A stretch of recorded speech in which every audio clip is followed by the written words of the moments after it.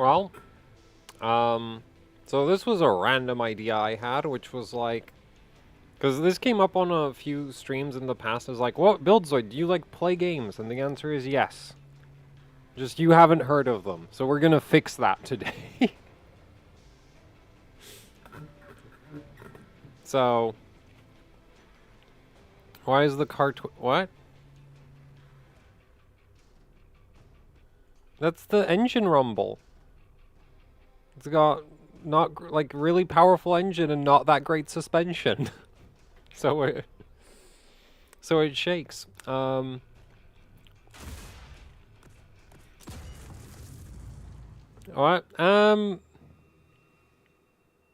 No. It's an unbalanced engine. It's orc technology. They don't know what an engine balance is.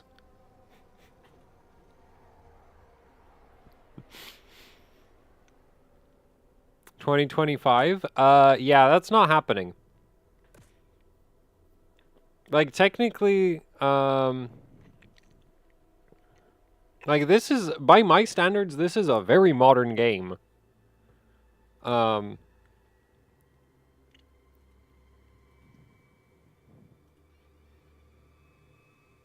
guess, man, getting a lobby at what time is it? Midday Europe? Not ideal.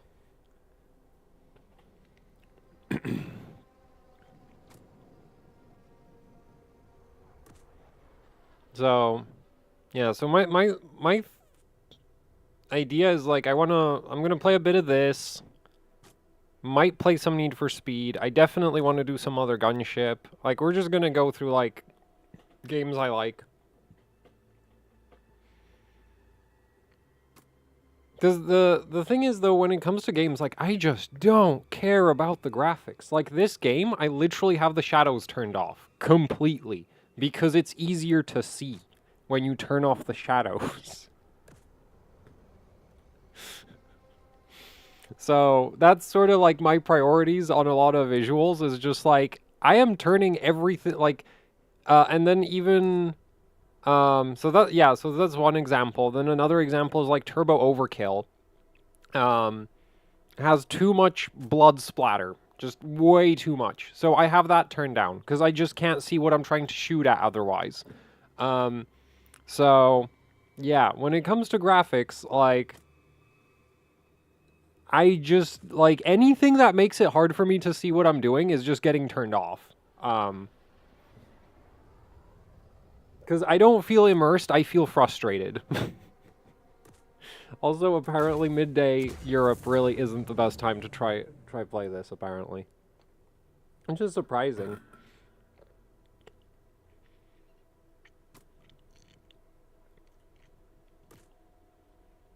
Because I've managed to get lobbies in the past, and usually the game even has, like, bot lobbies. So, like, I don't know why it doesn't just chuck me into a solo lobby.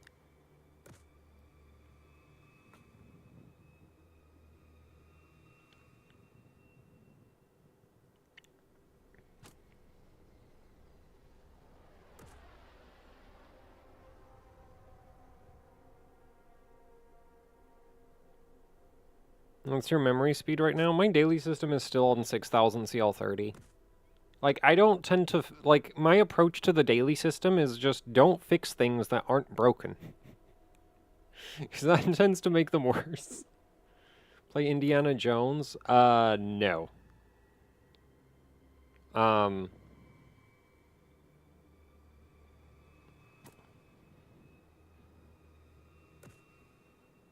Like, I'd have to buy it for one thing. Hey, finally!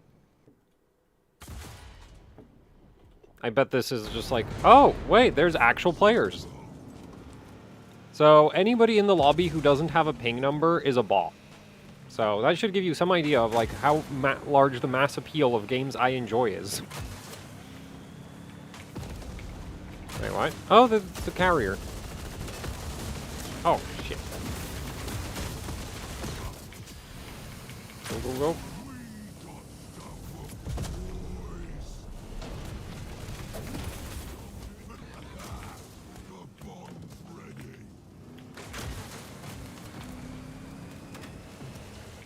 Oh. What? The hell did I get hit with? Also, my audio levels are weirdly low.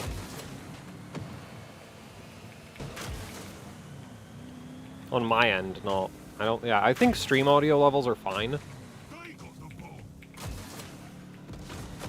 Also, this game is not super well optimized. Like, especially people's death animations tend to cause stutter because I suspect the effect loading in is like a mess. Okay, this is bad.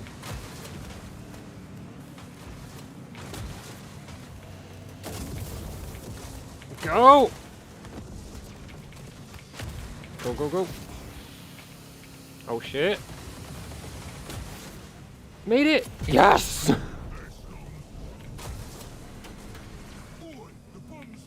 Oh, yeah, I'm gonna be swearing on this stream. I kind of forgot about that. Oh, well. Yeah, I've heard a lot of people compare this to Twisted Metal. I've never played Twisted Metal, so... I just like going fast. So... yeah. And unfortunately, like, when it comes to arena shooters, those are... most of them are even deader than this. Unless it's Quake. And I'm personally not a huge fan of Quake's, physics. Wait, he's still alive. Dude.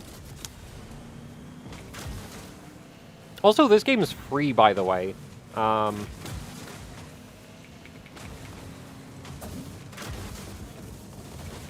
if anybody wants to join, you just have to download it on Steam.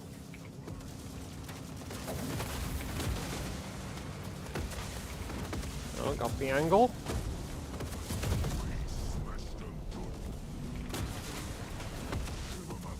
I'm gonna come over? Oh, I was kind of hoping they'd try to follow me. Whatever. Oh, missed the timing on that.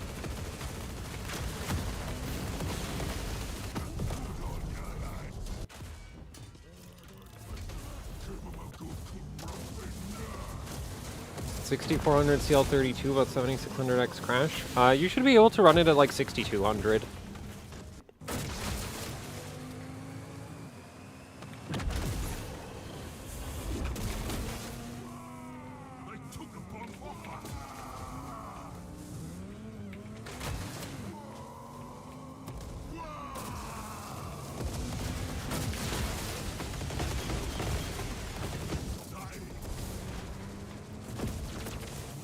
This car is actually kind of terrible at delivering the bomb, because...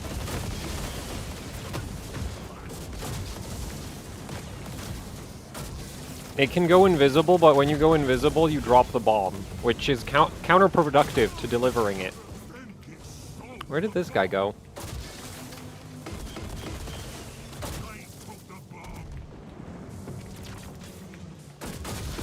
Hey, got him.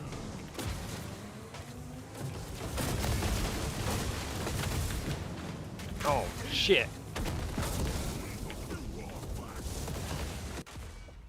Are you old enough to have played the original Carmageddon? No.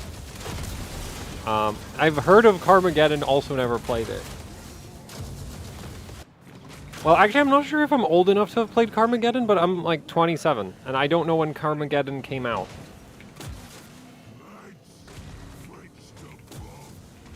And also, when I, like, growing up, my parents were very anti-video games. So, like...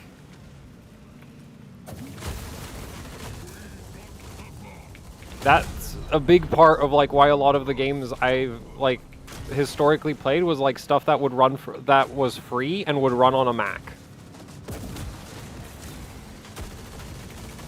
That was a big requirement for me to be able to play something, because I wasn't going to be able to buy it, ever. And if it didn't run on a Mac, then it wasn't going to run on the school laptops. So...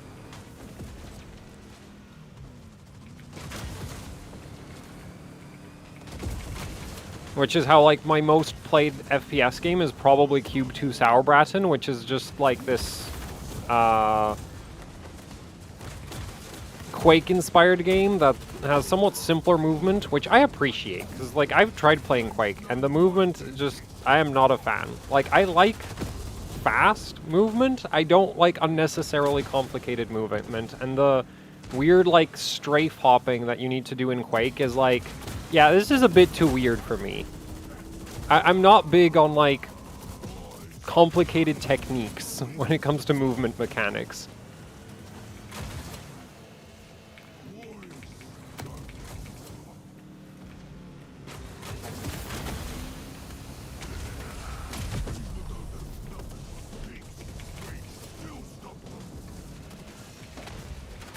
Oh. Running DDR5 8000 on X870 versus X670. Depends on, like, because there are some X670 boards that are really, really good. Like, the chipset doesn't actually directly affect the memory, but a lot of the 600 series boards are not as well designed as 800 series. So, like, X670E Gene, amazing. Most of the other 600 series boards, especially from Asus, in my experience, are kind of terrible for 2-to-1 mode.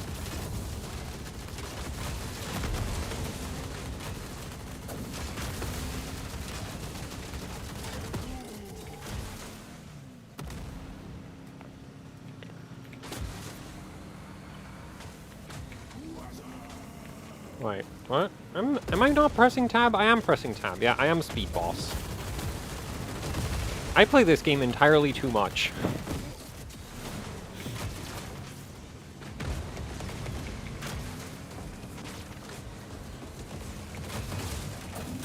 Like for modern multiplayer releases, this is like my game. Because everything else multiplayer that comes out, in my opinion, is incredibly bland. What's the frame rate overlay from? Oh, that's Intel Presentmon. It's like, what's really cool is that it isn't actually an overlay. It's a separate window. Like, you can have it as an overlay, but I have it as a separate window. Which makes it a lot more convenient for, like, I can move it anywhere on screen in OBS, because it's not actually tied to the application. So, yeah. And you can just download that from Intel's website. Wait, I'm gonna assist.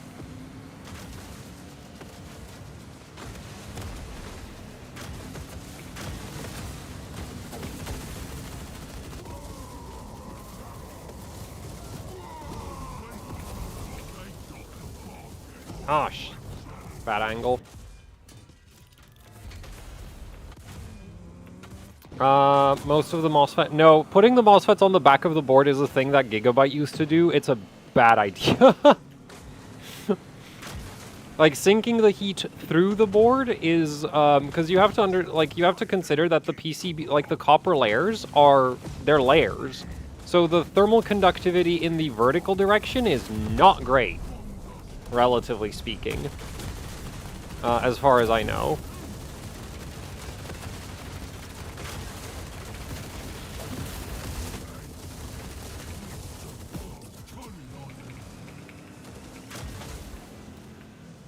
Thanks for the membership, Sig 101.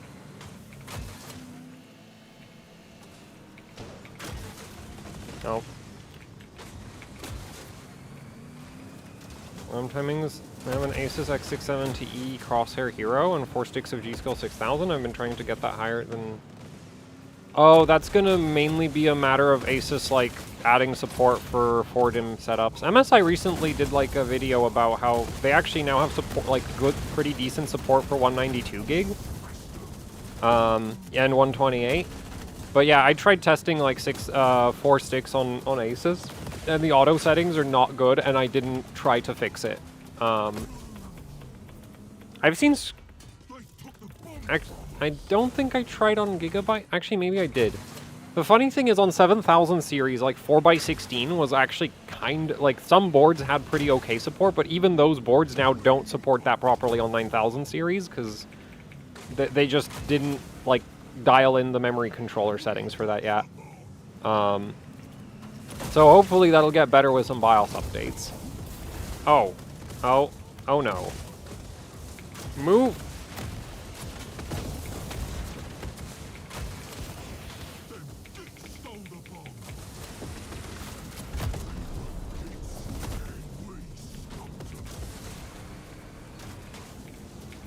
Ah! Yeah, four sticks is generally just bad for DDR5. But it can work, but it needs extra work, and kind of a lot of it, so...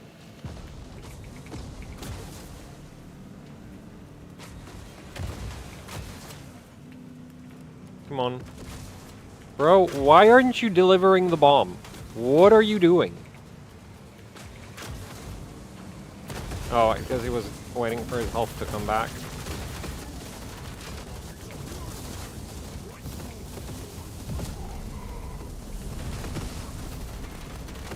Come on, finish! How's he still going? I'm gonna die to the mech. Oh, nope! What game is this? This is Warhammer 40k Speed Freaks. Yeah, let's try drive this thing for a bit. I'm not really a big fan of the, like, slow vehicles in this game. Oh, I forgot this doesn't have the boost button. I just wasted my heal.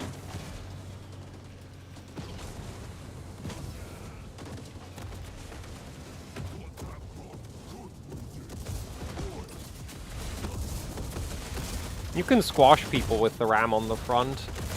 Okay. Actually, you know what? Yeah, I'm gonna try chase him. Where is he? Oh, he's too far away.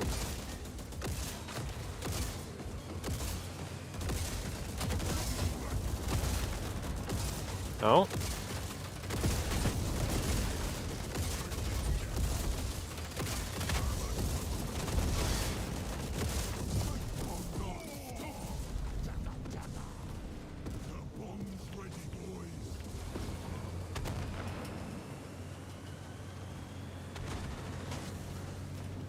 The plow on the front, like, it can throw people and it can squash people. The throw, unfortunately, doesn't do any damage, so I don't know why you'd ever use that. Well, actually, no. In certain scenarios, it's... Well, no, because the squash also, like, throws people. Just differently.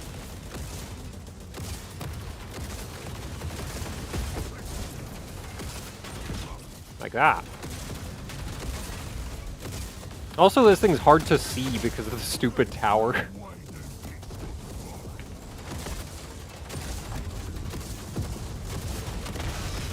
Oh, yeah, got picked up by the mech. Need a flamethrower guitarist. I swear I've seen that as a suggestion in the, like, there's a forum for this game for, like, suggestions for the developers. I swear I've seen that suggestion. So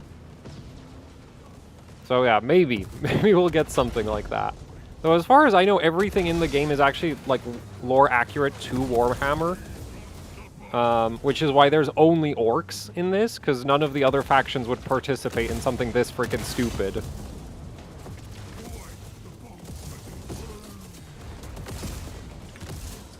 Okay, I'm not gonna try to run across, that's stupid. I'm gonna die if I do that. Okay, I'm going back to driving something fast.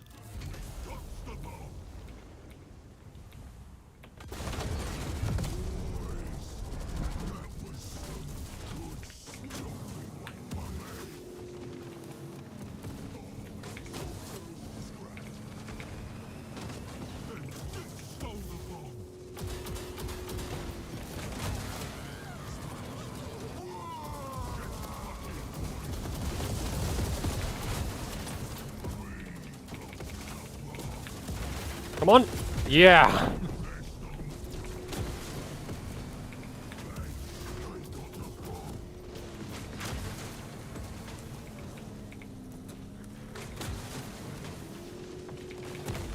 There's a squig truck. Oh, I forgot that. Bindings. Oh?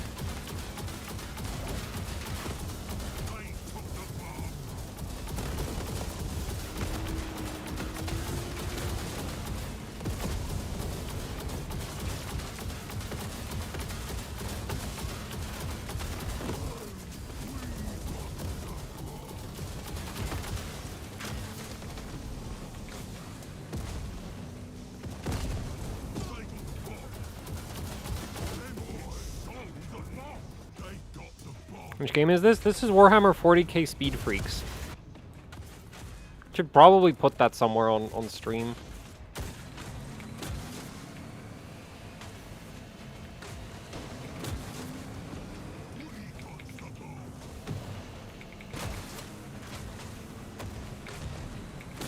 It's free to play and in early access, and also the free to play is just cosmetics. Like, there's nothing, like, you don't unlock vehicles by paying for them or anything like that.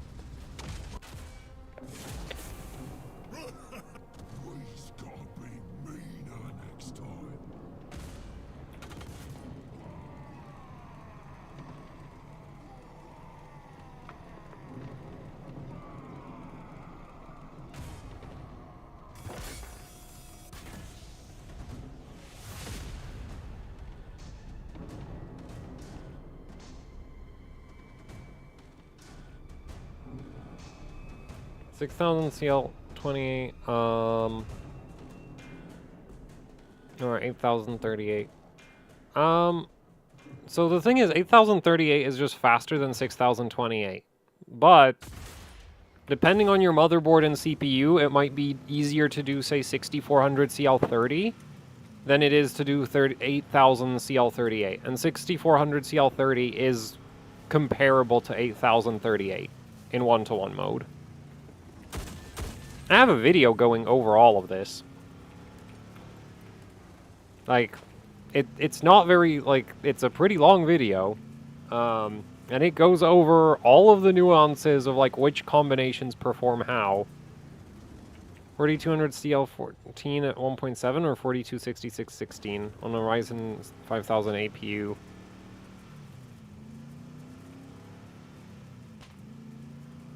You might be able to push 4400 on a Ryzen 5000 APU. Wait, is that single rank or dual rank? Because single rank, I'd expect it to be able to get up to 4400. Okay, you know what? I do actually need to do something about the game questions. Oh, wait, no, match is starting. Okay, so... But the game's Warhammer 40k Speed Freaks. Yeah, I should have thought of that. That, like, because of my taste in games, I need to put the names on screen, because nobody's gonna know any of them. Yay. This got, like, announced at the same time as, like, Space Marine 2 did. And I saw Space Marine 2, and I was like, oh, this is some generic third-person horde shooter.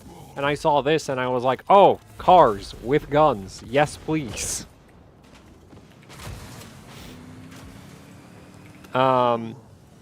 So, like, that's, like... Did you ever OC a G3258? Yep, I did. Not very much? Man.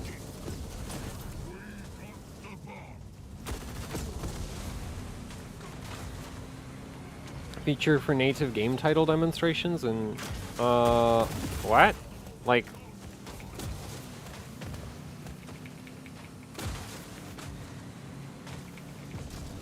Yeah, they do have that, but I think that's for videos, not for live streams. Come on, make it.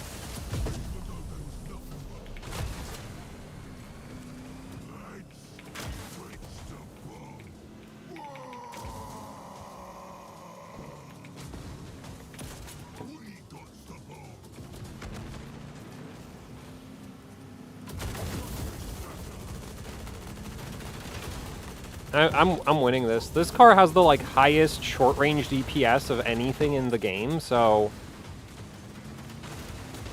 These kinds of, like... Oh no. Yeah, but that doesn't mean I can take 3 of them in a row. 6,000, 8,000? I think 8,000 is, like, 5 to 10% faster, depending on the game. It's not a huge difference. Like, it's a similar difference to if you were running, like, 6,400 instead. In 1-to-1. Ow.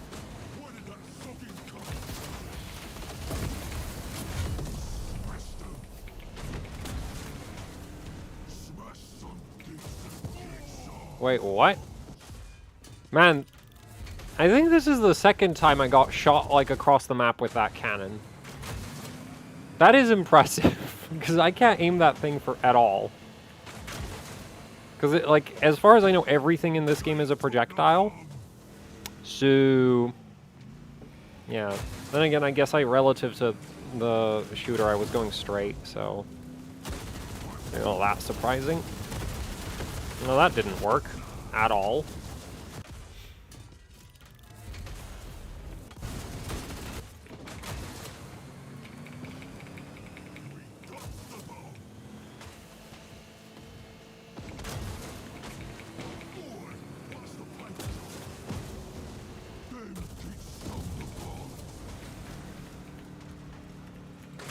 Where are you going with? Oh no, it's a tank! Oh, and I'm on the pointy end of it. That went better than expected. I thought I was gonna die.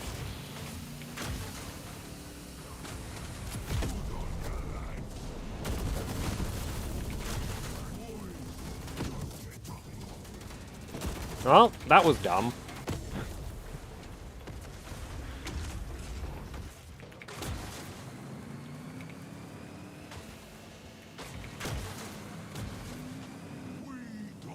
Yeah, the 50% overclocks are not coming back.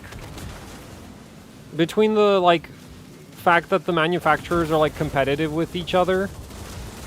Right, because in the past, like, Intel was just dominating AMD for a lot of the time. So, like, why would you even bother pushing the chips that hard?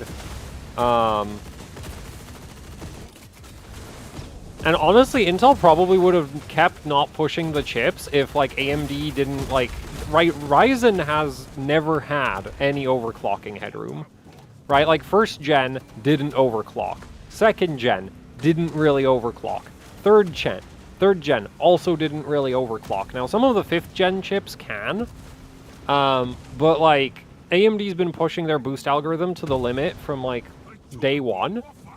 And so, you know, as their chips have gotten better at clocking higher, they've just been pushing the frequency up with it. Whereas Intel was, like, shipping 3 gigahertz chips on manufacturing processes that could run 5, right? When AMD was like, oh, we have a 4 gigahertz max CPU, it ran at 4 gigahertz. All the time.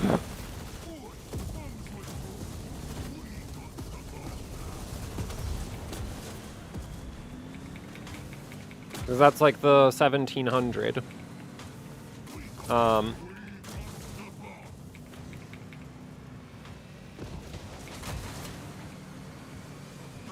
Actually, the 1700 was overclockable, the 2700 also, but the X chips were always just absolutely the limit of what the silicon would do.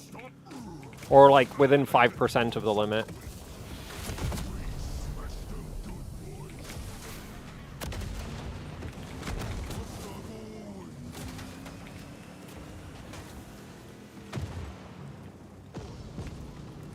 Alright, why is my tab-up key not working?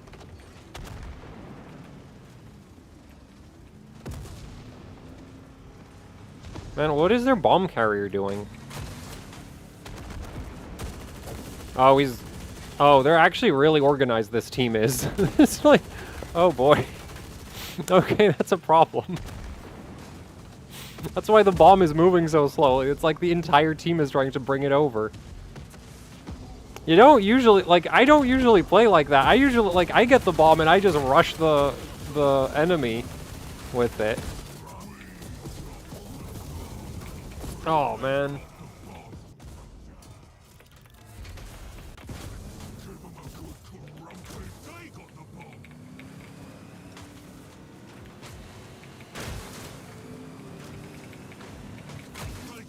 Because, like, Intel, like, the 8700K had overclocking headroom, right? And the 8700K wasn't really being competed with. But then the 9900K, it's like, that doesn't overclock. The 10900K doesn't really overclock. The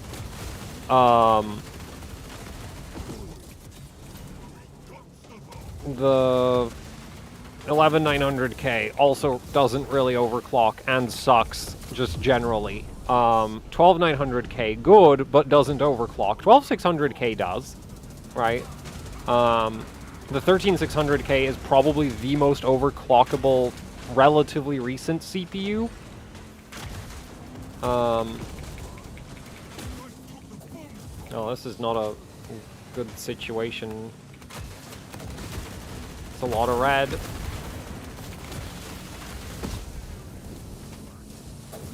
Oh, that missed.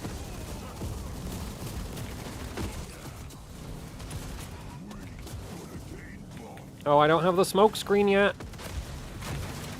I still don't have the smoke screen. Oh, that was so close.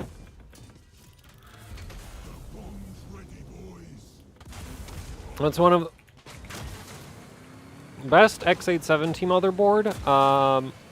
I don't know. I've been really impressed with the Tomahawk. But I haven't, like I've tested that board more than the Hero at this point. So, that's kind of an issue. The Taichi, the Taichi has a really cool feature set for the price point, and it's a bit clunky.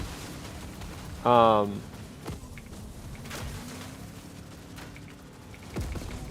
also kind of suspect that its power monitoring and voltage monitoring is a bit off, and so it might limit CPU boost clocks compared to the other boards.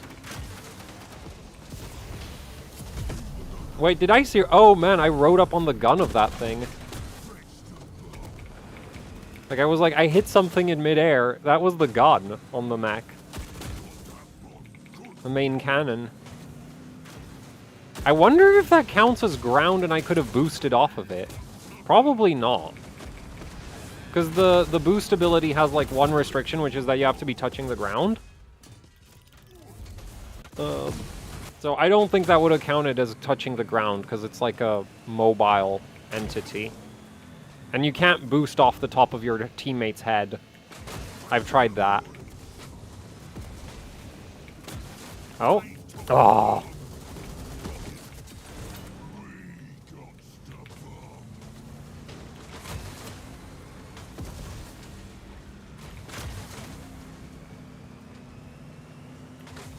Oh, that's a lot of distance to cover.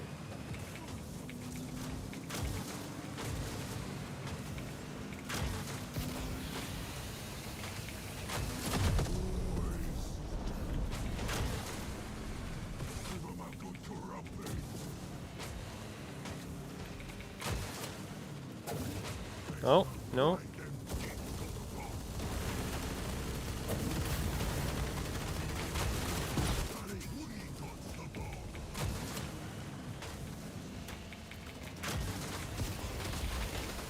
Come on. Go.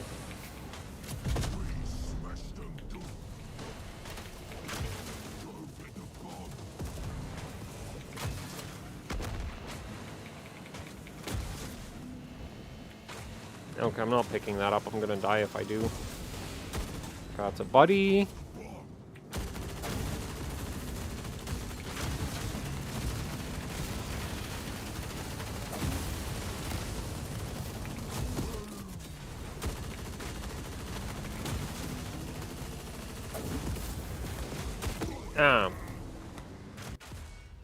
I have to... How unlucky do I have to be to get a 9800X3D that won't do 3200 at 1.3 SoC? I don't know, but it's not that uncommon. For not, like, the IO die hasn't, like, it might have some minor tweaks, but it hasn't, like, fundamentally changed. So 3200 not being stable is actually rather common. Even with 1.3 volts.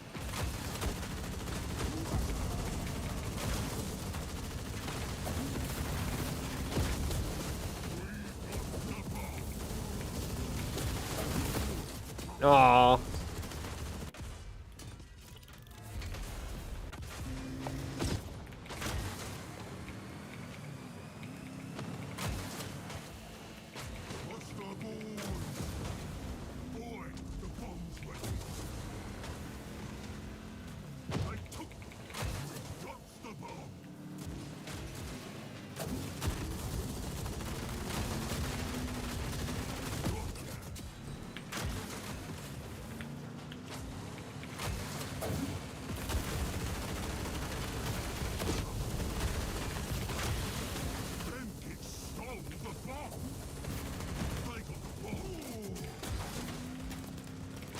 New. There's no way them gits got the bomb.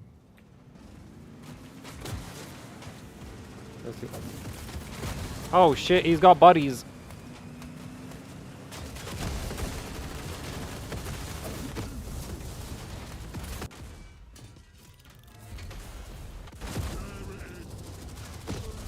Is my Mobo dying? No, that's probably a software bug of some kind. I remember the GTX... Okay, well, that was a GTX 590. But even when I had an HD 7970, that would heat up the room noticeably.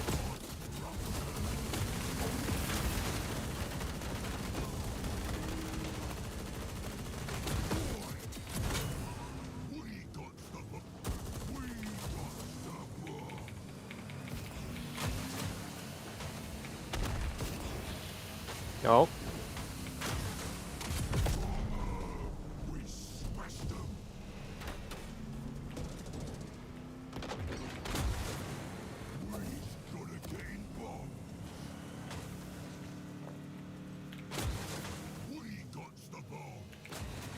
Ever had analog synths? Who, me? No.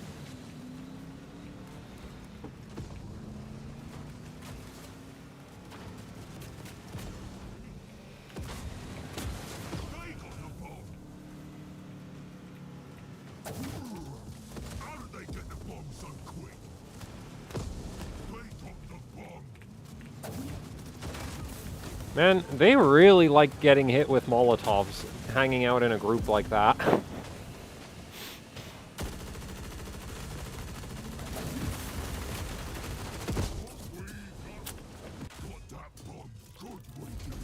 $22.33, 1.24. Sounds like you got lucky then. Well, keep in mind with the Infinity Fabric, it's not necessarily gonna crash just because it's unstable. So I would check that it's also faster than 2200. But if it's faster than 2200, then yeah, it's probably stable.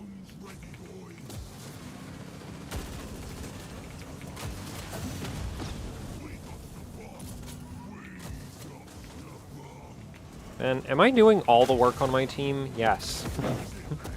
Yes, I am.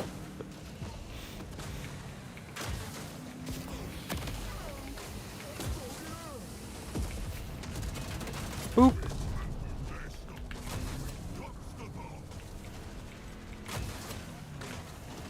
Like, I'm speed boss with 7,500 points. Now, admittedly, I only have one other teammate, and yeah, the lobby's all bots. Oh well.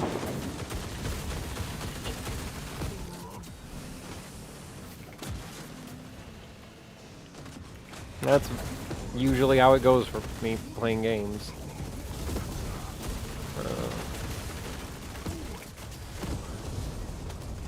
1.45 V-Core for a 10900K is too much? No, that's... I mean, that's about as high as I'd be willing to go, but that should be fine.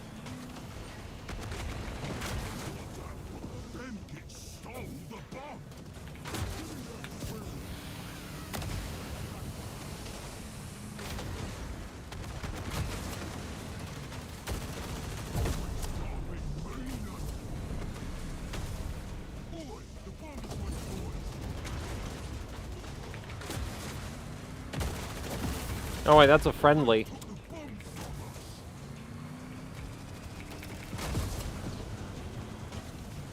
Yeah, that's kind of the point of doing this stream, is like I'm hoping that games like this one get more players, because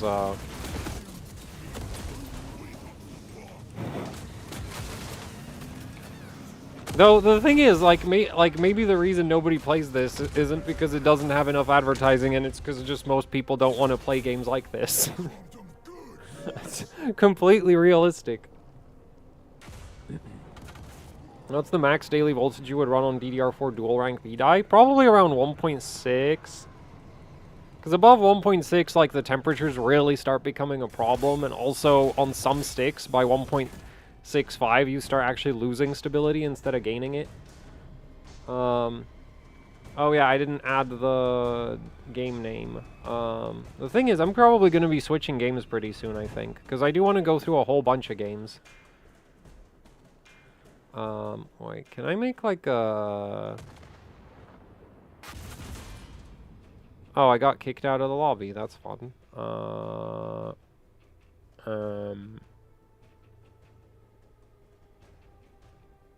I was hoping to like make a copy of something. Let's see. Oh, that does work.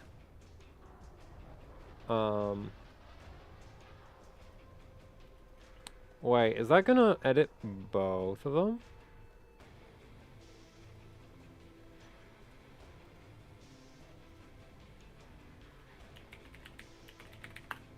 Oh yeah, that does edit both of them. Okay, well that's not what I was hoping for.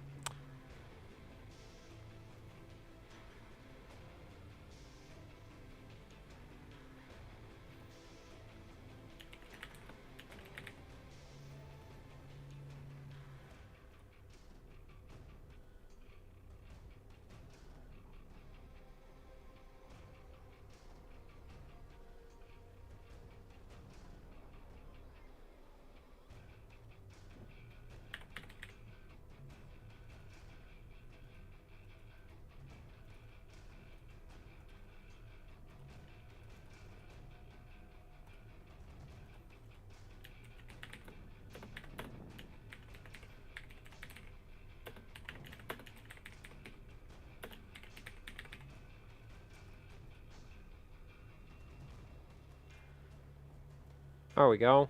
Oh god, that's terrible. Why is it so bad? There we go.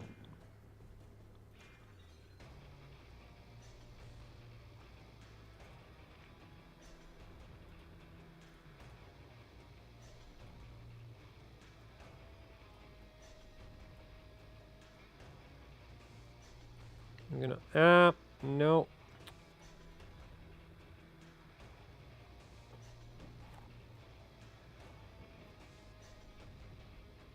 There. Actually, they changed the Def Rally mode to be a bit less boring than it used to be. So I'll try a bit of that.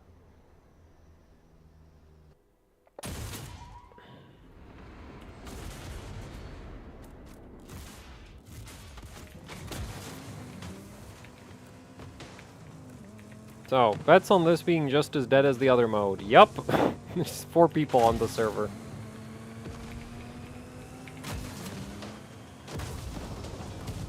Man, what happened to the lighting on this map?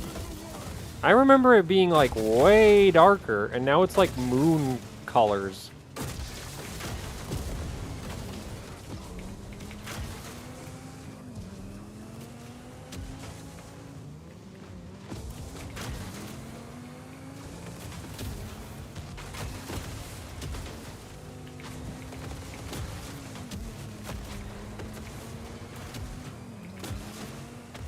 Oh.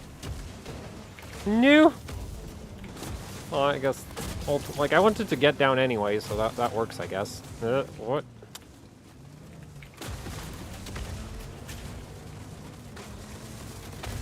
Oh, no, no, no.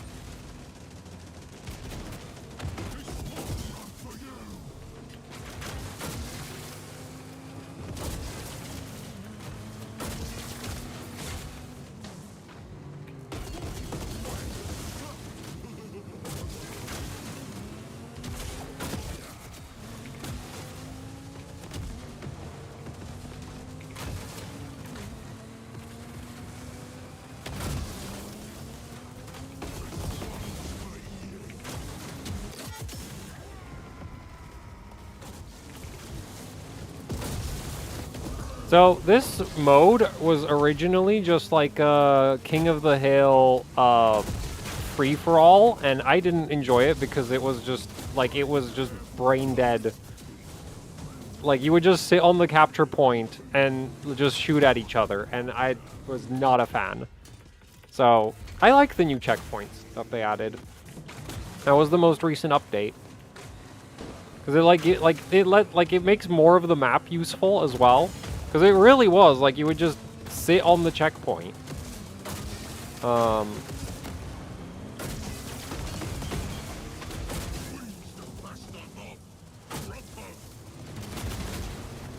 Could you die, please? Finally. I swear this gun gets less accurate at close range than a distance.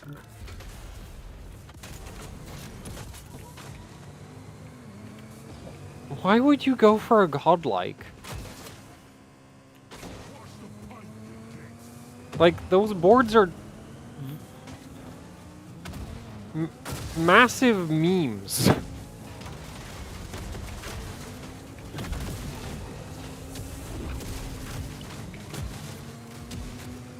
Oh.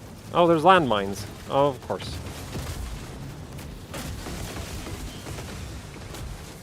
So, I don't know if you're gonna run into problems, but, like, fun fact about especially the super expensive, low volume production boards, when those have bugs, they tend to not get fixed for very long periods of time because they're low volume production and like, it doesn't matter. So, like, generally, if you want your board to be up to date, you want to have the most popular board, not the most expensive one. Because the manufacturers are more worried about, like, whichever board they sold the most of. If that has problems, it's a much bigger issue than if the one-off has problems.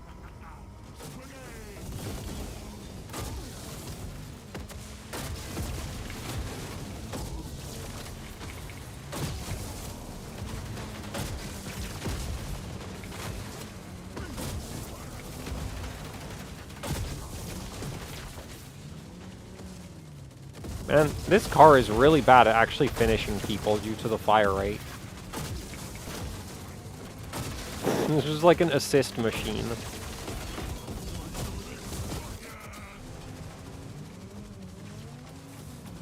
Thanks for the super chat. Or nitro mode settings. So the training, like the X8, like the X2, X4, X8, don't mess with that. It doesn't affect performance. The Nitro RX-TX control line settings depends if you're in 1-to-1 mode or 2-to-1 mode. For 2-to-1 mode at like 8,000, it's usually 131 is the limit. Like, you usually can't run less than 131. And then 1-to-1 mode, you can usually run like 121 or 120.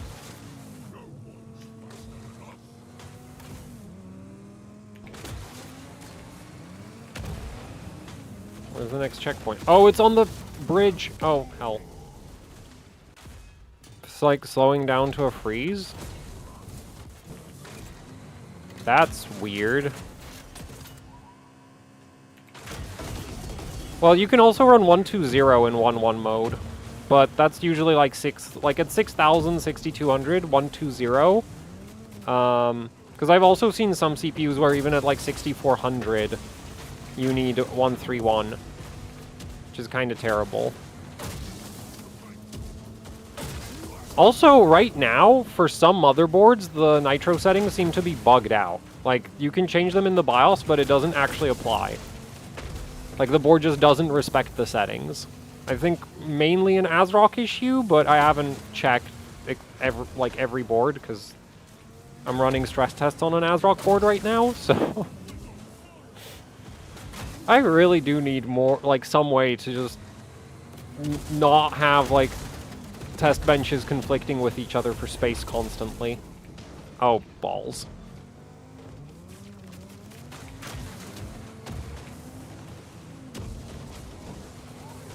Right, am I first? Hey, I'm first!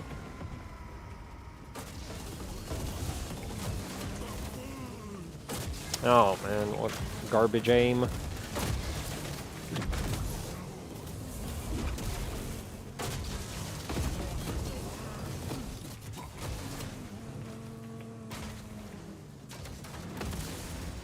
This car is not actually very good, by the way. Like, it is very fast, but it doesn't really do a lot of damage. So the main reason I play it is because it's just like fun. And the like, yeah, like, and it looks cool. It's the most car-shaped of the cars. The X870 Nova, same issue with Nitro, yeah. Yeah, you're not the first person, I've run into it. I saw somebody, like, successfully set 110 Nitro settings, and I was like, and when I first heard of that, I was like, oh, I bet they're broken. I bet they're just not applying. I haven't, like, gone and checked if, like, I think I checked it on the Tai Chi, but, yeah. So, that's, like, ASRock weirdness.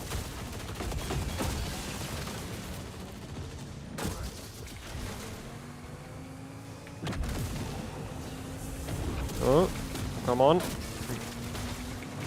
Go! Oh.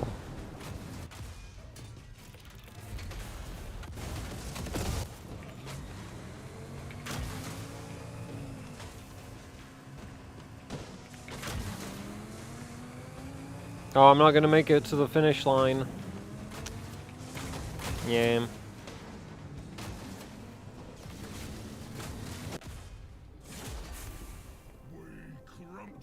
The thing is, like, the Nitro settings help with performance, but I don't really consider them, like, a huge priority.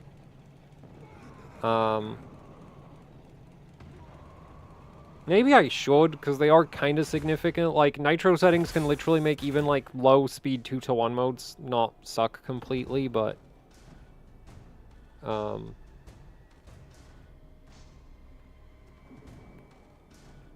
No idea what my objectives are. Just go to the green points. What is Nitro? It's like some extra settings in the BIOS. As for what the actual like TX, RX control line settings do, is they like... So I was told that they like add delay on communication between the memory controller and the PHY.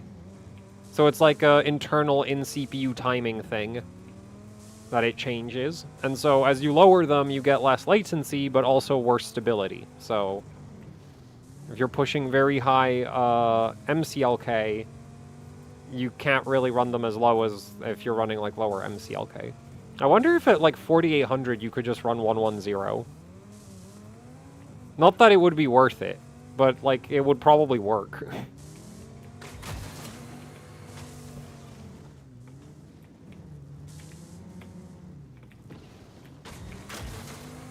How long have I been streaming? Oh, an hour.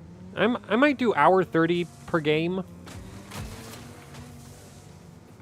Or, I mean, like, I'm fully capable of playing this for 5 hours straight on stream. Or just while running memory stress tests.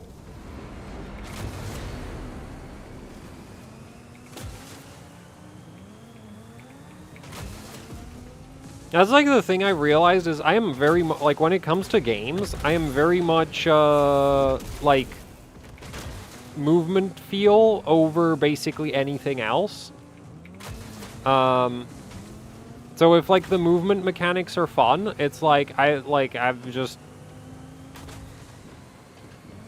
will tolerate a lot. So unfortunately, most AAA games try to make their movement kind of realistic, which is the opposite of fun, if you ask me. 200 nanoseconds? What, TRFC? No, that's way higher than it needs to be. For 24 gigabit, 170 I think is safe. If you want to be like extra safe, I guess you could go for 180. Can I get that guy? Oh, come on, he went invisible. Or like, well, its smoke screen went up, so I can't see him.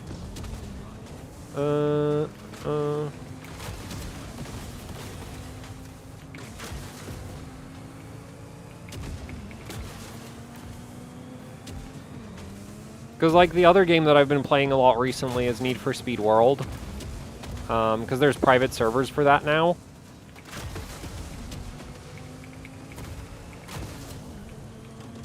And that's just another case. And the funny thing is, like, replaying the old Need for Speeds, like Carbon and World, as far as I'm concerned, the main problem with Need for Speed Unbound is the handling and the map layout. Like, I think if they fixed if the map wasn't so damn boring, the handling could almost be forgivable. But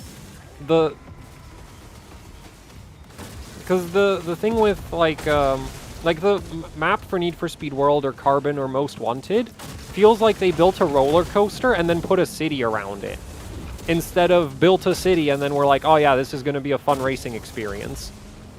Because the newer Need for Speeds, the map layouts are a lot more realistic, but also incredibly boring to drive on. Like, just the environment is bland to look at. Whereas, like, I'm perfectly happy to just, like, drive around in circles in Carbon. In free roam.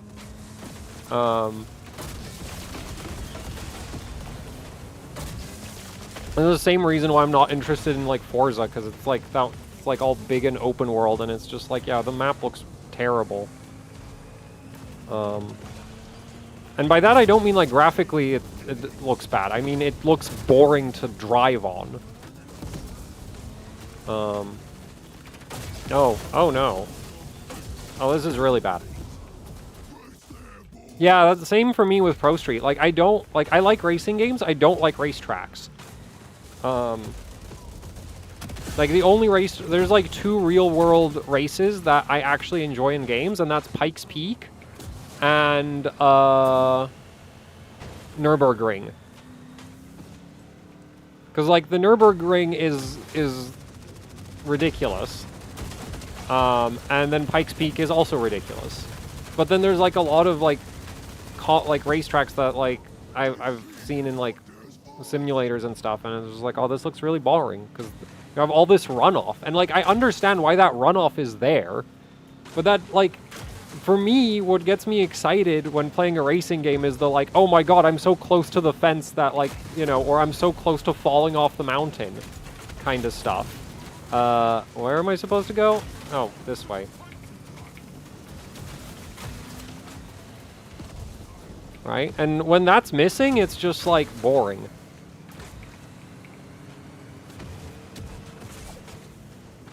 Like, if I can't smash the car head first into, like, a solid object, I'm bored. And, like, because you don't get that, like, sense of, like, oh, you're missing obstacles really nearby. So, that's, like, why I actually kind of like racing in BeamNG. And, like, my favorite map, like, vanilla BeamNG map for racing is the Jungle Island. Because it's really narrow, and there's trees everywhere. So it's like a really... It's not actually that technical, but, like, it is, like, you can go pretty fast. Like, there's sections of that loop that you can go, like, 200 kilometers per hour. Which is incredibly scary, because if you touch the grass, it's like you're going off. And that's just, like, that's just not a... And, like, admittedly, you'll go off even in a simulator, but you don't have, like, potholes. The racetracks are usually wider. It's not like some winding island road. So, yeah.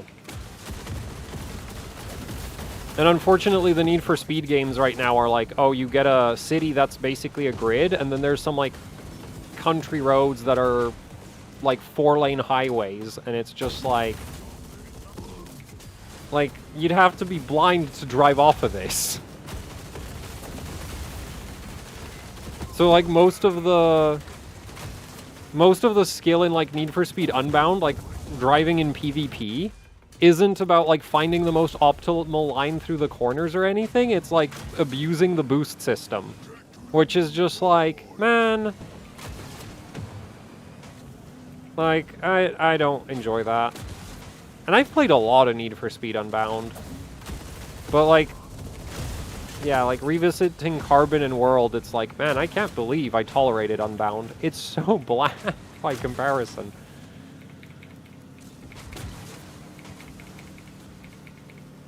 You need Dirt Rally 2.0? Yeah, I should probably check that out. I've played Dirt Rally, like, the original.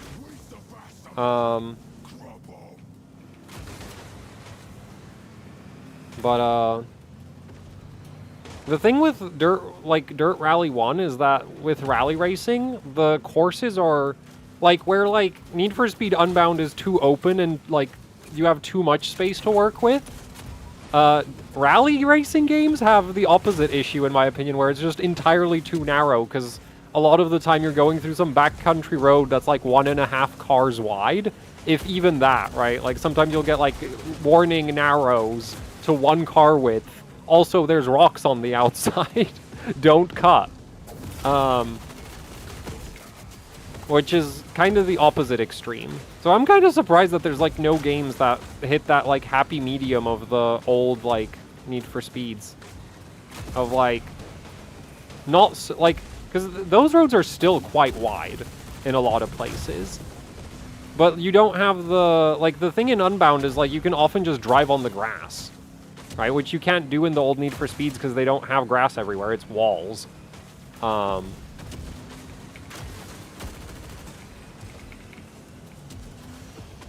like, outside of the, like, abusing the boost system in Unbound, the other thing is, like, cutting corners to, like, a ridiculous degree.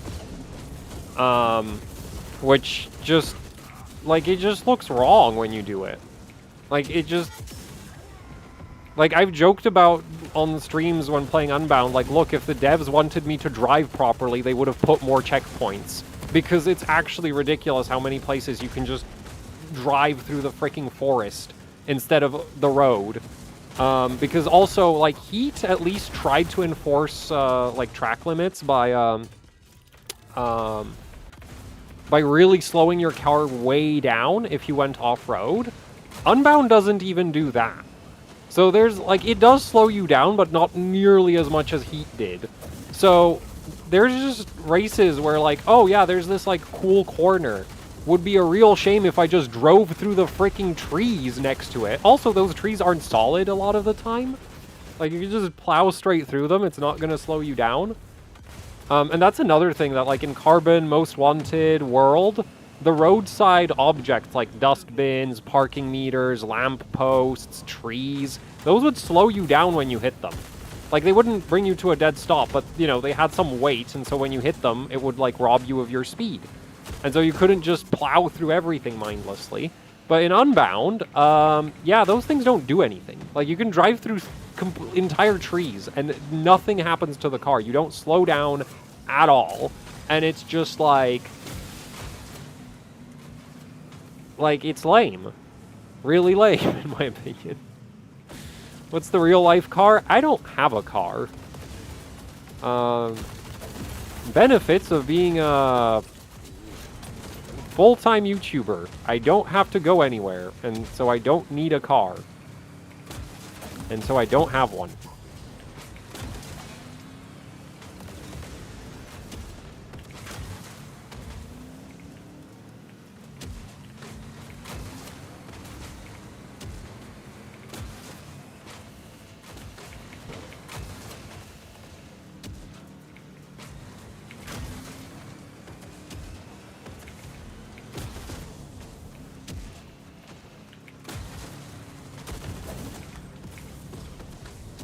Oh. Does changing the screen resolution affect the response positively or negatively? I don't know. I don't test monitors.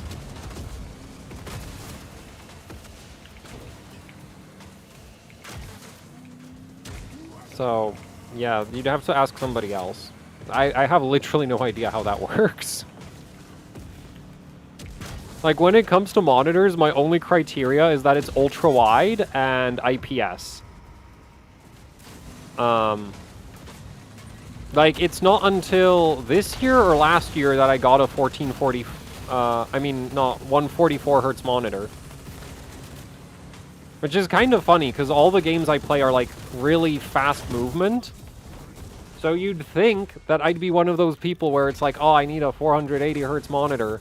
Then again, if you look at what this game is running at, it's running at like 150 FPS, so yeah, that wouldn't do anything. And the games that are like really, really intense that I play, they run even worse than this.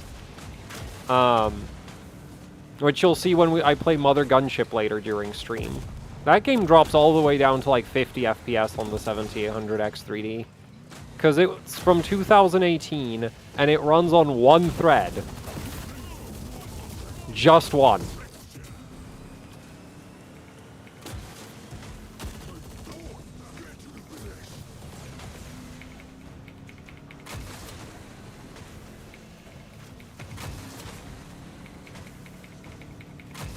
I kind of want to play more Kill Convoy.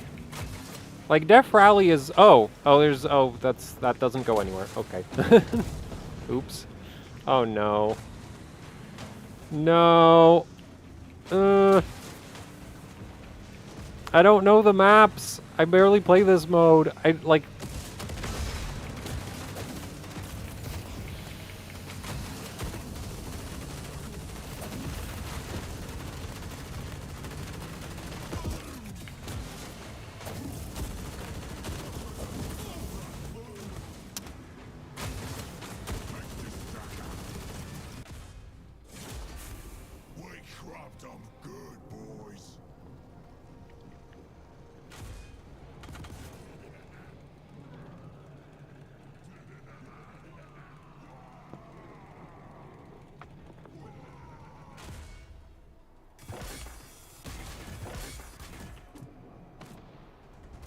Highest hertz that a 4090 can output an ultra-wide? Wouldn't it depend on the resolution of your ultra-wide? Because you can get 1080p ultra-wides, which is what I used to have before I got the 1440p one.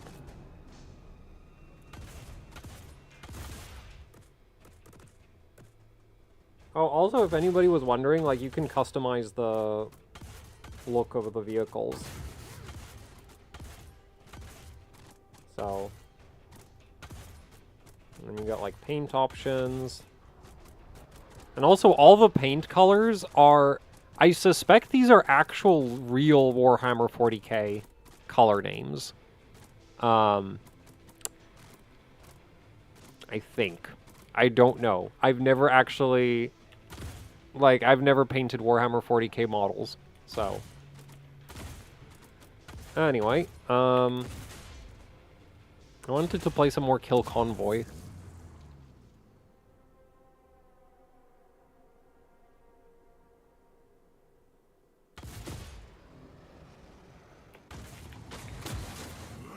Oh no, I'm in the squig truck.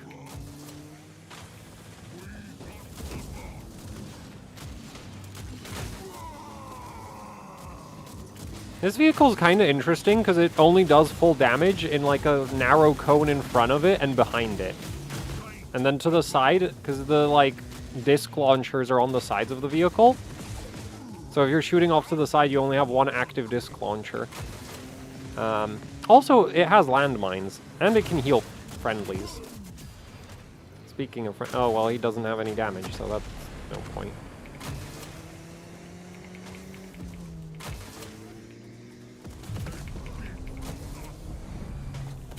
Oh, my team's losing. Okay, I should probably just switch to a better vehicle then.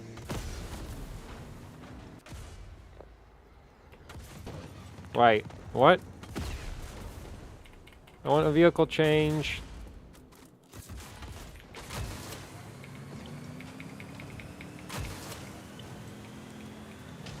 They took the bomb off us. They got the bomb. Oh.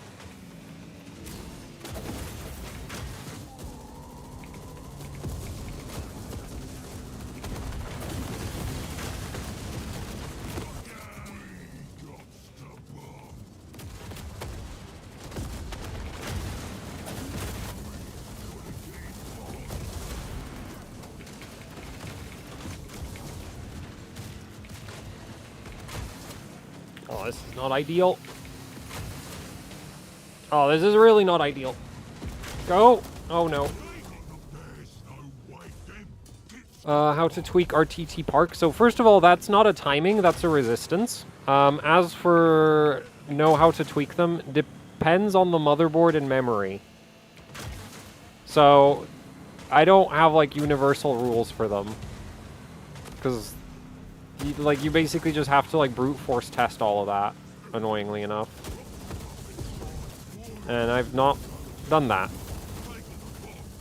So I don't have recommendations. Considering RTX 40 series prices, would it be a wise decision? I don't know. Depends if the RTX 5090 is fast. And also depends on what games you play.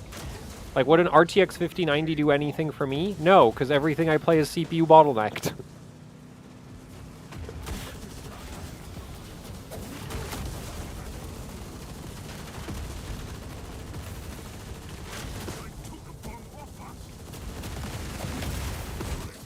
Because when you primarily play indie games and early access titles, or like MMOs and stuff, they tend to run like garbage.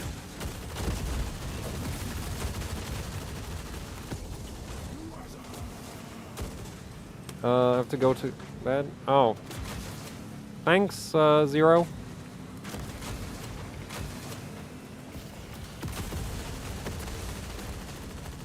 Oh no. Not our bomb carrier. Dude, this bomb carrier is terrible.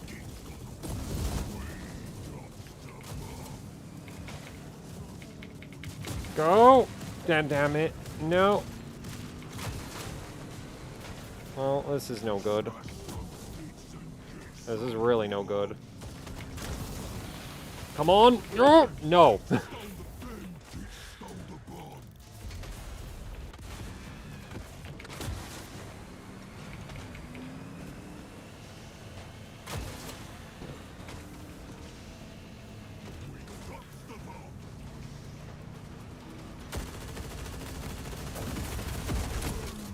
For AM, like, the only time you should, on AMD, the only time you should mess with the terminations is if you're on dual rank and, like, multi-rank setup, because the single rank setups are set up correctly on most boards now.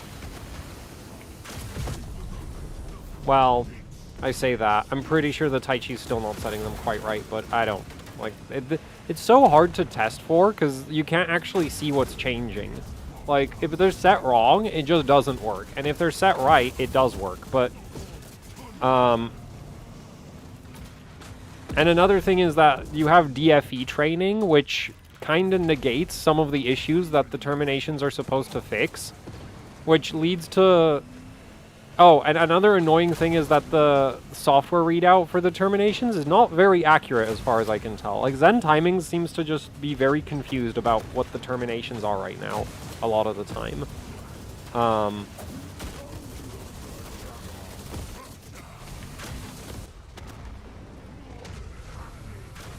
8400? That's not gonna work.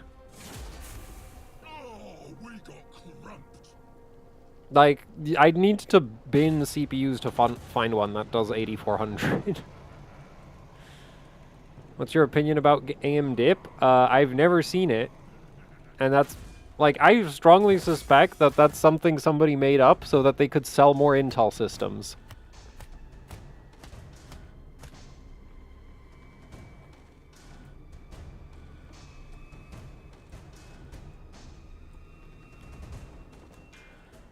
Or they pushed the Infinity Fabric so far that it was stuttering.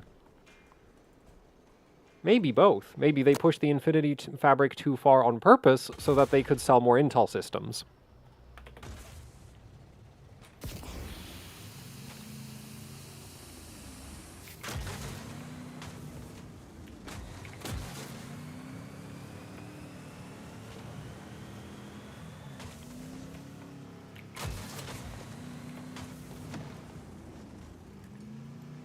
Like, I would generally say you shouldn't trust performance claims from people trying to sell you stuff. Right? Because they have every reason to lie to you. They have absolutely no reason to be honest. Because unless you're going to buy the things that they're making claims about, both of them, you can't, like, verify their findings. Right? It's like, we don't trust benchmarks from AMD, we don't trust benchmarks from Intel, we don't trust benchmarks from Nvidia, we don't trust benchmarks from random people on the internet selling tweaking guides. Now, if they're not selling anything, then that sort of removes a lot of the motive.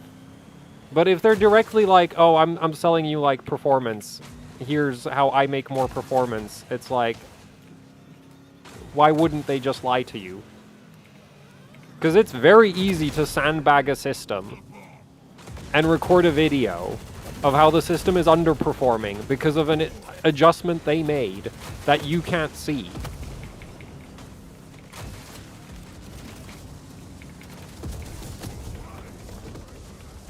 They got the bomb.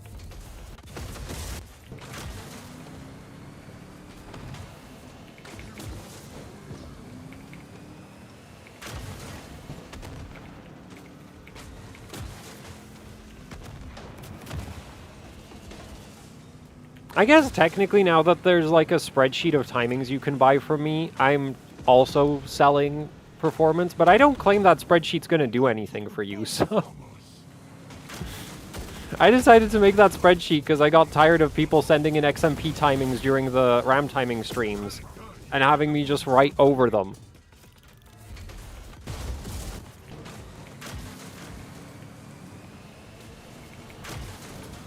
Right? Because it's like, well, if you're going to have to wait for me to make a stream and then send me your Expo or XMP timings so I can give you the same memory timings that I give everybody else, I'm just going to give you a spreadsheet that you can copy.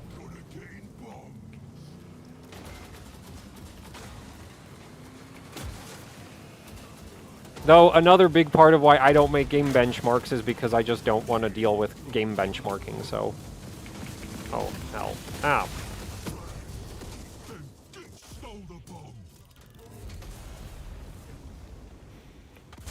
You only use RAM sticks? No, I kind of buy whatever RAM, and then when it doesn't work, I get surprised. I would, like, here's the thing. If you have, like, spare memory kits, it's not the end of the, like, I would not recommend, like, so QVLs are funny, because on the high end of the QVL, you get a lot of memory that's not going to work even if it's on the QVL. This is especially true on Intel systems. Well, also AMD. Like 600 series boards, there's tons of 600 series boards that supposedly support DDR5 8000. Most of them don't. At least not with 7000 series CPUs, which the QVLs are for. Or at least not consistently in my experience. So, you know. So on the high end, the QVL is not very accurate at all. With 9000 series, that's gotten a lot better recently. For like DDR5 8000 support, because like AMD actually like made some effort to support it better.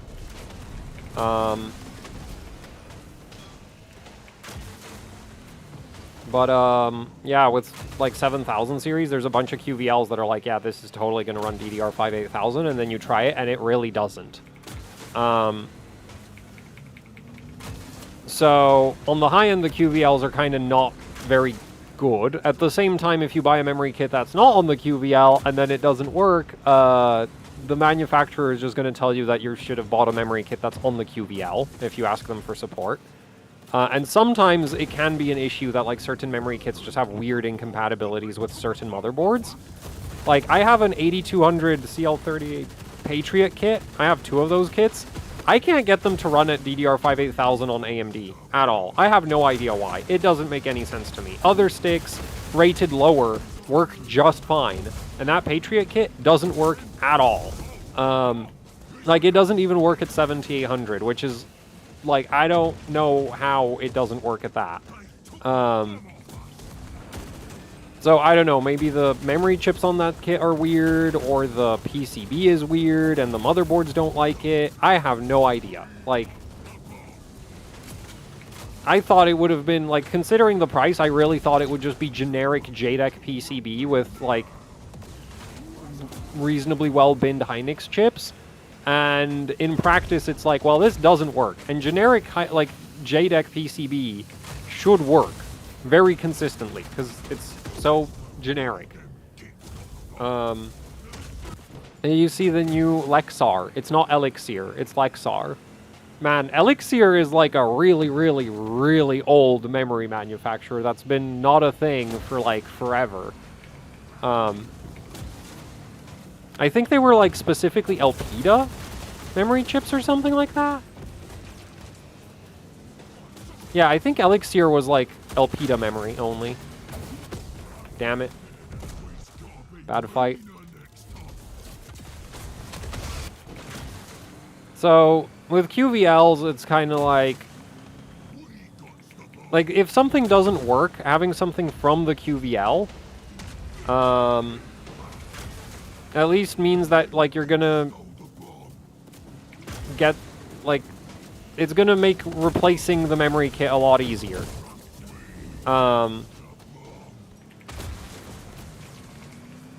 Whereas if you have a memory kit that's not on the QVL and it doesn't work, yeah, that's kind of on you. But personally, I don't bother with QVLs at all, so... But then, like, you know, I don't need my memory kits to work, because I have lots of spares. Windbond? Too old. That's like DDR1, isn't it?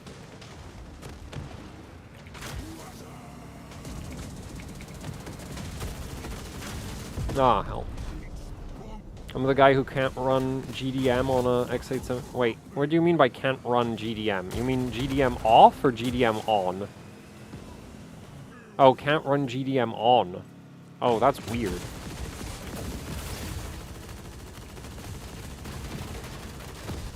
Yeah, the thing is, I'm like trying to test some one-to-one setups right now on the Tai Chi. Like, that's what it's running in the background right now, is it's finally running Y-Cruncher. Because I finished Karhu and Prime 95 at 6400 CL28 on 2x24 at stupid amounts of voltage because, yeah, it's like a... Like, I feel like the King Bank kits, the lower speed ones that I have, really aren't very good in terms of silicon quality. Or it's just MDI things. I don't have enough kits to compare. Because it's like a 6800 CL34 kit at 1.4 volts, which is pretty reasonable. That's like on par with like a 6000 CL30 1.4. At least on paper, it's like the same thing. But to get it to work at CL28 at 6400, I need 1.63 volts of VDD.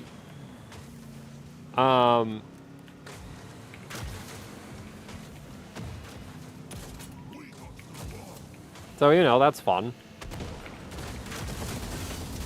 Oh, no! No! I'm gonna...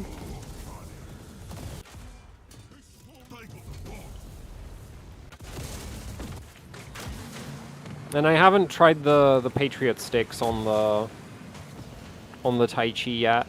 I'm mainly interested to see if they work on Asus, because I feel like Asus... Like, those sticks are QVL'd for the Apex, so I'm kind of hoping that, like, you know, Asus might have also tested them on AMD a bit. But no guarantees. Dude, could you press Q?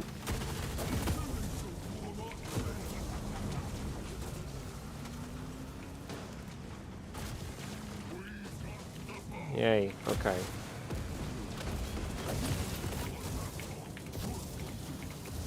Oh no. Oh man, why is there two of them?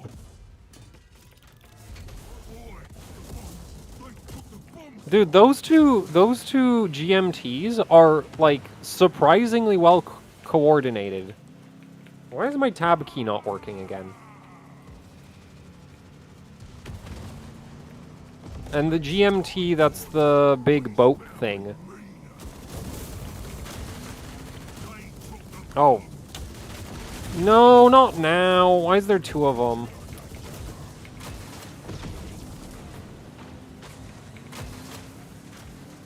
Am I gonna intercept? Okay. Oh, landmines. Oh, shit.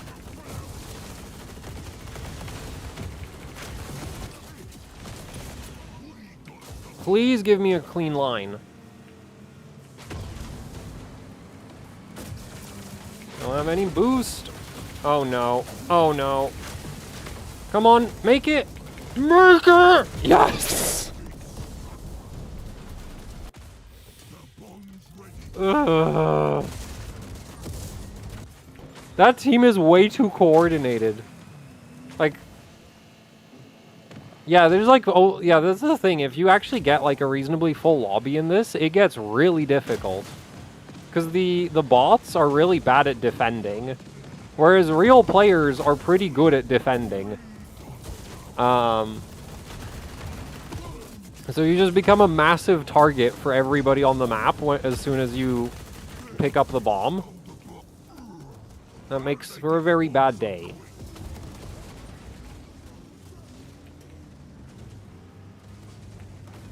Are they not gonna pick it up?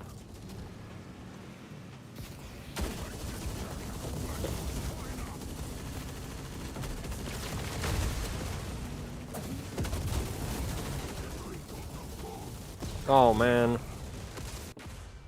Arena shooter, Cube 2 Sauerbraten.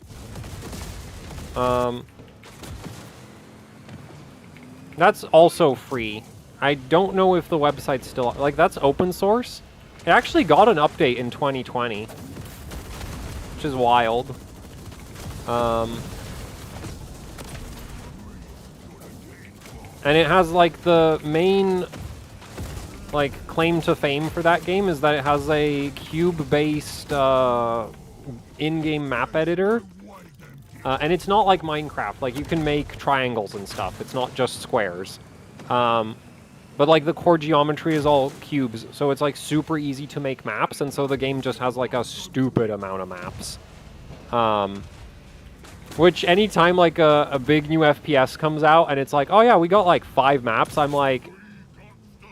Like, admittedly, it's not fair to compare it against a game that came out in 2004, and has been getting updates since 2004, but like, this open source game from 2004 has more maps than your whatever, like, and it's not even like a little bit more maps, it's like 10 times as many maps.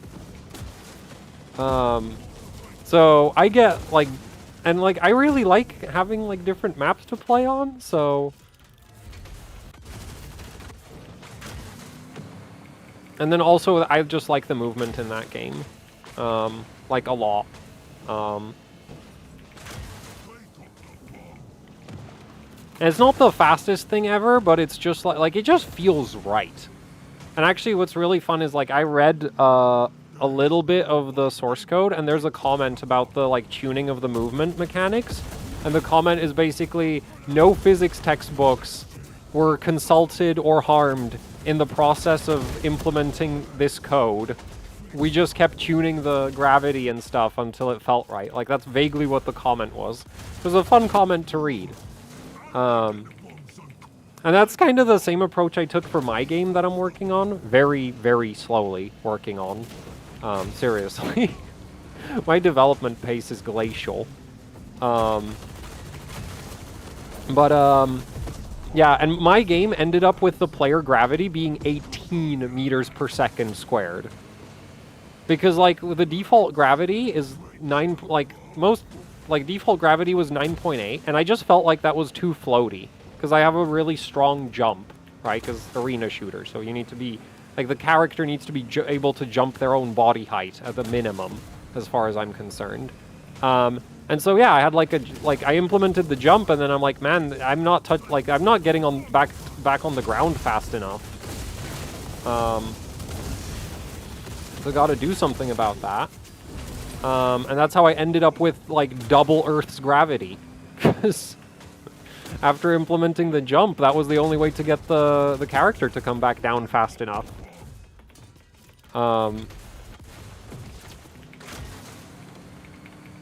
Instead of going like, oh, what's real? So, you know. So I approve of that approach for balancing movement mechanics. It's just like, yeah, just don't worry about if it's realistic. Just, does it feel right? It's the best kind of movement.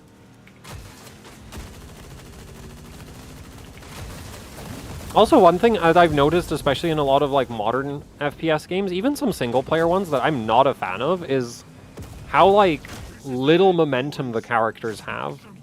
Like, you can just change direction on a dime.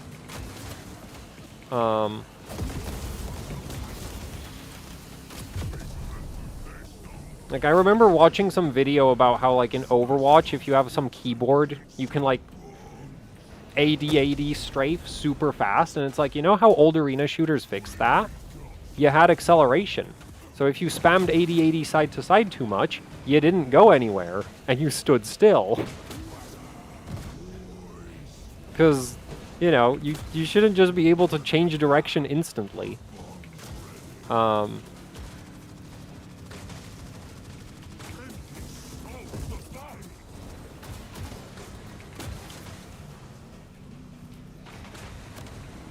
So...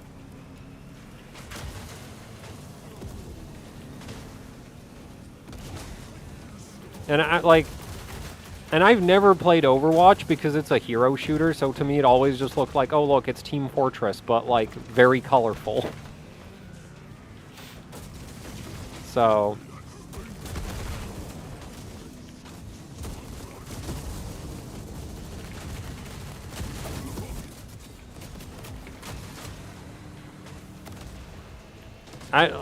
but like when I saw the video about like, oh yeah, you can like do this, I'm like, that's awful. Like, why would you design your movement system like this?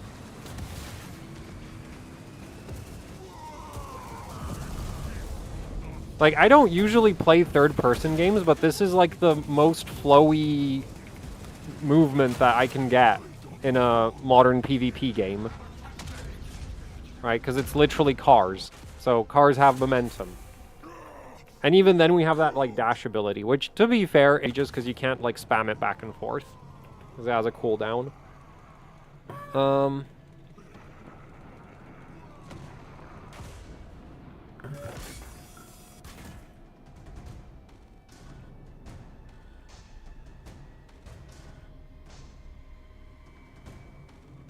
Don't use the highest end components, for my daily system, because I don't need them. And also, like, I don't know if you've noticed, but the YouTube channel isn't exactly, buried in sponsorships. So, you know, where would I get a 4090? That's not to say I couldn't buy one, but it's like, why would I buy a 4090 when, like, I need to buy motherboards for testing. I need to buy memory kits for testing. Buying a 4090 is counterproductive to testing motherboards.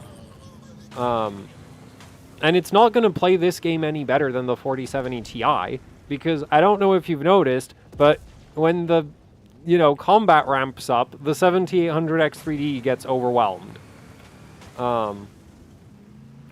So, though, this is not running as badly as it used to at one point. There used to be this really awful, like, just straight up hitching issue with this game. Where, like, sometimes it would just randomly freeze up. So, I've not seen that today, so I guess it's fixed. Though, I kind of suspect that actually might be, like, it might be a matter of me not playing long enough. Like, I think it happens after... I'm not sure. I feel like it happened more if you played for like 2-3 hours, then it would start hitching really badly. So I've kind of theorized that it might be some kind of weird like memory leak type issue that causes the hitching. Oh no, the entire team is here!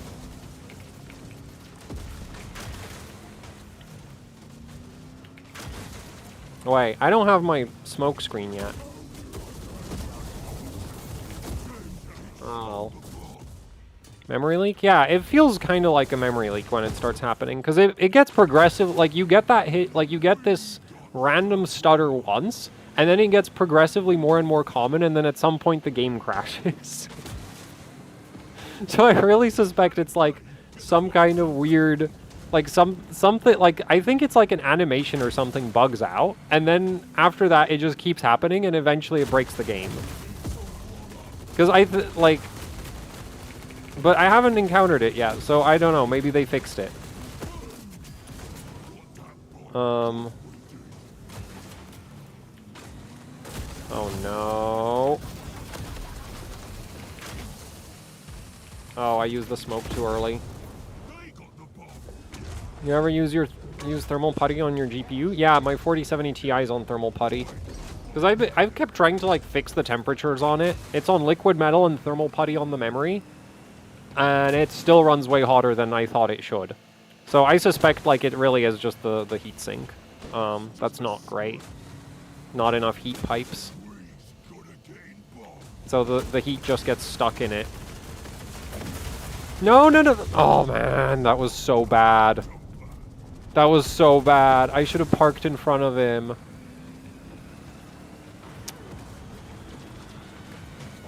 I'm just so used to holding down the W key. It's just like the whole, like...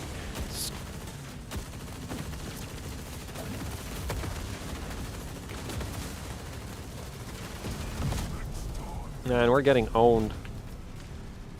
More like, yeah, well, I'm getting owned.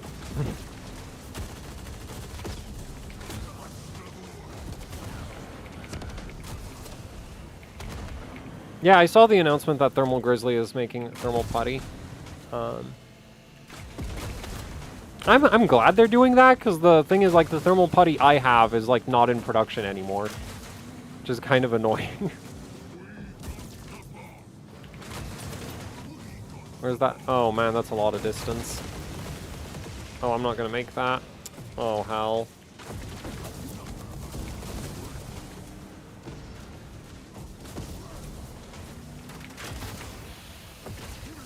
Well, it turns out I did make it. I'm so dead.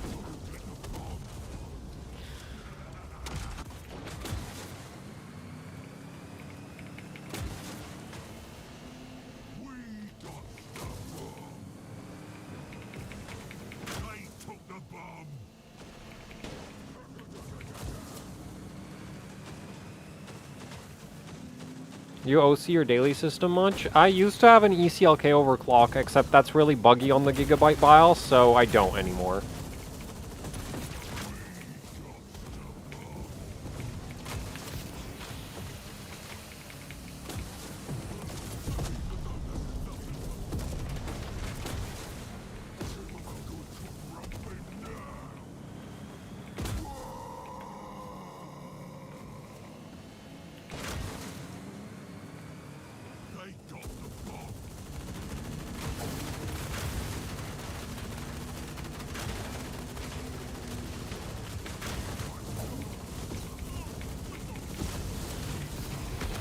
I got it. No, shit. Gotta turn around.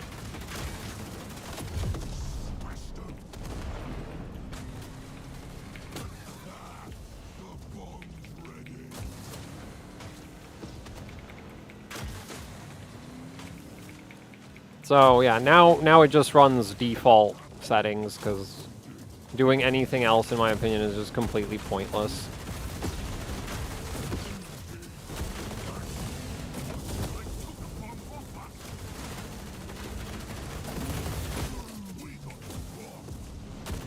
I do have a memory overclock, but like, yeah, like PBO, I don't see a reason to bother with it. Come on, get me there. Oh, thanks. Oh. I'm super dead. Yep.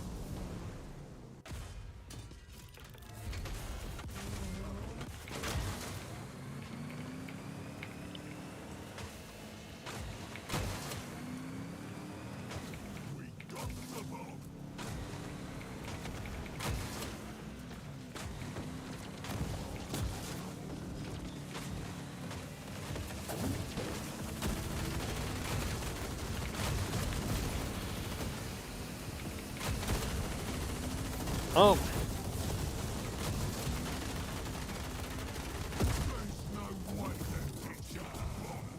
Oh no. No, no, no, no!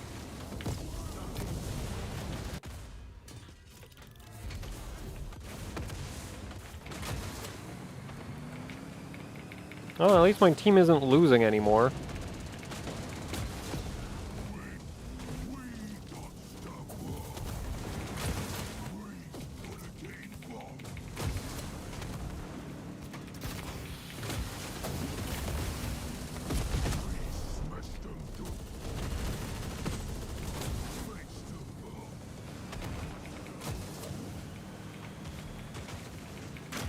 I don't have an RTX 4090.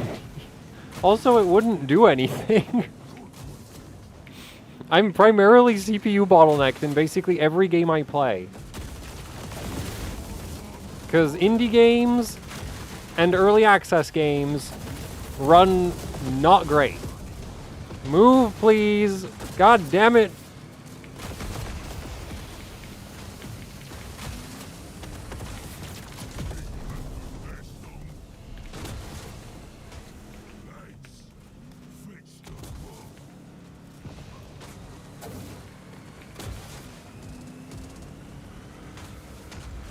Also, I don't have that. Well, it's not that. So I could buy a 4090.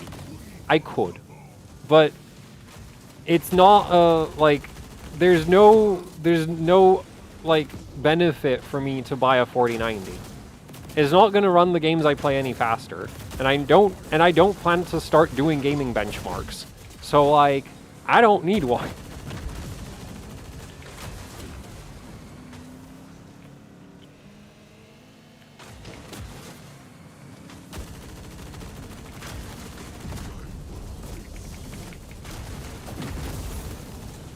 Where'd he go?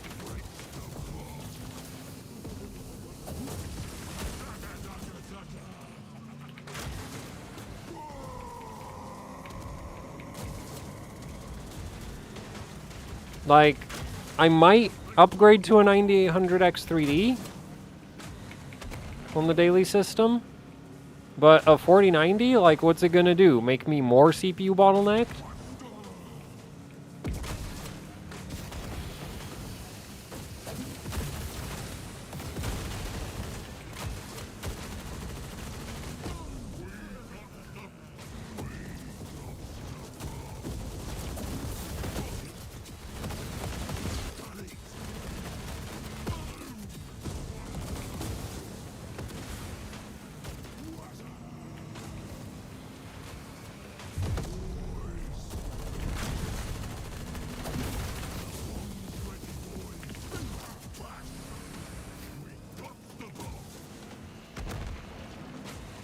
Man, we're crushing this match. This started really rough, and now we're absolutely killing it.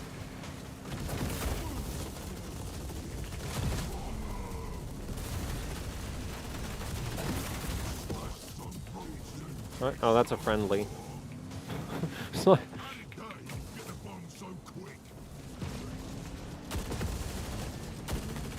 No, the thing with the Intel B580 is, like, for me dailying it is, like, because I play indie games, I don't trust Intel.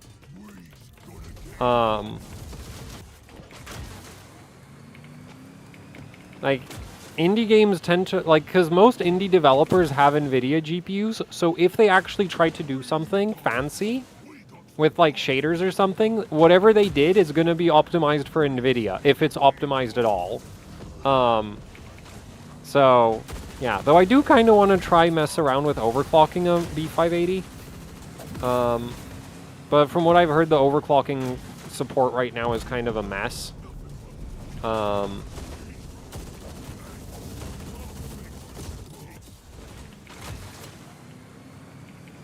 Get it for streaming PC.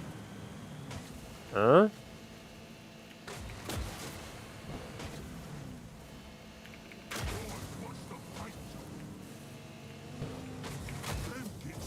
Nah, like, I'm not seeing the point.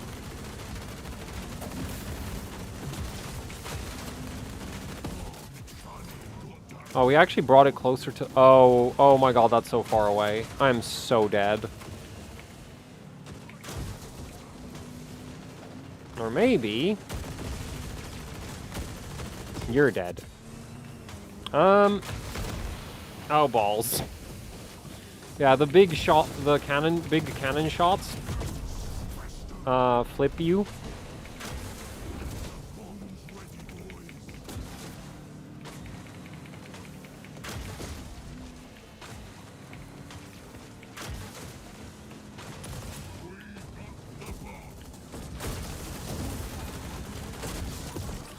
If I had to go Intel for my daily system, I'd go 14700K before Arrow-like.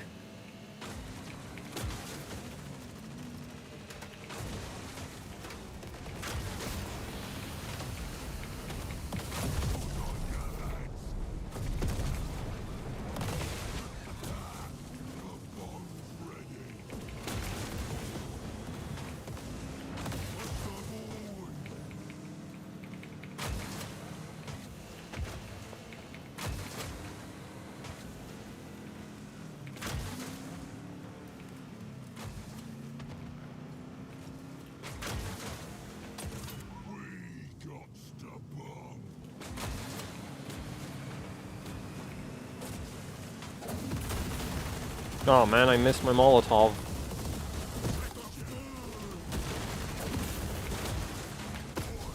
And I exploded.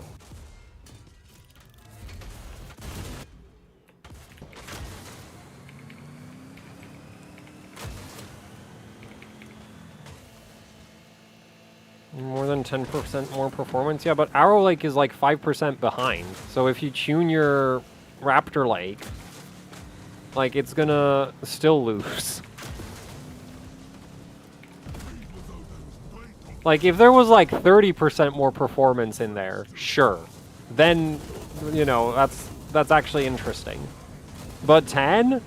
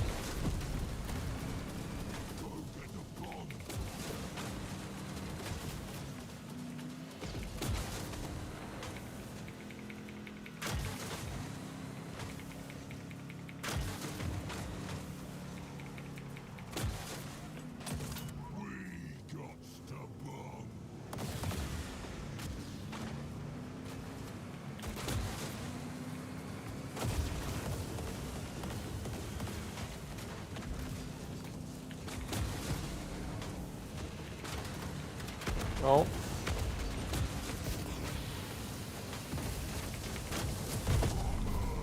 Now that was some good driving. Still died though.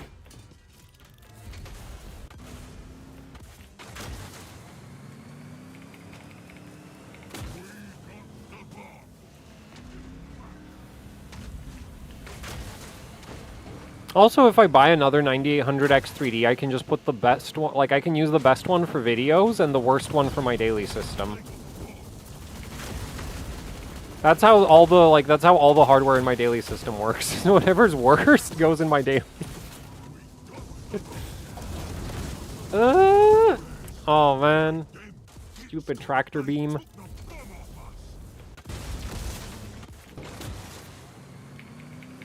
Like, the memory kit in my daily system is like a M-die kit that I have from the Z690 launch. 16 gigabit M-die. Oh, that was an interesting bug, I think. I don't know why that would have happened otherwise. Maybe the shell went through the terrain or something? I don't know.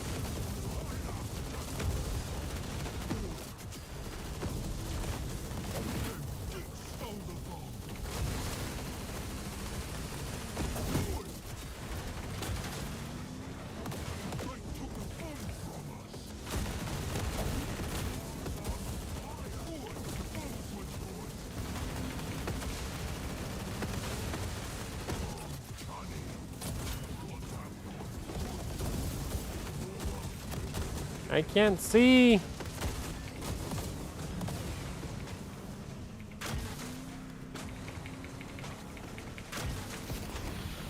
Oh, come on. Ugh, man.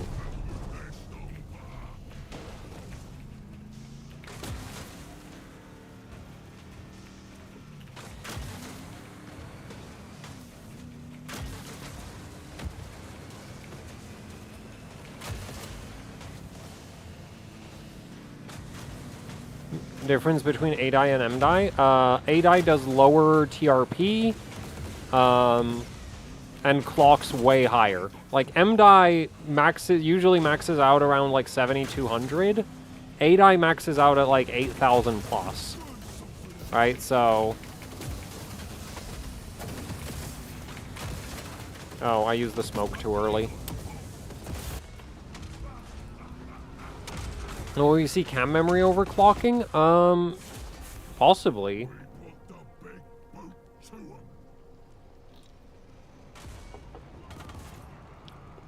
Anyway. So yeah, that's Warhammer 40k Speed Freaks.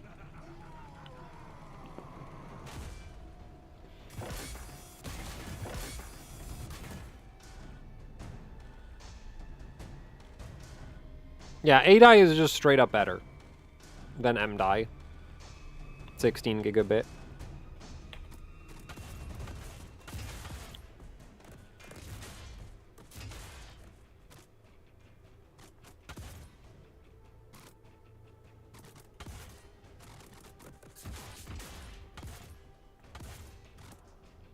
No, I'm barely in top 20. It's not like there's that many players though, so. And I haven't like played very much recently. So no. Yeah. Anyway, I'm gonna switch games. To Mother Gunship, which runs even worse.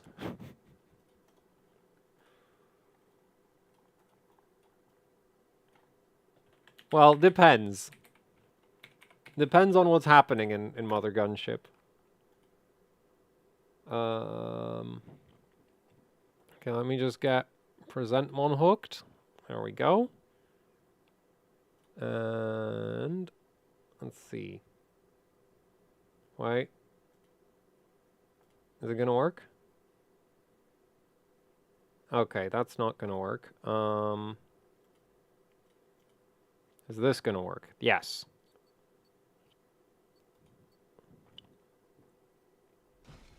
So this is a single player gun crafting shooting game, and the main issue with it, and also PresentMon is not hooking properly for some reason. There we go. So until it, like, when nothing's happening, it runs really fast because nothing's happening. But yeah, the developers of this game had the great idea that you should be able to spawn. Actually, I'm just gonna do this the easy way.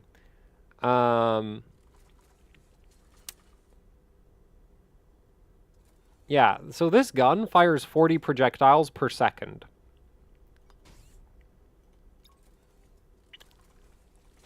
And they're projectiles, and this game runs on one thread. Like, just one. So, also what I just added there doubles the number of projectiles. So that's 40, 80, 160 projectiles per second. Also, those projectiles are relatively slow, so they don't hit a wall and despawn very quickly. And you can have two of these. Actually, I could make it so much worse. So yeah, so you can do silly things. Like, man, I sure do love having FPS.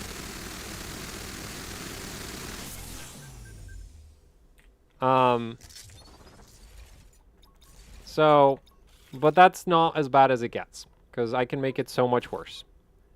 Because the main issue is, like, calculating where the projectiles are going. So, if you put a modification so that they bounce around instead of just, you know, hitting something and despawn,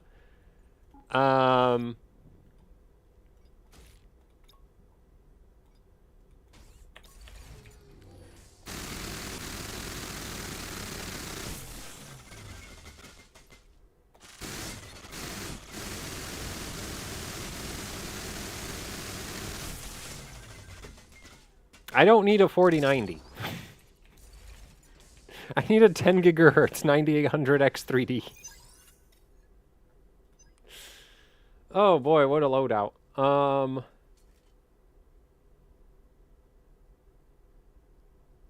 That's viable, I think. I don't think that's completely screwed.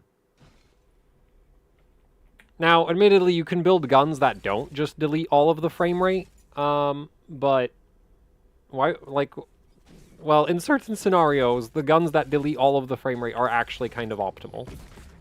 Right, so like... Wait. Did I just get friendly fire? Oh, these are lava grenades. Oh, that is so stupid. Why would you want that? Oh, that is horrible. So, yeah, this is a first-person, like, bullet hell game. Oh, I should not have played this mission.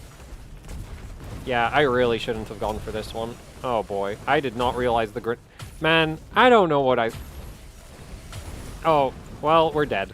We're super dead. I didn't remember how bad the grenade launcher is. It's so much worse. Oh. Than I thought it would be.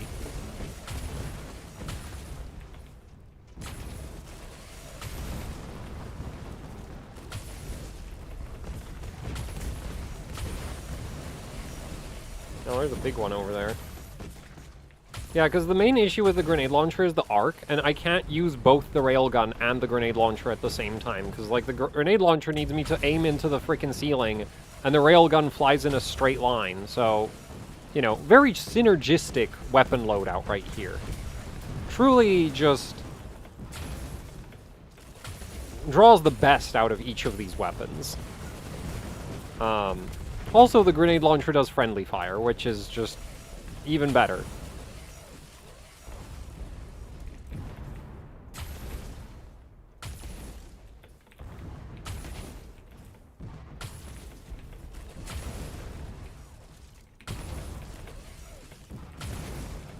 Also, this game subscribes to the Doom 2016 philosophy of, like, enemies drop health when you kill them, which means sometimes you get stuck with no health for very long periods of time.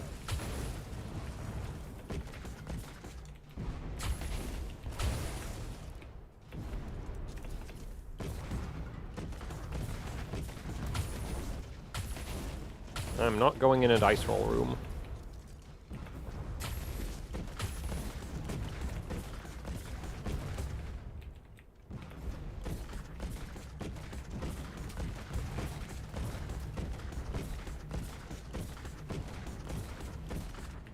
Grenades are so bad.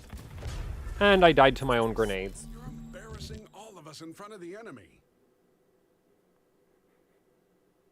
I think that's the first time I've gotten that death message.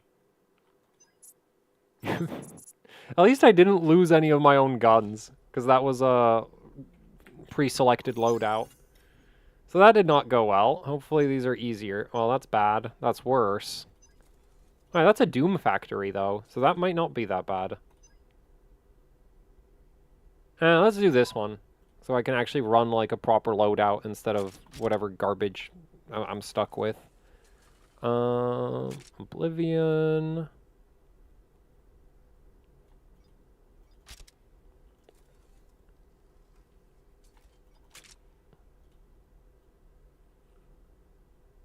And then double burst reactor. Yeah, that's the easiest way to do this. Yeah, especially on one of these.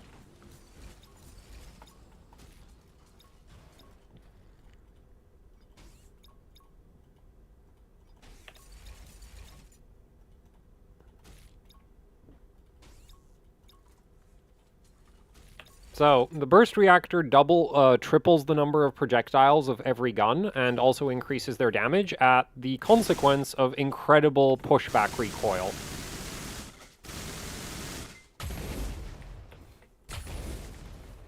So, also, I botched this. This isn't supposed to be the railgun, this is supposed to be this.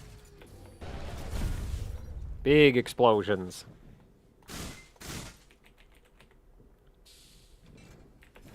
Are you a fan of this game? I really like this game. I have, like, over 100 hours in this game. I wish there was a sequel. I wish it had DLC.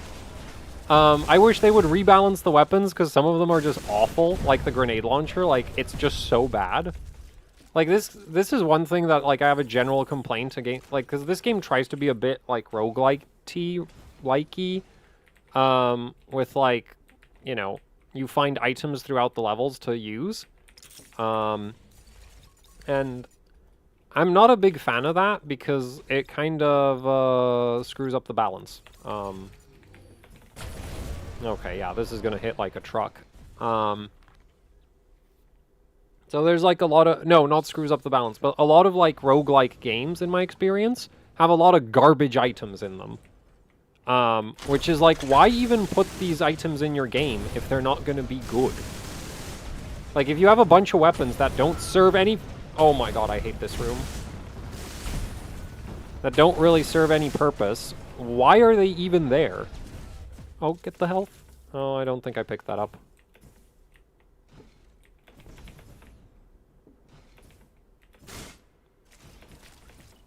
Wait, what? I didn't even get any money from this room? Damn it.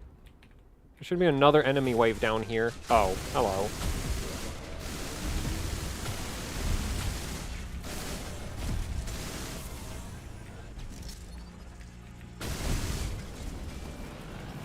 Well, at least that dropped health.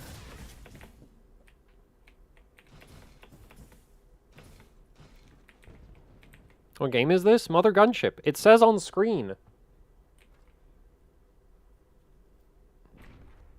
Because, yeah, like, I recently got the opportunity to play RoboQuest, because the actual developer, or one of the developers of RoboQuest, like, reached out because they were having, like, a contest. They gave me a key for it. That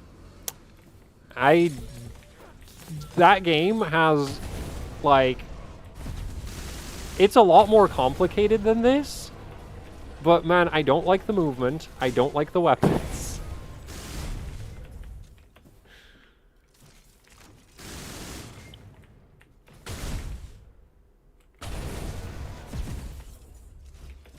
So it's like, yeah, like, I like my games really kind of brain dead, I guess. Or, well, it depends. Like, on one end, you have extremely brain dead, like this, in my opinion. Like, once you figure out the gun system, it gets kind of mostly just, like, I'm not even sure reaction time. It's just, like, it's just enemy prioritization and knowing how to move. Right? Like, because, yeah, your gun will, like, kill you sometimes by, like, launching you into a lava pit or something.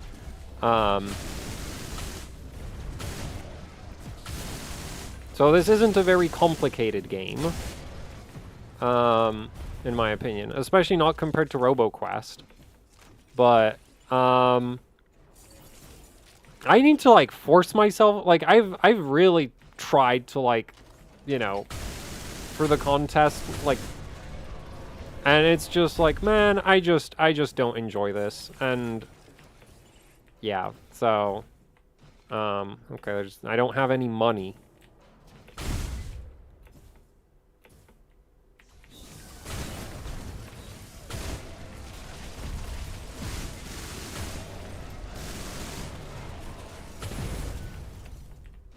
Well, now I have some money. Okay, let's see.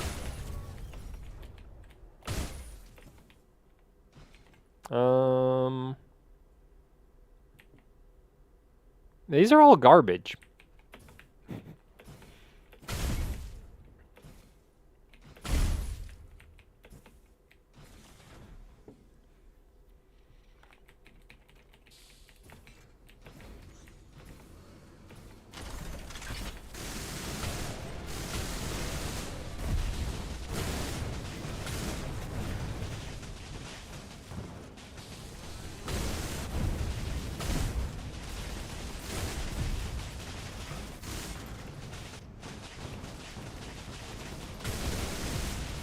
Oh.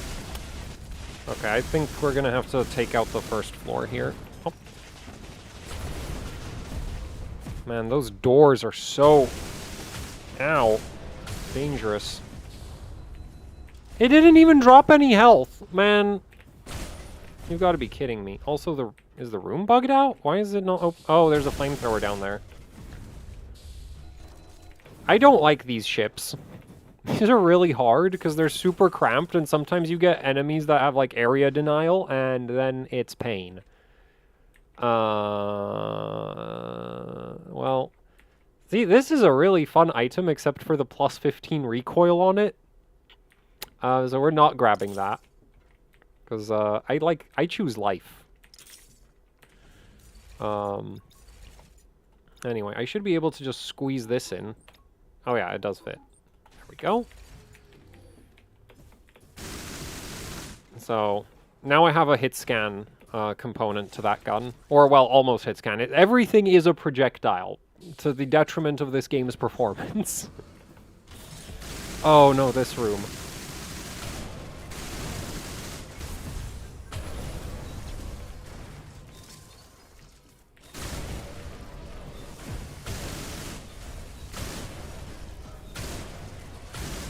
Okay, this room sometimes spawns just like an insanely hard set of enemies. Like, you'll sometimes get like a cannon right here, and that makes your day very, very bad.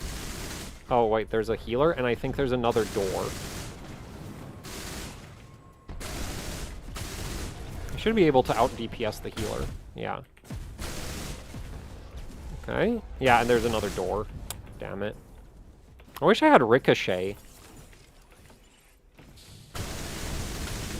Because then I could shoot around corners instead of trying to burst it down. That's not working. Is it dead yet? How is it still alive? Okay. It did at least drop some health. And up here is another enemy spawn? What spawned? Oh, these guys. Okay, that's easy.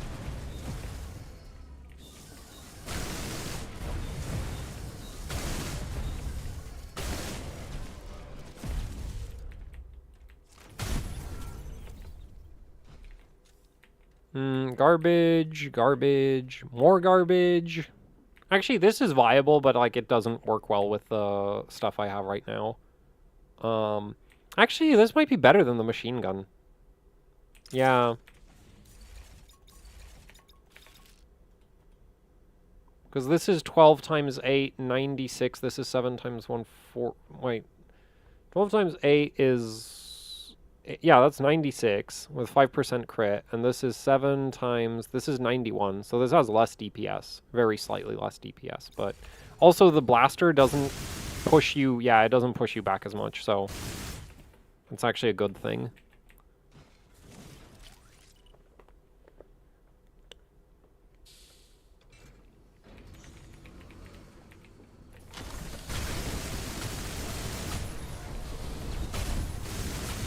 Oh, I botched that. I didn't realize they were in the ceiling.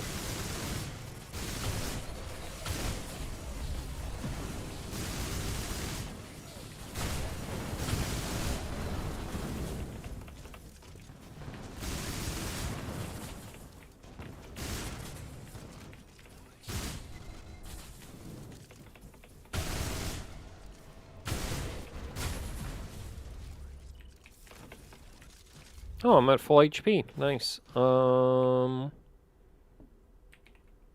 of these are useful.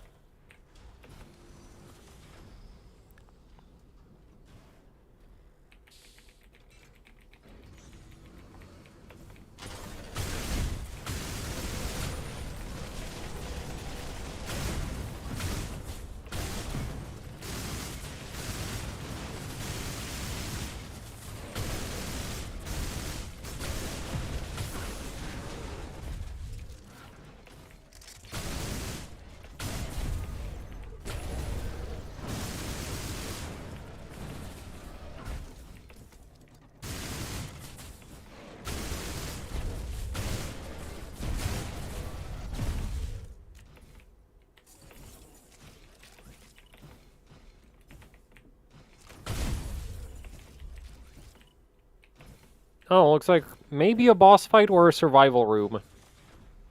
I really hope it's not a survival room. Okay, this is probably a boss room. Oh no, it's survive. Oh, balls.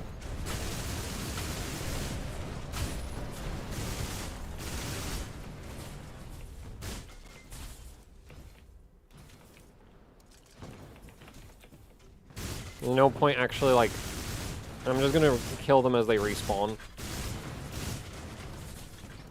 No point trying to explore.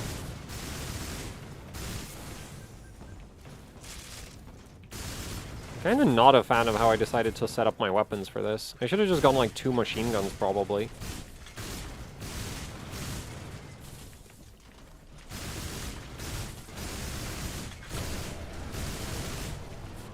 Yeah, the explosives aren't really that useful in most of these.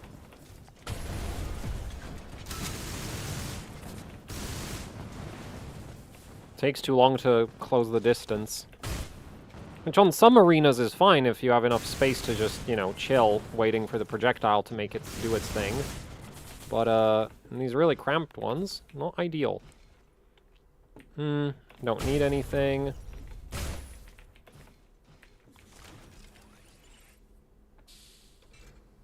Get a battle mage GPU? Maybe? I Like, commend your progress, but I won't. On to the next mission. when I, like, probably, maybe sometime next year. How do I have so much stuff? Oh, boy.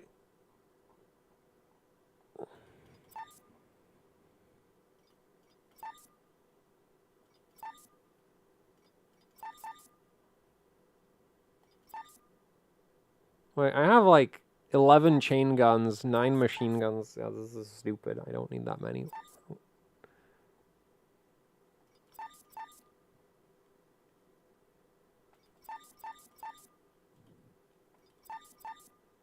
I basically never use that. This actually works really well on guns with, like, high projectile speeds, but ever since I started using the machine gun, I basically don't use this, because, I mean, not the machine gun, the chain gun, because the chain gun has pretty low projectile speed, and this makes it so much worse.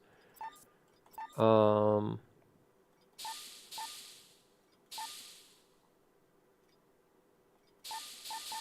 do I have so many gravity gens? Those are actually good, because they give you bounce and damage, but I don't need 8 of them. I usually use like 1 per gun, because more than that is not... Oh, we get to play... I'm kind of wondering what that Doom Factory is like. Actually, no, I'm not, because at threat level 34, this is going to be hell. Let's do the neon ship.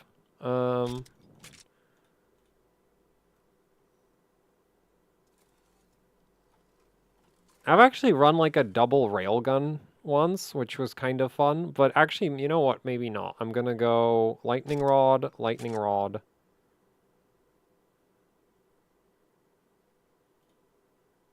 Wait. Oh no. Well.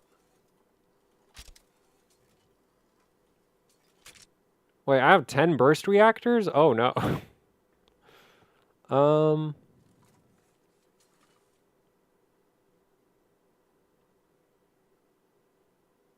But the burst reactor only buffs the lightning rod by like... It's plus 30 damage, plus 2 shots. Not really a big damage boost.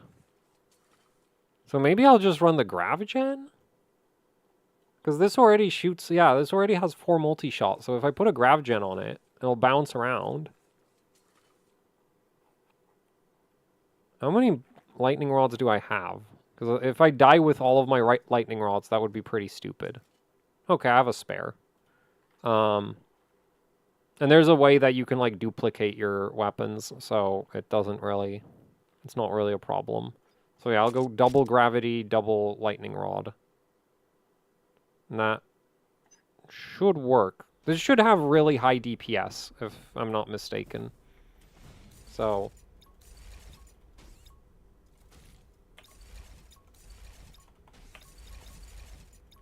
Let me just put the Gravagen on. Actually, maybe I'll put both. Let's see, what does that do? Yeah, so this should hit pretty hard. And since it's 4 multi-shot, it should also deal okay-ish with crowds of enemies. Any flyers? No.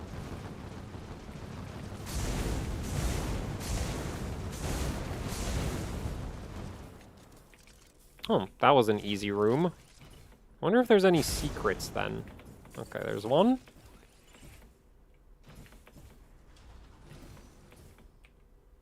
Actually, I wonder if the projectiles have a... No, there's... Wait.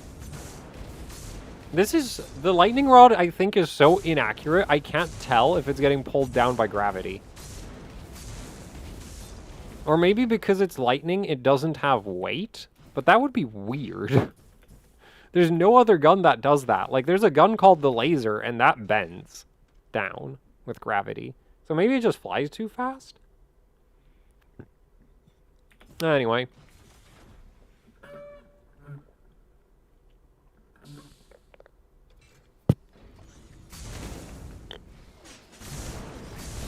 Oh, there's a big guy.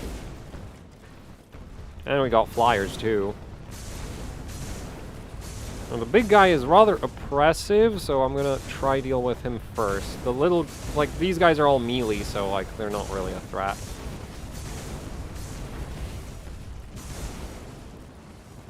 Oh, that's a lot of money. Oh.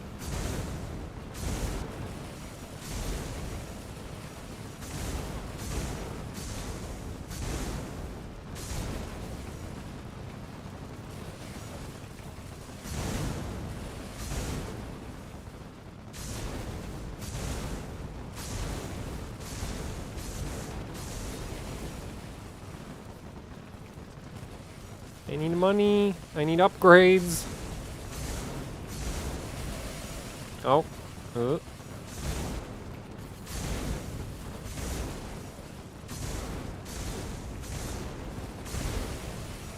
Also, this game has co-op. Which, I've never played it in co-op. I don't know how that, like, what that's like.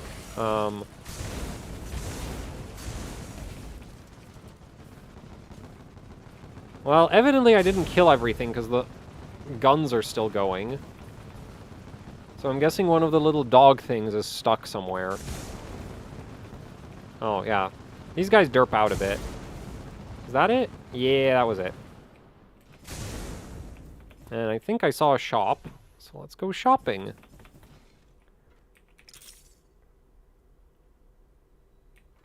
Really? That's kind of trash. Okay, so this...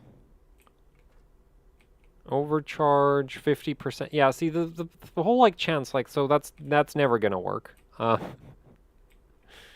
could strap this together and the blazing repeater. Anyway, so we'll take this grav gen off. Actually, I'm gonna probably throw the repeater on here. Because that's just, like, 30% more DPS. And then here, we're just gonna go... that, this, put that over there, and then I'm gonna put the grav gen down here.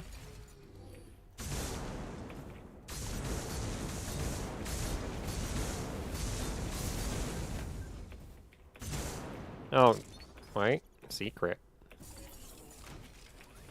Also, this game has a pretty fun story. So like right now I'm like playing the post-game endless mode basically, but the main story of the game is actually pretty fun. The writing kind of reminds me of Portal. So yeah, I really wish this game had a sequel. But as far as I know, it wasn't that popular, which is kind of typical of everything I enjoy.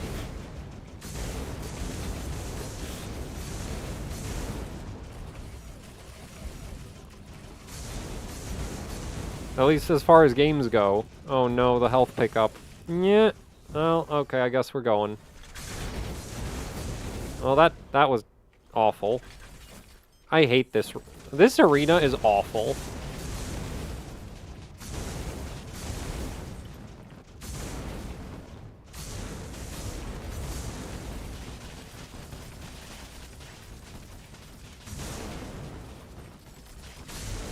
Wait, what? Where? Oh, there.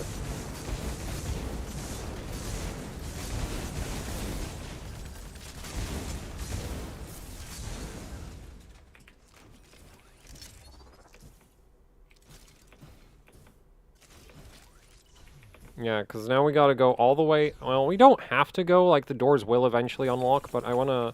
I think there's a shop? Oh, there we go. Oh.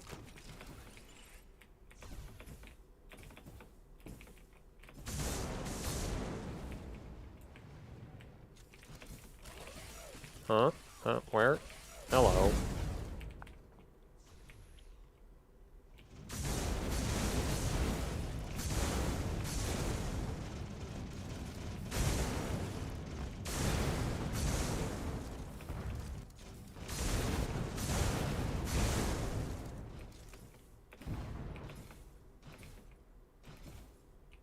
Technically, I can shoot those big bullets. Okay.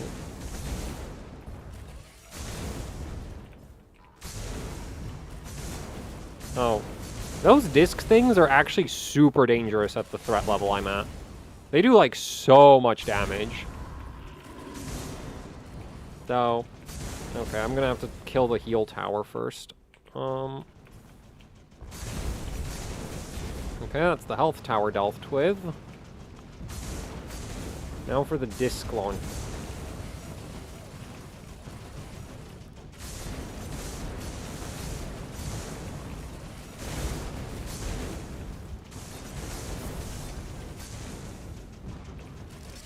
I'm surprised I haven't gotten shot yet by these.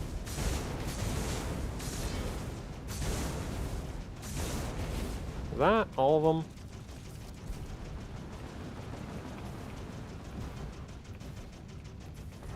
Ow. Can I please get that health pickup? Man. Also, this game does have, like, certain secrets, and, like, secret rooms, and I really wish they did more with them. Like, they're kind of there, like, I like them when I find them, but, like, they're usually kind of underwhelming. Like, I once got this secret room that was, like, a boss arena, and it was just a joke. It was a funny joke, but it was also, like, I was really getting, like, excited that, oh, I'm gonna get this epic boss fight. Not that this game does very good boss fights. This suffers from a lot of, like, FPS game... Like, in my opinion, basically most FPS games have horrible boss fights, and this game is, like, really not great at... Like, this game really doesn't change that for the most part. But anyway, so I was, like, excited. Oh, new enemy, giant turret. Like, the little tripod turret, but, like, huge. I was like, oh, this is gonna, like, hit super hard or something. And then it died in one shot, and it was like... I mean, you know, like, kind of a funny joke, I guess, but I was really, really hoping to get, like, some absolute monster turret to, like, try fight, and instead it's just like, no, it's just really big. It has the same health bar as the standard-sized ones. Just, like, bigger than the, like, big, like, huge.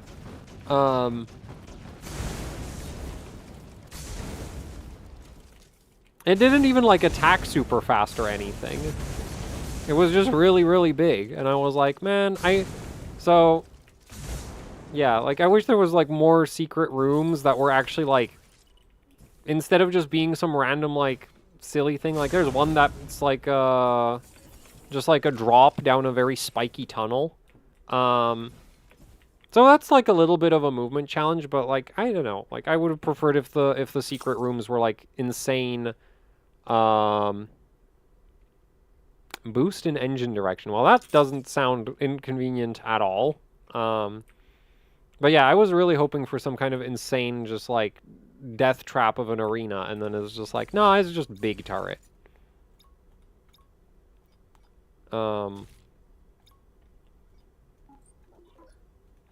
Is this just gonna launch me up? Oh, yeah. It just launches... Yeah, that's what I figured it would do. Wait, does it boost the fire rate? Damage plus 20% plus 100% fire rate. Huh. Huh. So that's actually good. So I do want that. But not there, because I won't be able to see over it. The garage. Yeah, so now I have recoil on that. Nice. So that's neat.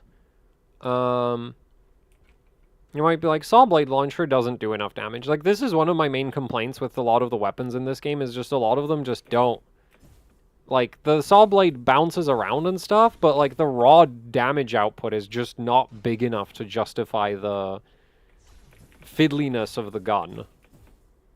when lightning rods and rail guns and machine guns and chain guns and oblivion guns exist. A lot of the other guns in the game are kind of like, you know, in a pinch, if you don't have anything better, sure.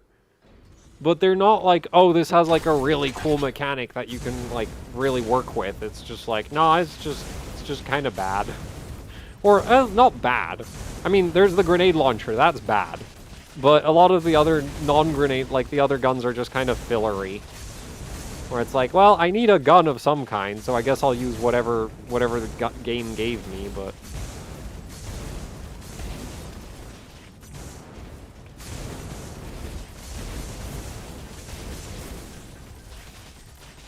And I'm out of energy. Oh boy, that fire rate increase is kind of insane. Also, this arena's kind of fiddly. Which is why I haven't, like, dived down yet, because I want to clear out the entrances. Oh, well, I guess we're in. Oh, actually, this isn't the room that I thought it would be.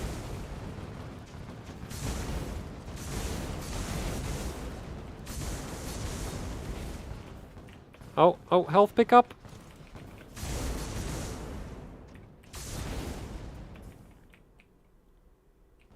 Oh wait, no, it kind of is the room that I thought it would be, just a smaller version of it. Oh shit, those are bombs. Ow! Hell. Hell. Hell. Absolute hell. Okay, nope, up we go.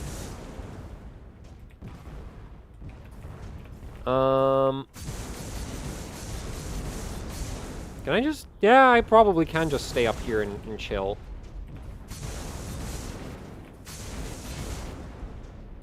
Okay, that's the bombs dealt with. Now we just need to deal with the flamethrower. Because I can't do anything about the giant bullets.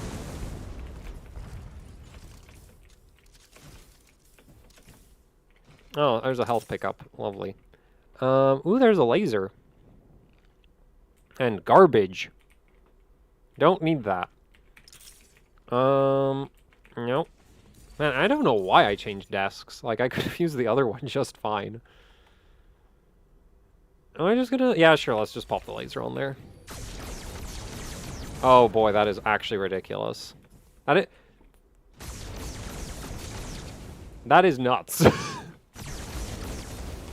Lasers are really, like, low DPS weapon, but very good accuracy. How are... Looking to get a 5090 in coming months, what CPU recommend? 9800X 3D. How is that even a question? I mean, maybe if you play games at 4K, max ray tracing all the time, the Intel CPUs might not be, you know, completely screwing you over on performance. But I think with a 5090... Oh my god, I'm gonna blow up.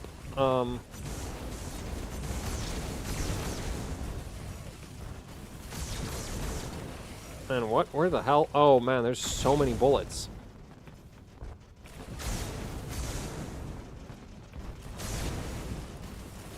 Well, I mean, it is a first-person bullet hell game, so I guess the whole, like, so many bullets is not that surprising. There, got that.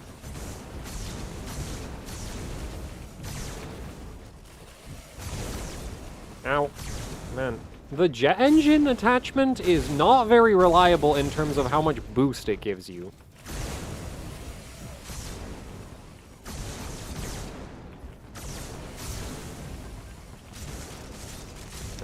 And also it chews through energy like no tomorrow, which really isn't very helpful either.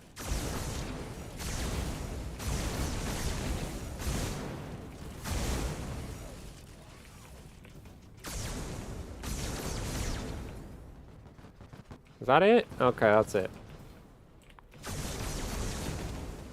Oh, yeah, the engine like ramps up, which is kind of annoying.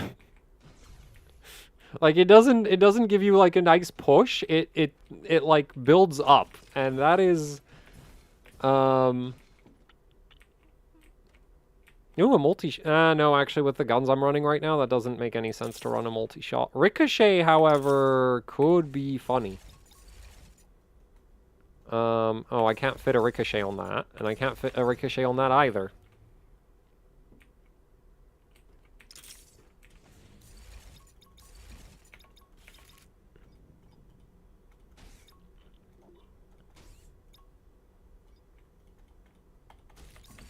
Now we're gonna get lots of bouncing.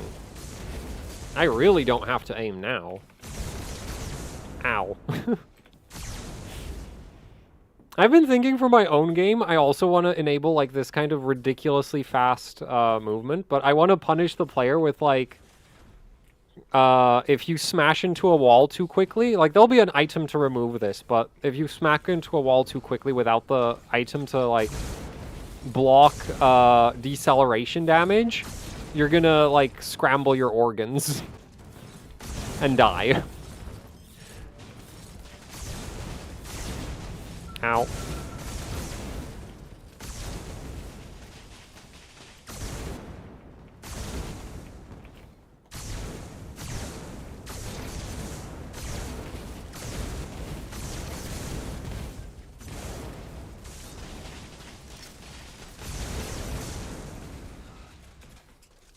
It's funnily enough, like that, like random direction impact detection mechanic is actually not that hard to implement. You just check the player's like velocity on the previous frame and compare it to their velocity on the current frame.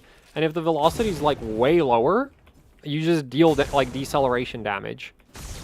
You know, you don't like alternatively you could try check if they like hit a wall suddenly or something, but I find it's way more consistent that it's if you just check speeds against each other. It's like last frame you were going 200 kilometers per hour. This frame you're going 0. You're dead. Boss fight? Oh yeah, boss fight.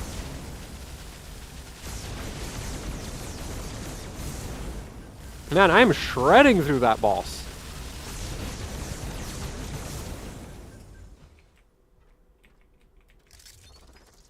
Is there a secondary boss? Because sometimes you get 2 of them. So I'm assuming there's a... Oh no, there's just some turrets up here.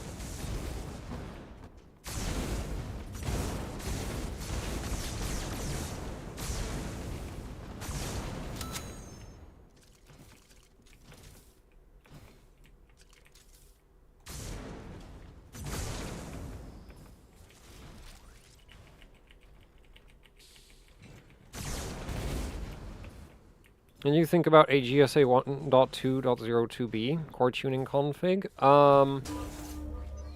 Nicely done. So, I've not seen any good evidence that the default tuning from AMD isn't just best. Because, like, I know there's, like, the latency killer option in MSI's BIOS, and Asus has something similar now. But as far as I can tell, it really does only help IDA. From everything I've seen. So, yeah, though I haven't tested it for myself yet. That is a interesting loadout. Not a very good one, though. Well, it's a neon ship, so that's not the end of the world. I'll just go double lightning rods again. Should solve that. Lightning rods are, like, surprisingly effective. That's like only like recently that I realized that they actually do kind of crazy damage. They do like 260 damage per second. The only downside is that they don't scale with multi-shot, because multi-shot, like, on other guns that are like single projectile, multi-shot literally like doubles your damage or triples your damage. Legacy option. The thing is... Wait... Are you thinking, is it the video where they compare 2 different BIOS versions, or is it the same BIOS version and they actually compare just the setting? Because the thing is, I've seen one where it's like 2 different BIOS versions where it's like, I don't know for sure that that counts, because you don't, like AMD will regularly like randomly change like just other things in the BIOS when it comes to CPU performance without mentioning it. So... Also, 1% is like, I wouldn't have issues trusting the reliability of that measurement, basically, when it's that small. I don't really want to be doing a challenge room. I have kind of terrible guns right now. Oh, okay, let's kill you.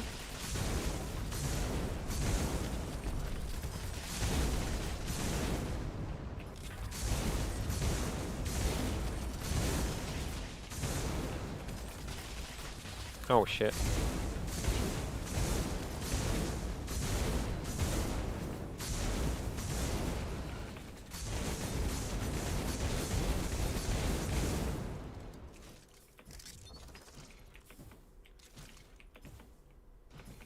Should I go back to auto? I mean, you probably won't be able to tell the difference. So, I mean...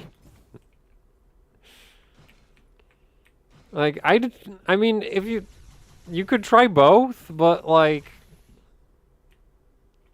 personally, I just don't concern myself with what IDA says about performance, because like it won't it will regularly not pick up actual major performance issues, and then it complaining about some like scheduler or prefetcher configuration of the CPU is just like, yeah, and I haven't tested the patch, like the...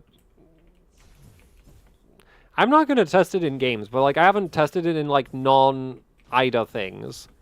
I did see somebody try Y-Cruncher, and Y-Cruncher runs better with it on the level 2, which is the default, which makes sense because I'm assuming like Y-Cruncher is probably roughly what AMD was optimizing for. So yeah, I don't know. I'd probably just leave it alone. Like, unless you have a very specific task that, like, you can where it's like, oh, this, like, you can check it yourself, I would just not bother with it. I am not liking this arena. Oh. Yeah, I'm liking this arena even less. This is not good. Stupid heal tower. Oh, I can't hit that jump pad because there's swarm of death around it. I can't. Okay, let's go up.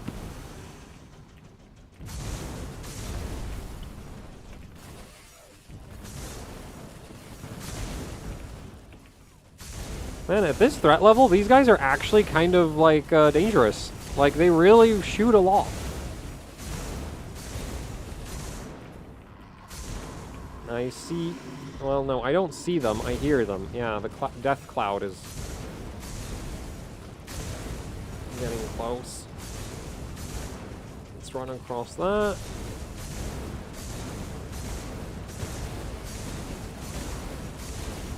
Man, is there help?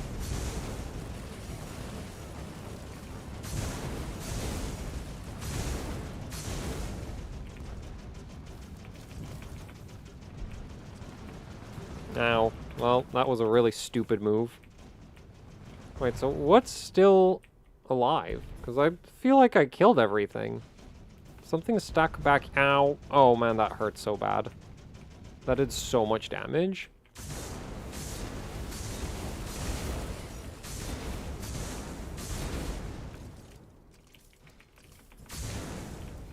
Oh, the big one's coming.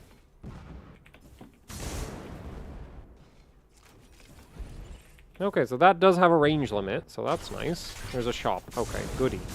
And I have money, so... Oh, and there's a heal tower as well. Perfect. Because heal towers have a 100% health drop rate. So... No. The shop's probably not going to open. Yeah, okay, we have a problem. I want to go shopping, but it's closed. Okay, where's the enemies? Oh, hello.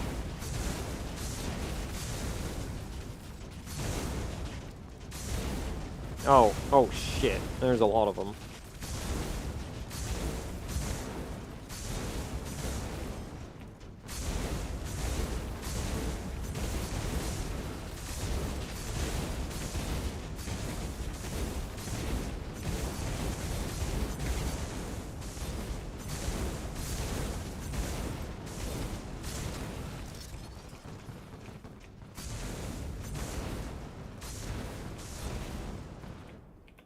Is that everyone? Can I go shopping now? I need a better gun. Oh no.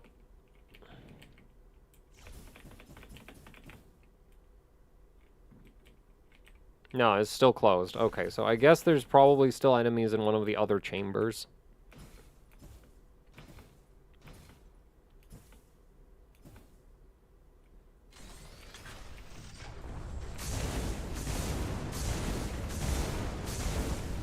Man, this room is way worse than that other one.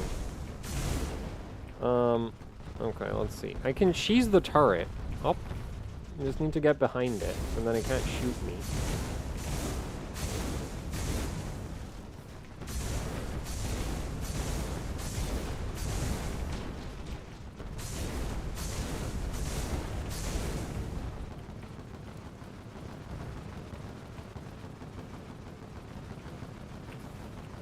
Was there really something stuck back here? This is one thing I really don't like about this game, is the enemy AI is a bit derpy, so sometimes it'll just get stuck somewhere, and if you don't find it to kill it, the, like, stuff won't unlock properly. But where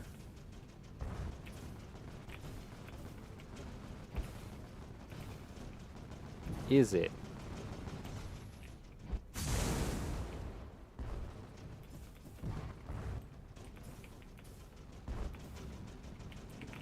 I'm probably gonna die if I keep trying to find it. Maybe I should just leave. It's not like, yeah, it's not like I'm completely... Like, weapon-wise, I'm doing relatively okay, so...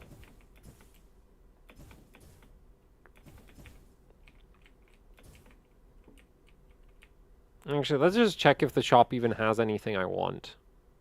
Well, it has connectors. I want those. Oh, well.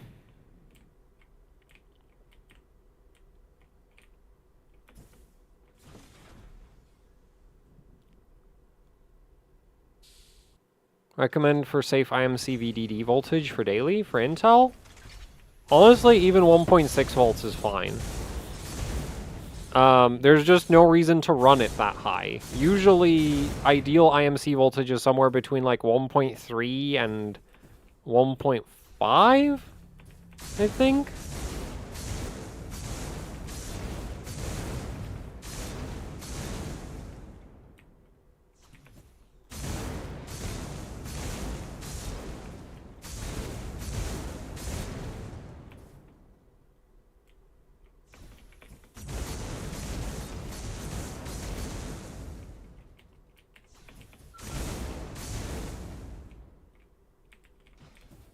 Hey, there's a shop. How much you want to bet it closes right... Oh, it doesn't. Okay, cool. So now I can build a proper gun.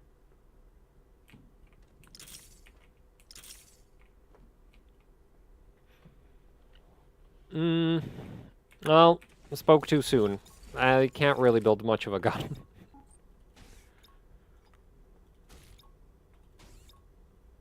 Got a forward booster. I don't really want that, but we do have a Joe's Arms up. Yeah, okay, so that'll be a bit better.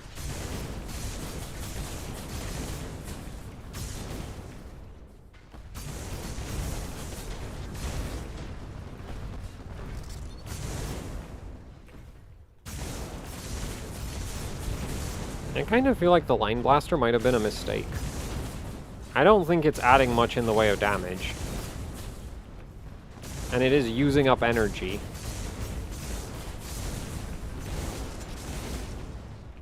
Oh boy. Man, I took way more damage on this than necessary.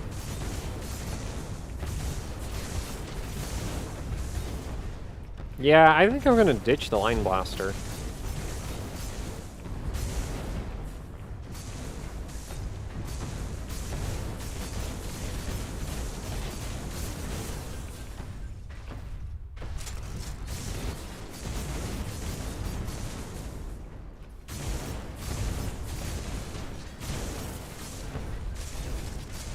I wish there was friendly fire so I could get them to kill each other. It takes somewhat less... Oh, man, okay. Definitely don't get that close. I knew that as a shotgun attack, I didn't think it would come out that quickly. I actually took damage trying to reach that little health pickup.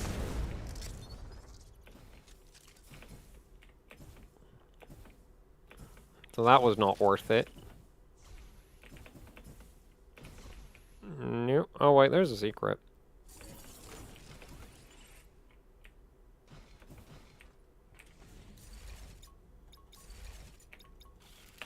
That.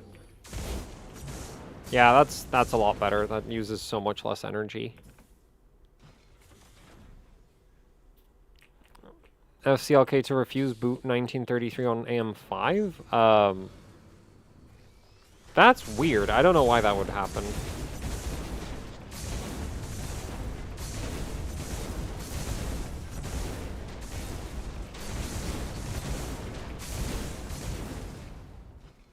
Yeah, I have literally no idea why that would be a thing.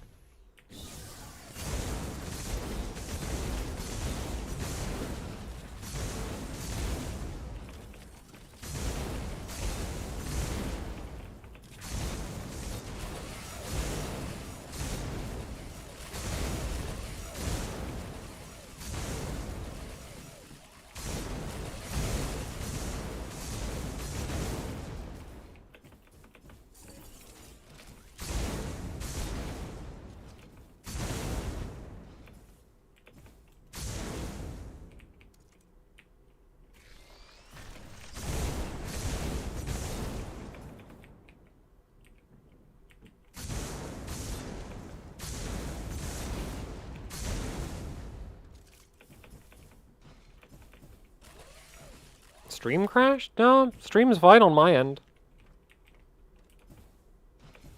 Yeah, that's on you.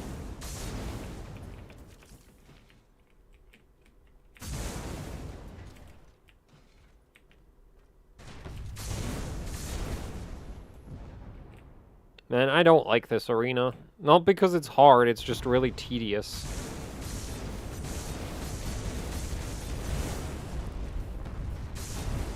Wait, is there even a shop?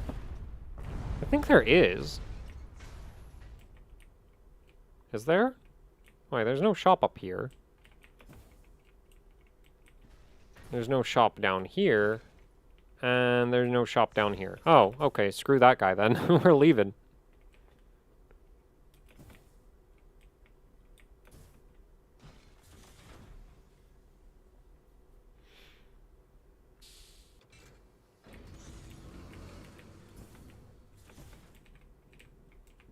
Oh no. Oh no. Okay, this actually isn't that bad, is it? Yeah, there's no flyers, so it's not that bad.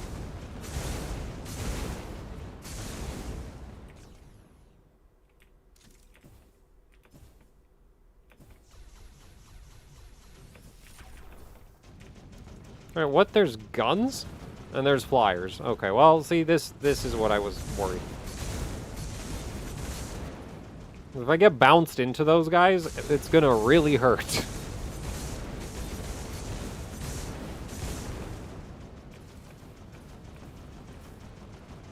Ow, ouch, no, oh god. Ow, see? Oh.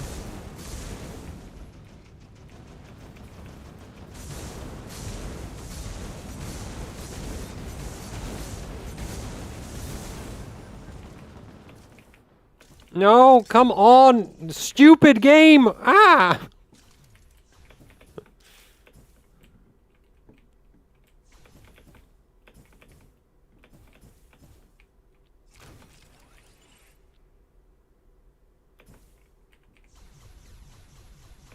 Well, it says gaming stream. It says gaming stream. Why would you expect overclocking? I swear. Why? Nobody in the current year can read. They stopped teaching people to read in school.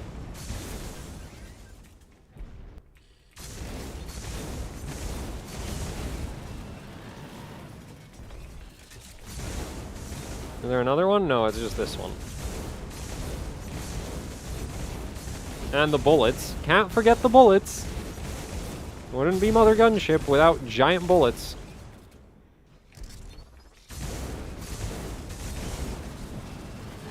Kind of a weird design choice, though, to have your guns pointing into your gunship. Usually they point out of the ship. Oh no, more flyers! At least these guys don't do melee damage. Well, I mean, other than the explosion, god damn it! Ah! This, okay, we're going up. I don't want to play with these guys down there. The trampoline pit is pain and suffering.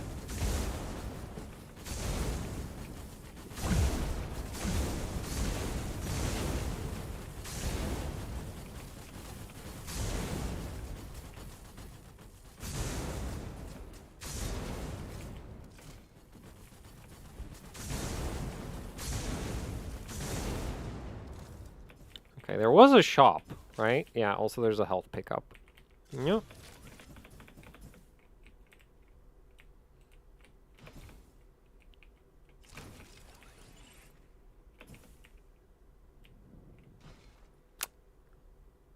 And the shop is full of trash. And it's a good thing these lightning rods are so effective.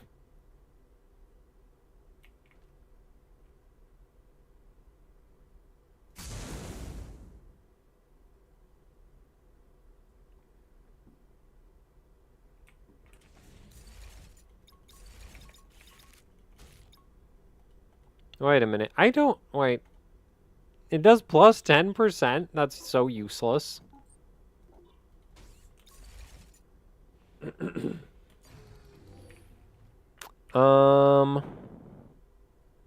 Yeah, I'm boned. Okay, so that sucks. I was really hoping for something to increase the damage output, but there's nothing there.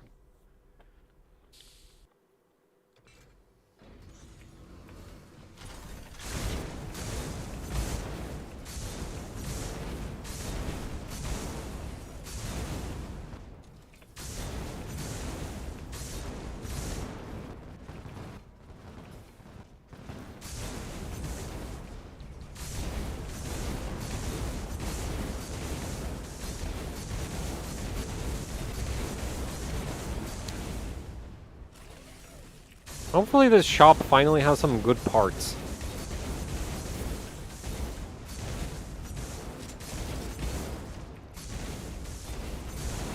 The funny thing with this game is that sometimes it's pretty, like, easy and brain dead, and other times you get arenas which are just, like, the most intense thing ever. This is not one of those arenas. So it, like, oscillates between kind of chill and very not chill.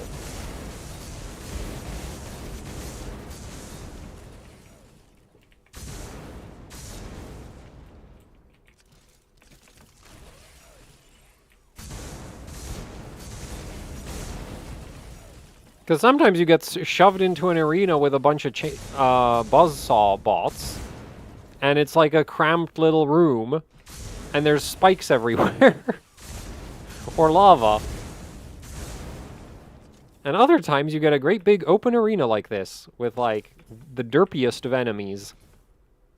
Ooh, oh no, my guns don't scale with multi-shot. See, with a single projectile gun, this literally doubles your damage. This is a 4 projectile gun. This is plus 25%. This is not ideal. There was at least a universally good part, though I don't think it's gonna fit. Oh no, it does. Cool. A bit more DPS. Man, I have so much money and nothing to spend it on. 560 is the same price as beef 580. Yeah, NVIDIA might do that. That does sound like something NVIDIA would do.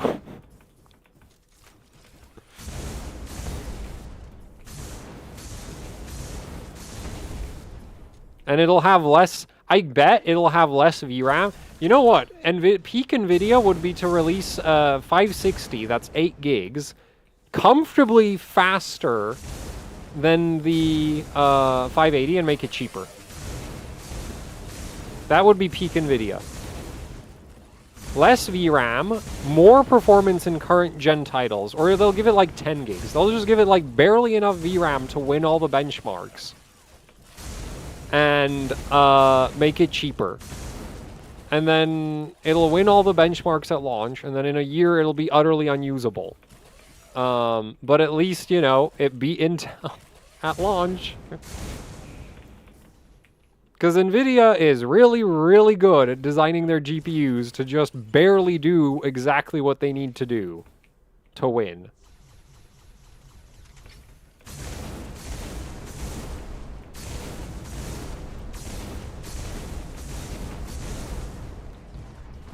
Ow, freaking landmines. At least the landmines don't scale with threat level, I think. Like, they have fixed damage over time.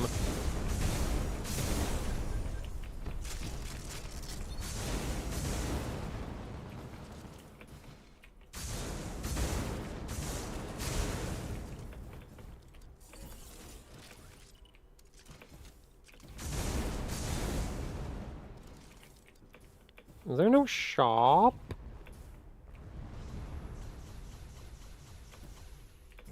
Oh, no shop.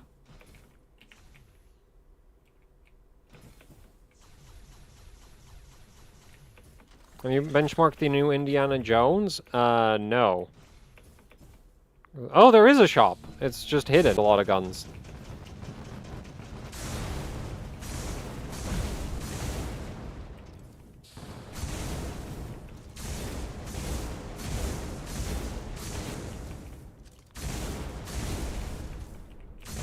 Like, I didn't know the Indiana Jones game was a thing until I started seeing videos about it.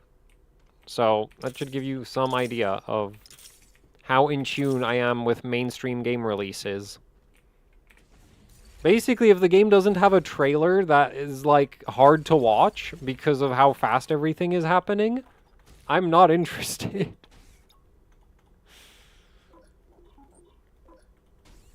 And this game got me because it was just like, you can build giant guns, and it's like, oh, well, that sounds good.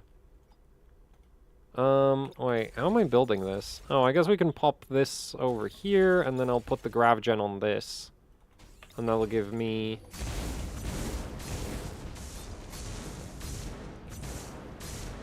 Yeah. Okay, that should be pretty good. That's enough energy. These are useless.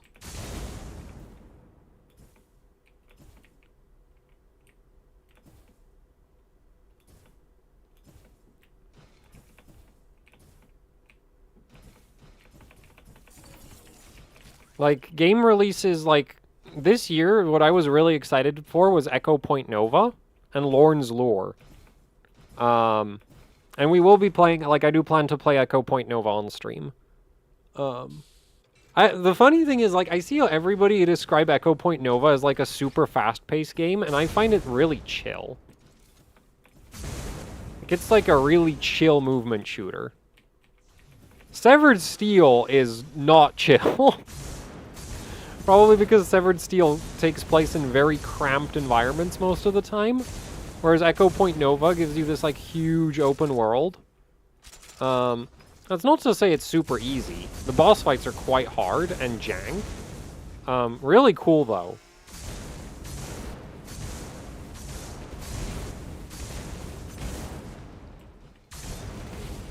Well, the final fight is not that cool. The final fight is just jank. I didn't like it.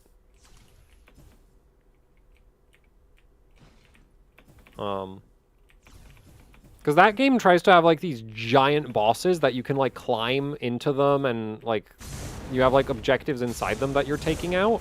But because the bosses are moving, the physics are, not having a good time. You'll see what I mean when I play it. Okay, there's another ricochet. Ooh, a rapid blaster. Okay, I have a funny idea. Put the rapid blaster on here, and we put the ricochet on here.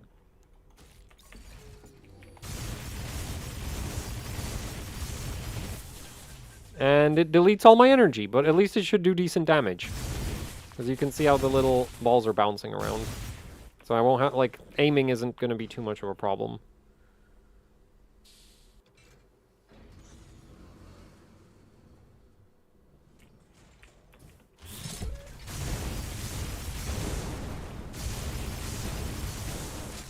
Okay, I don't think the rapid blaster really helped the DPS that much. Oh boy, this room is... Oh, there's so many enemies. Oh, this is not running well. And the rapid blaster's making it worse.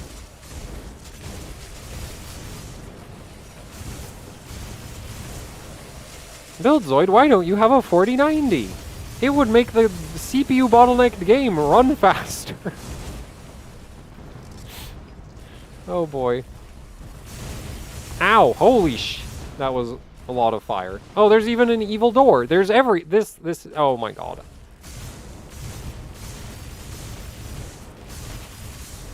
Okay, I regret the rapid blaster. It's making my FPS die. I need to kill the healer. Oh shit, the door.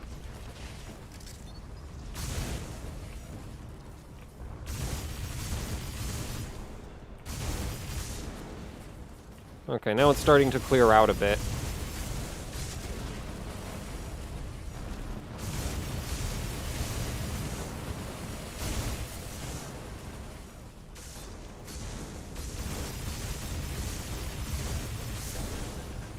Oh my god, it's still going! How much health does it have?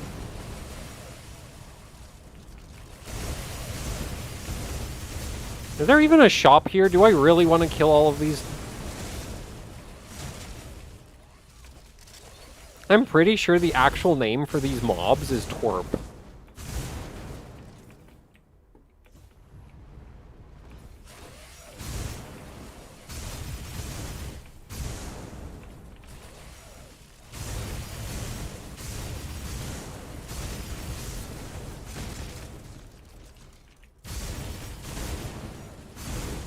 Like, I'm relatively certain that's their actual name.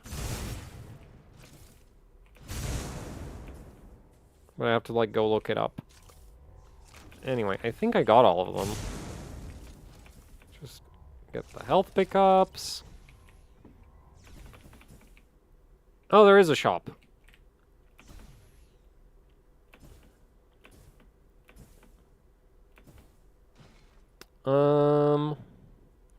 Shrapnel launcher, blazing, garbage.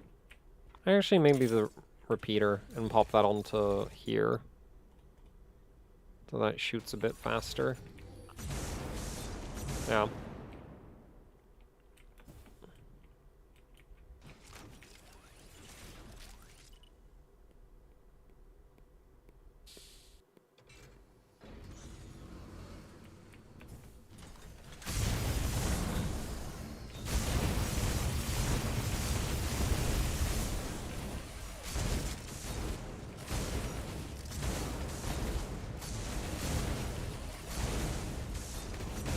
And this run started pretty rough, and it's gotten a lot,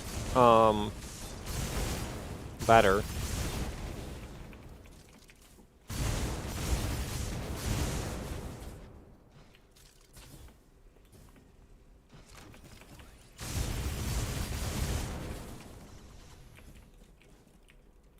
How many more rooms?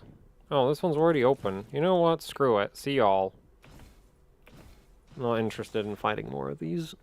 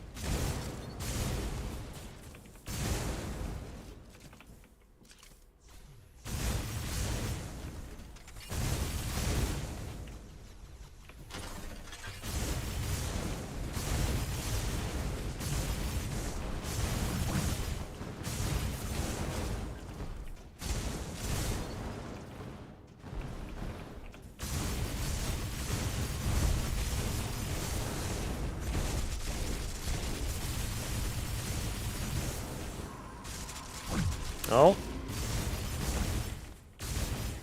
Man, the walls are so annoying.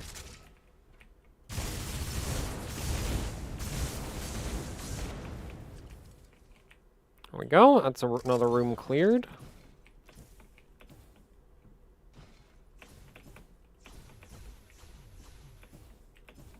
No shop? Oh, boss fight next, I think. Yep.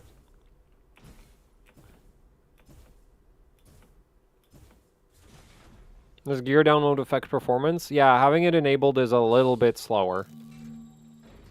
Keyboard mouse? I use a Razer Black Widow and a Razer Naga.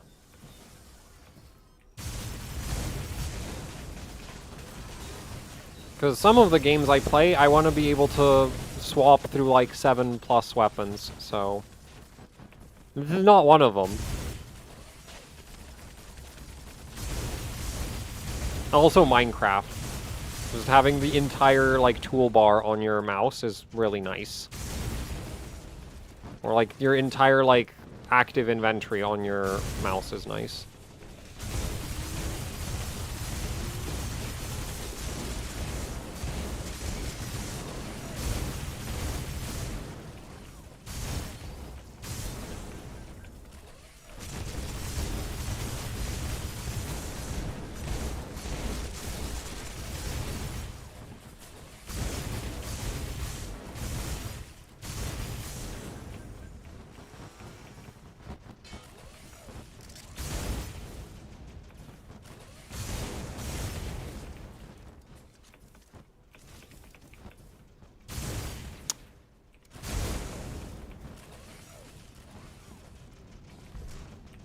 Bro, where the hell is that last enemy? Oh, there it is. Was that the last one? No, that was not the last one. There's still more. Where?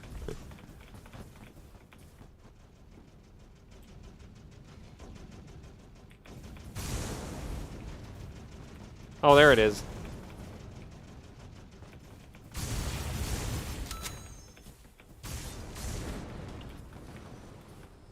Okay, one more ship and then I get the final boss ship.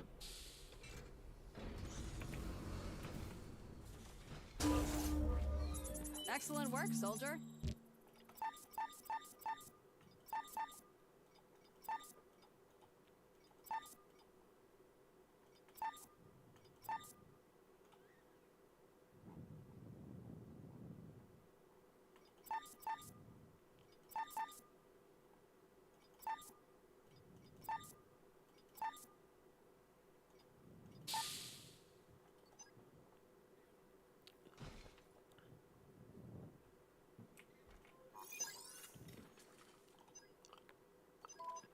Oh no!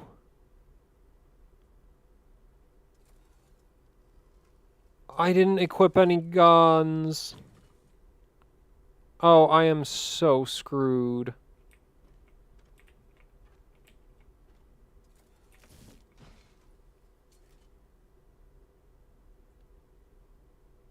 I wonder if Alta 4ing is going to be an option. Because if you die in a mission, it resets your progress on unlocking the boss fight. Which is super lame. Boy, I sure hope that didn't reset my progress. It did. Oh my god! No!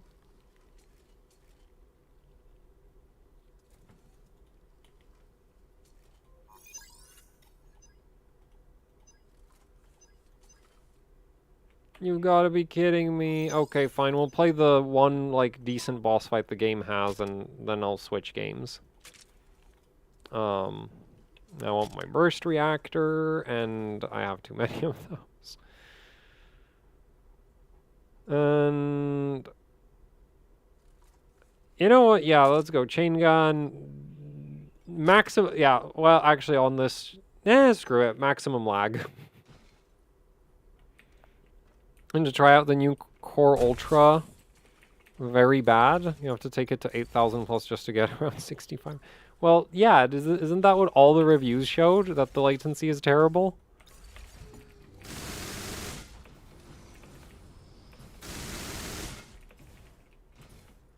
Do you still play Unbound? After the most recent update, I just gave up on it, and I've been playing Need for Speed World instead.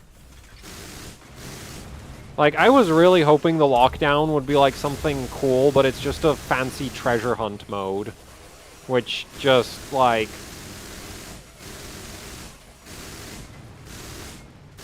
is not fun at all, as far as I'm concerned.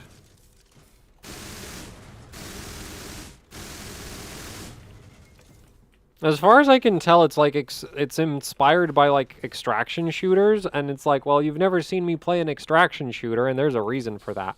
I don't enjoy searching for random drops on a map. Like just wandering around a map looking for stuff is not fun. Like, it just isn't. Because you can't even, like, go fast. Like, you have to, you know, look for stuff. So you can't just rush through everything because you'll miss something. Or at least I will. And so it just ends up being mind-numbingly boring.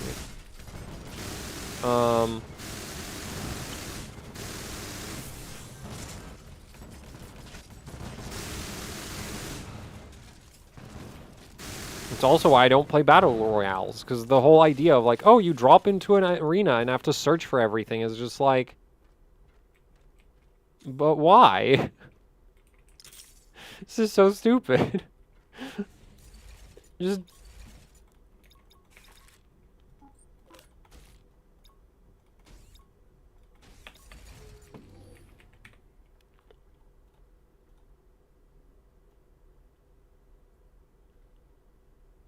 Man, I could actually build 2 guns right now that'll carry me towards all the way to the final boss.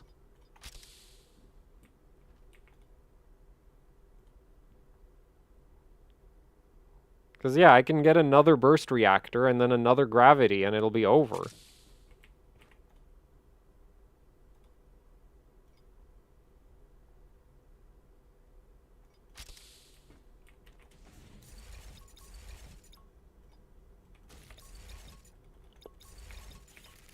Also, my frame rate is probably gonna not like me very much.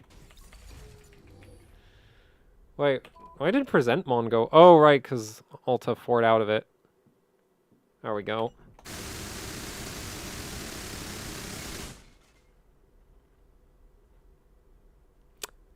And that's what happens when you spawn 240 bullets per second.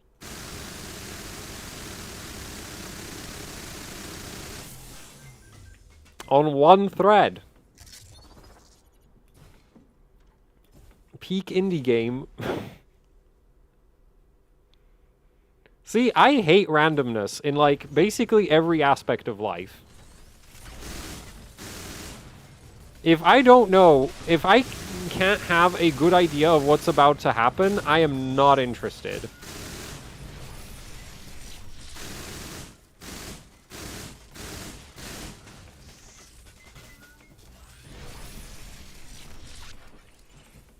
This loadout is actually kind of clunky to use.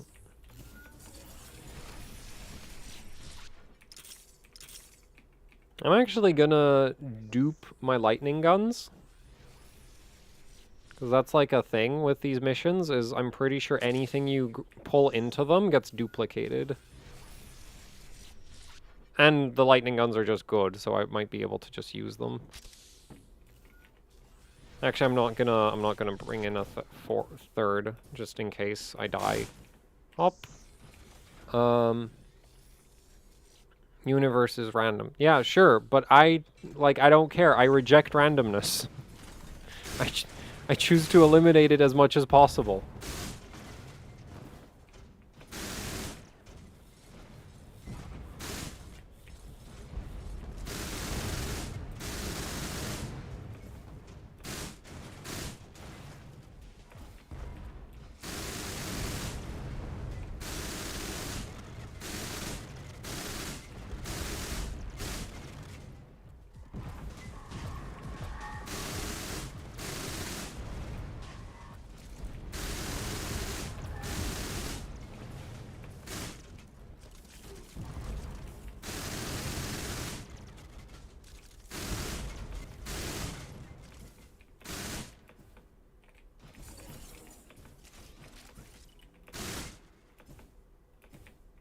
Well, where's the key?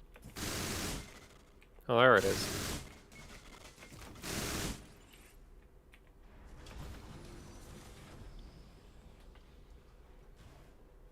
Oh, RAM, that is dual rank. Well, why would you want 2x16 5200? Is that DDR4 or like...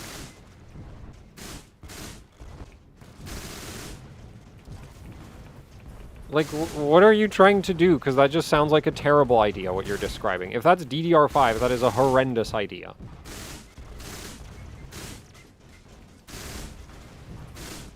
Boy, I sure do love having frames.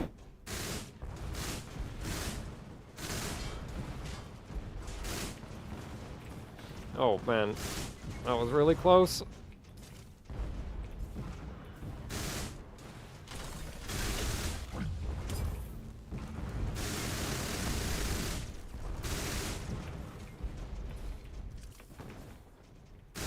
You know, I wonder if it would be possible to actually, like, multi-thread the bullet physics properly. Probably yes. But I kind of feel like bullet physics like this are more in the realm of, like, what NVIDIA's PhysX for GPUs was supposed to do than in the realm of any typical, like, physics system. It's a real shame that NVIDIA made that proprietary so nobody would use it.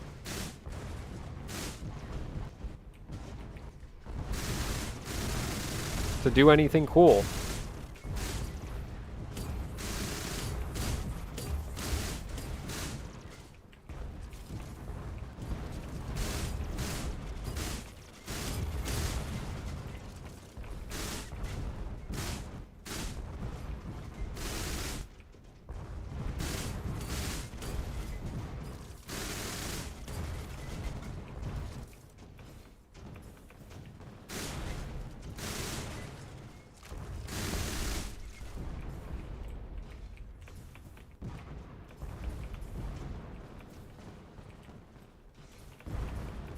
Your hands on B580 yet? No. Like, it's not really a priority for me, because I still have, like, Ryzen stuff to test.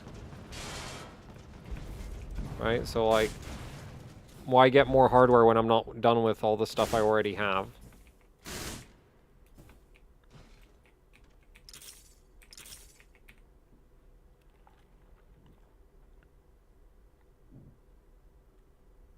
Okay.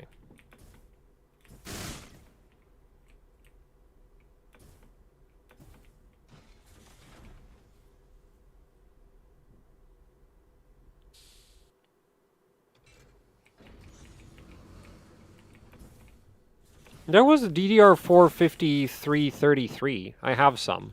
Not dual rank, of course, but...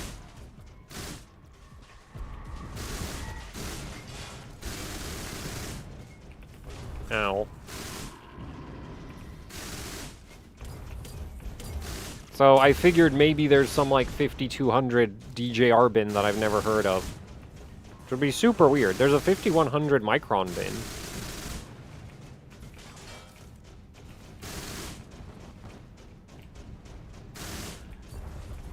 And the gun, there's like a fall speed limit in this game, which is kind of annoying. Oh boy, that was stupid of me.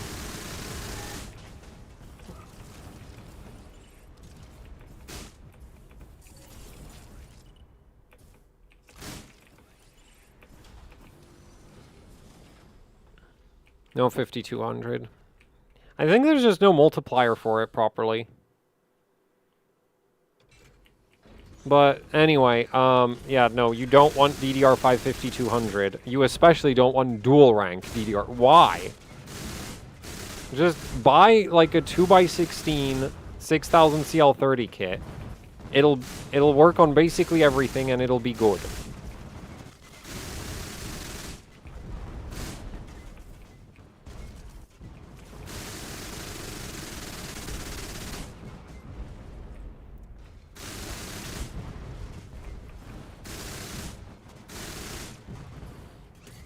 I really do wonder if there's like how hard would it be to fix the bullet physics in this game to not make them just eat the frame rate?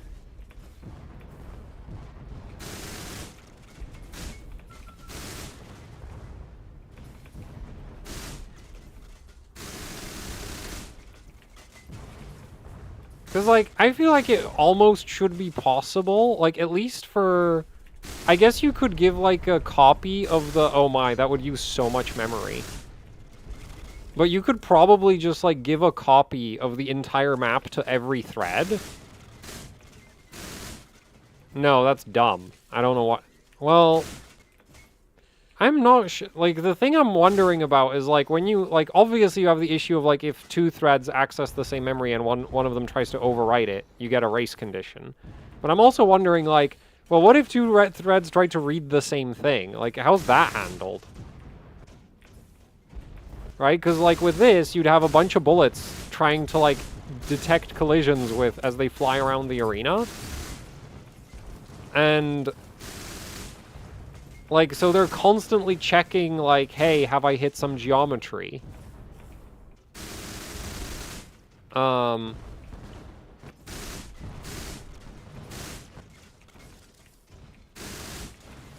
again, I guess GPU physics, like, GPU particles can have collision just fine with environment, so, like, I guess it shouldn't be a problem.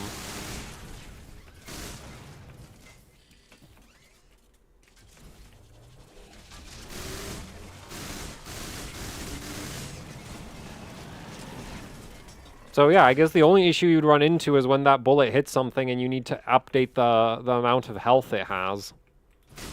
Because otherwise your health bars are going to go all superposition on you.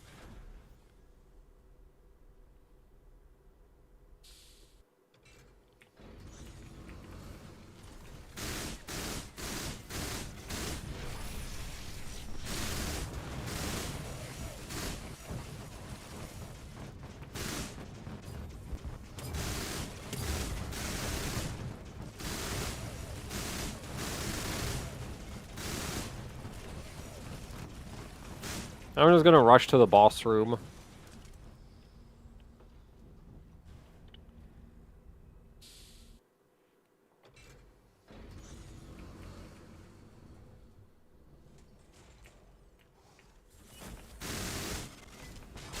Wait, what shouldn't be an issue? I'm not aware of many games that try to spawn a few hundred projectiles and then bounce them around an arena. I mean, I guess... Well, no, because usually your bullets fly way faster than these do. So they can't have that long lifespans. Right? Because, like, it's a... Like, I think it's a combination of, like, there's a lot of bullets, and they're also really slow. Because if they were fast, they'd at least despawn after, like, a short period of time, instead of just bouncing around for, like, forever. We're just gonna keep going.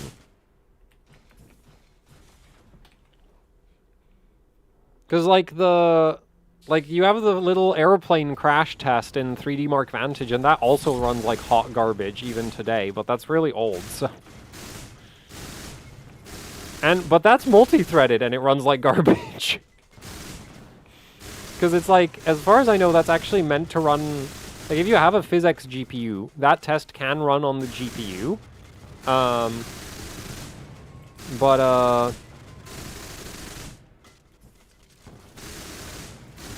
Like, this game's on Unreal Engine. So, like, the bullet collisions or whatever, like, default Unreal Engine behavior is, I'm guessing. It's just that, yeah, like, I've looked at the game when it runs, and it runs literally on one thread. So... And, like, my anecdotal experience with, like, Godot programming is, like, yeah, once you spawn a few hundred entities and want them to move around, things stop running.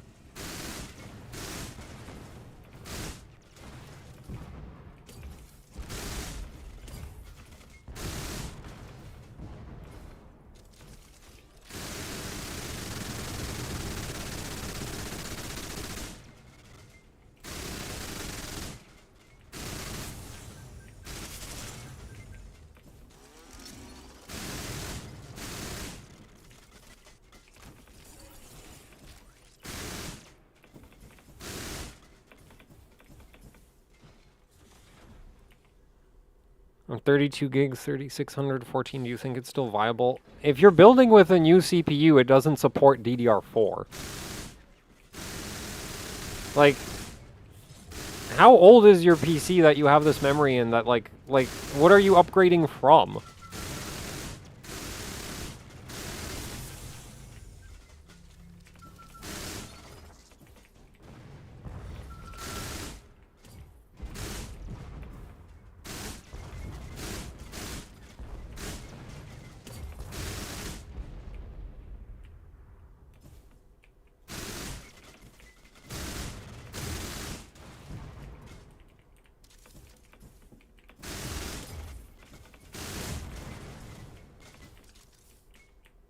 Okay, where's the key?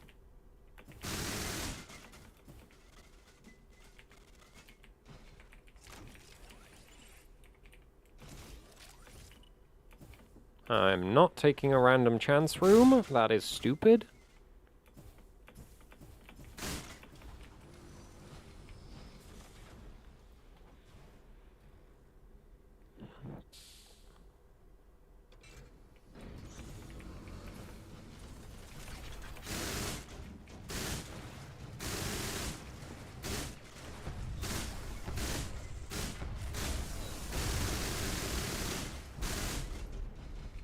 You know, I figured me doing a gaming stream wouldn't go very well, but yeah, it's not really going very well.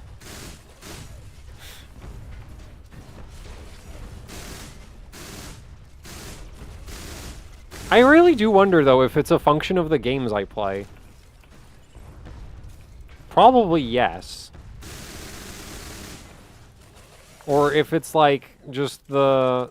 Like, nobody wants to watch me play games.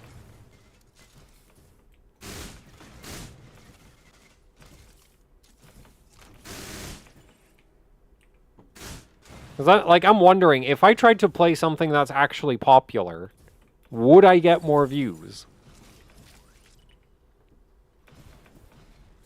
View count is okay. We're at 81 concurrent viewers. For comparison, the RAM streams get, like, 160. To be fair, even the overclocking streams don't do that great. Like, if they're actually just overclocking, they don't tend to do that well. I mean, the 9800X3D one did really well, but I feel like that's mostly because the name was 9800X3D.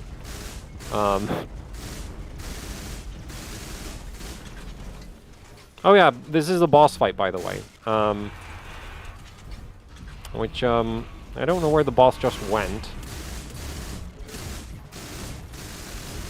There's the boss. This gun is not actually very efficient at doing damage to the boss. Oh, well.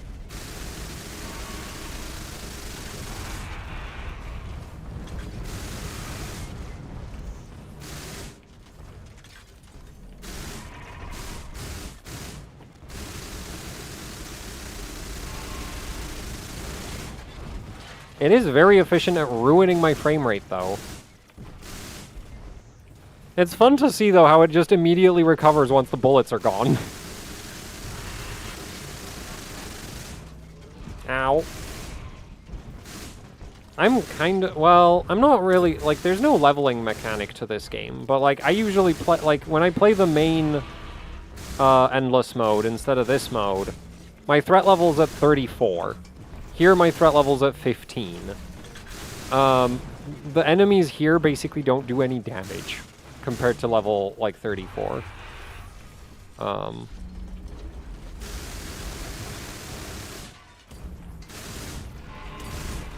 Because, like, I've made two, like, pretty big mistakes in this arena already, and, like, in the other... Like, at threat level 34, I'd be basically dead at this point, I think. It would also run even worse because threat level has even more bullets in it. Because the threat levels actually, like, they scale the damage that enemies do and how much they shoot.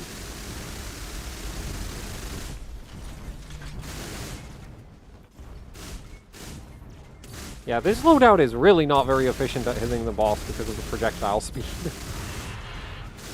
Come on, die already, you stupid lizard. Actually, it's a dragon, but still.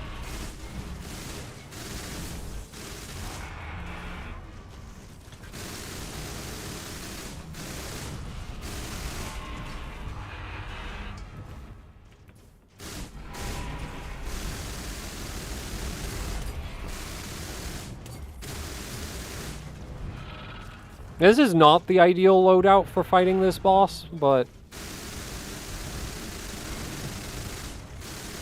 I wanted to make it somewhat interesting. Instead, I just made it tedious.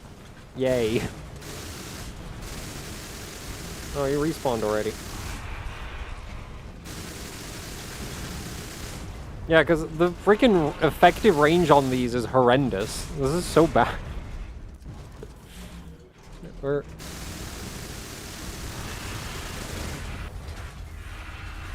Ah, got him. Finally.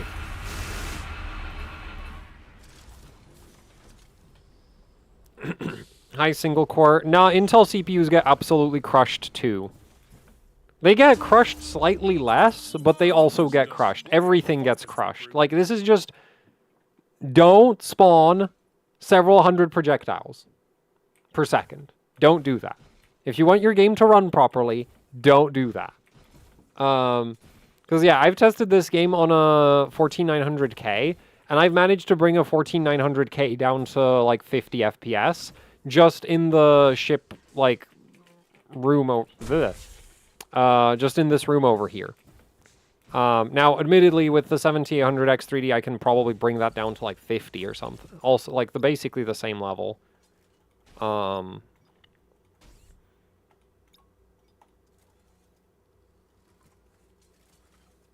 But yeah, so this game isn't like, oh, you should get an Intel CPU. This game is like, you should just get a 10 gigahertz CPU. All right, what? No, I don't want a burst stabilizer. And then a ricochet. Though, the last time I did this, I actually was I think I was recording... No, I think I did it without OBS running. Like, not on stream at one point. And, like, I brought it down to, like, 40, I think. And the 14900K was, like, 50-ish. Which, admittedly, is a pretty substantial advantage, but, like, still. Like, once we get, like, if you extrapolate that to the rooms where it's like, oh, it runs at, like, 20 FPS, it'll be, like, 20 FPS on the 7800X 3D versus 25? Yeah, it should be, like, 25 FPS on a 14900K. Because single-threaded bullet physics was not a good idea. When you spawn this many bullets. Like, if you don't, like, if you build guns that don't spawn so many damn bullets, it's fine, but... The FPS removal special. Oh, that's even worse than usual. Thing is, I don't remember... Oh, wait, I'm on burst reactors. Yeah, that would do it. Yeah, because the burst reactor, like, triples the number of projectiles. The multi-shot just doubles it.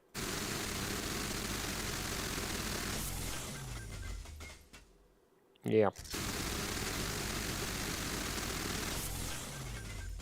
Because the thing is, right now, these guns are spitting out 160 projectiles per second each. So the two of them together are like 320. And then the projectiles bounce around the room. And that makes the CPU very upset. Because they're all on one thread. Anyway, I did say I'd play some other games. How will a Threadripper? Dude, a Threadripper... So, a 3950X, which is basically like this is single-threaded. It is extremely single-threaded. Like, let me show, like, literally just one thread. So a Threadripper wouldn't do anything, but I played this game on a 3950X before I had the 7800X 3D. That test that I did there would drop down to, like, 10 FPS. Like... And then I also played this game on a Ryzen 1700 when it first came out. Because this game is from 2018. Now, back then, I didn't actually have the, like, really high-end guns with the attachments to do that. But there was certain arenas that would drop to, like, 18 FPS. that I remember being like a real problem. And the funny thing is the developers actually tweaked the projectile lifespans in an update at one point to lower how long the projectiles bounce around the arena. Because that's the whole issue is like once there's too many projectiles, the game just dies if your CPU isn't like massively overpowered, which no CPU is because this runs on one thread. But yeah, so the developers were like, well, in certain arenas, if you build certain guns, which I think the one that did it for me was a multi-shot. No, it wasn't a multi-shot. It was a rapid blaster with ricochet, and I was on one of the biggest rooms, right? And back then, the projectile lifespans were really long. So those projectiles on that massive room with a ricochet, which means they bounce 3 times, would literally traverse the room like several times. So they would like last like 10 seconds each. And so even though the gun wasn't spitting out that many of them, because the room was so big, it would just stop running at some, well, it wouldn't stop running, but it would just, like, the FPS would just die at some point. So yeah, that's Mother Gunship. I really, really, really like this game. It has a really fun story. Like, I'm at the, like, end game of the game, so I don't, but you can, like, there's actually 2 stories. So you have, like, the campaign, and then you have the Doom Factory campaign. The writing's really funny. At least I think it's really funny. Then again, my sense of humor is also kind of, like, I think Saints Row 3 is really funny. And 4. So, but this isn't like Saints Row humor. This is more, like, this gives me Portal vibes. Except maybe slightly less clever. But yeah. So, I really enjoyed this game. I still enjoy this game. I just wish that, some of the guns didn't break CPUs. Also, I wish there was more of it.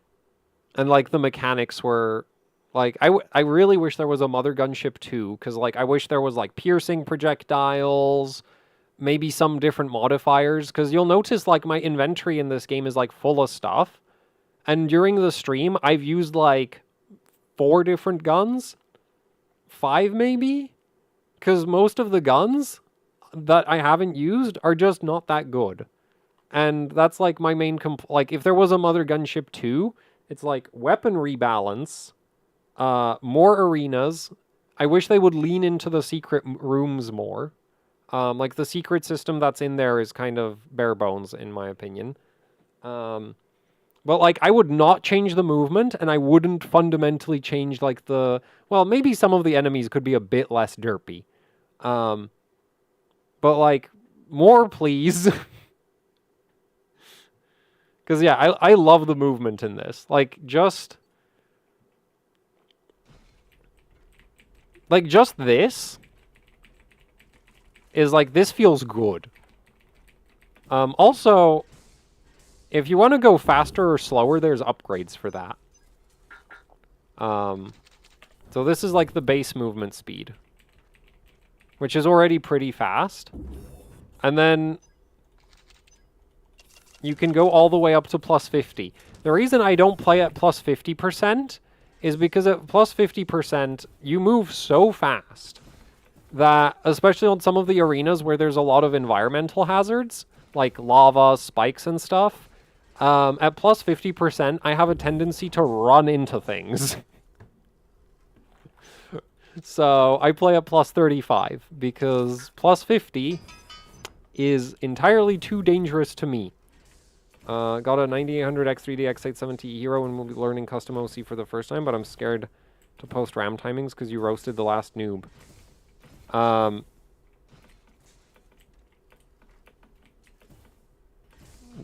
Well, now you're going to get roasted for being a chicken.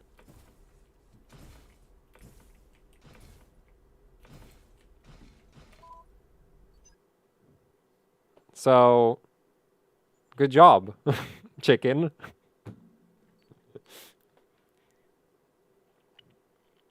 You gotta accept that, like, when you start doing something, you're gonna be bad at it. And you're bad at it, right? So when somebody says you're bad at it, They're not being mean, they're just telling you the truth. Because if they told you, whoa, your first memory overclock is great, either they're also really bad at it, or they're lying to you. Which, actually, both of those are not great.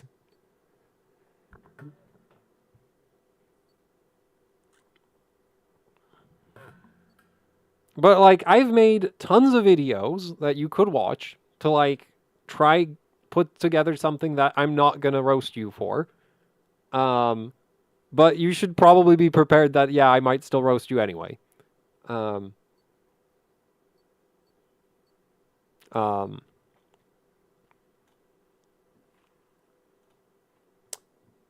anyway, I did say, like, I want this to be a variety stream, so yeah, that's Mother Gunship. I love Mother Gunship. Most people don't, as far as I can tell. Wait, I have 174 hours in that game. Oh boy. And that's with me complaining about there not being enough variety in it. Because, like, it's so, like, it gets the core functionality really dialed in. Which is, like, movement and the guns and the arenas. Like, the arenas are fun, the movement is fun, and the guns, some of them, like, a lot of them are kind of trash, but some of them are fun. But yeah, like, I wish there was more of that game. So anyway, the next game I wanted to play today on stream. Also, my memory... Oh, it hasn't finished. Man, why couldn't... Oh, right, it is 2 hours, so, like, I guess that makes sense. Is Echo Point Nova, which released this year, like, a couple months ago. And you've probably never heard of it, unless you watch entirely too much of my content.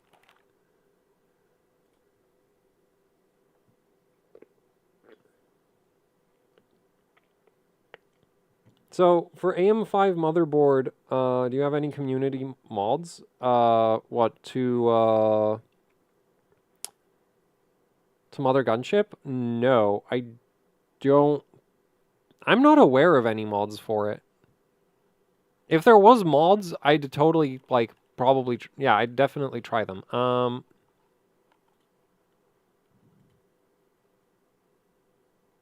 There we go. That's Echo Point Nova. This game has a really good soundtrack. This game's super chill, as far as I'm concerned. This is, like, the most relaxing FPS game ever, as far as I'm concerned. It's unfortunately kind of short. As you can see, so this was my original run. So this was my first run through, 13 hours, 16 minutes. This is my second 100% attempt, 6 hours, 30 minutes. So spoilers, I guess, because, like, yeah, if you want the full, like, exploration experience, you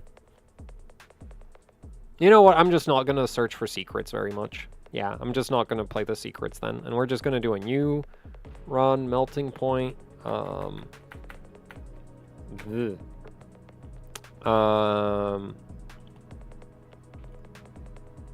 There's co-op in this again, but like I basically don't play co-op anything, so.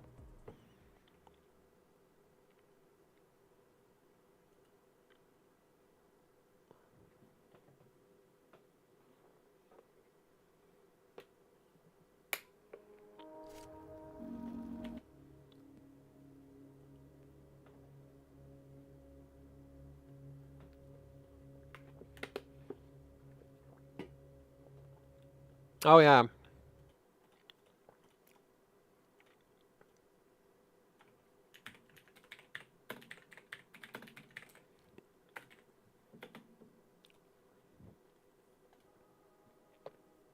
There we go. I'm not going to read the story. Oh man, this is so much slower after. It gets faster. Don't worry. I wouldn't play it if it stayed this slow. My one complaint for this game is I feel like the hands and the gun is too big. Oh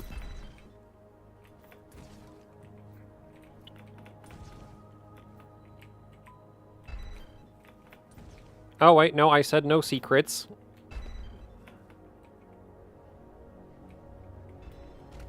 This game is so cool. Like, if I was doing well, admittedly, I haven't really played many games in like modern releases because I just don't care for most of them. I think if I had to give a game of the year, I'd give it to this. Oh boy. Yeah, after Mother Gunship, this is gonna be a problem.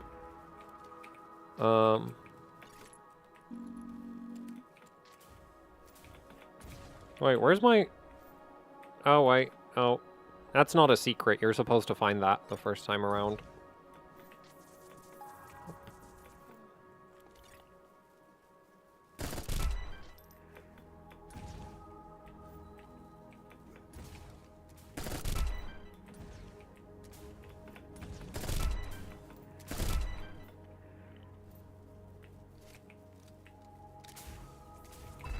Oh, yeah, we're gonna get the... Just go through here. Mind you, this game has support for ray tracing. I've never turned it on because, like, why would you? Like, I mean, it does run pretty well at over 200 FPS, but... There we go. Now we're moving.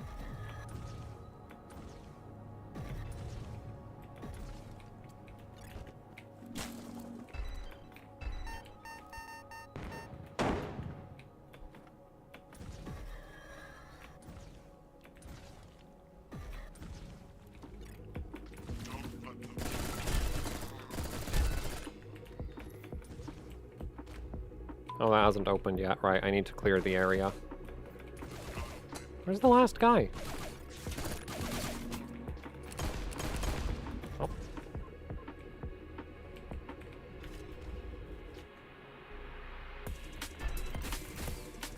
There we go. Got a shotgun now.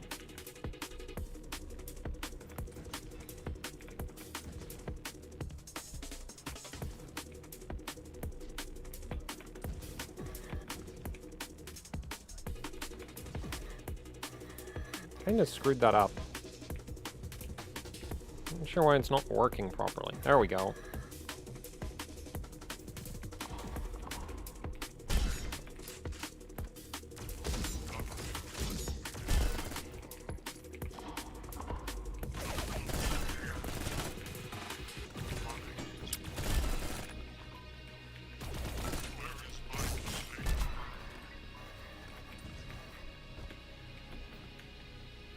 Yeah, this... Go. Also, the perks in this game get absolutely ridiculous.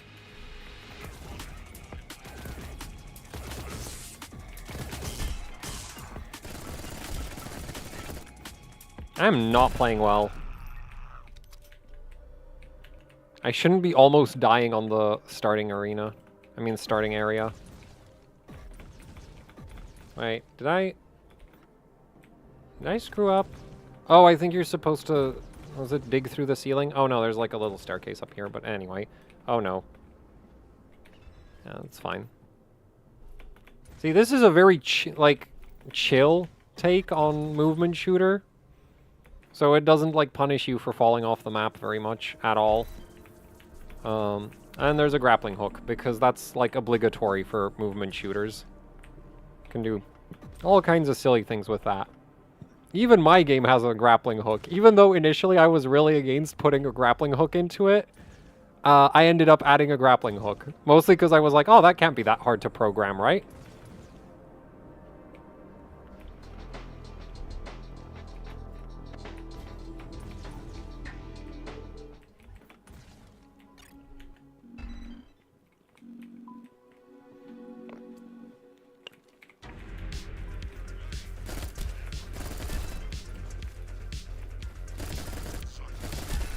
There's also a slow-mo ability that we're going to unlock, but I've literally never used it.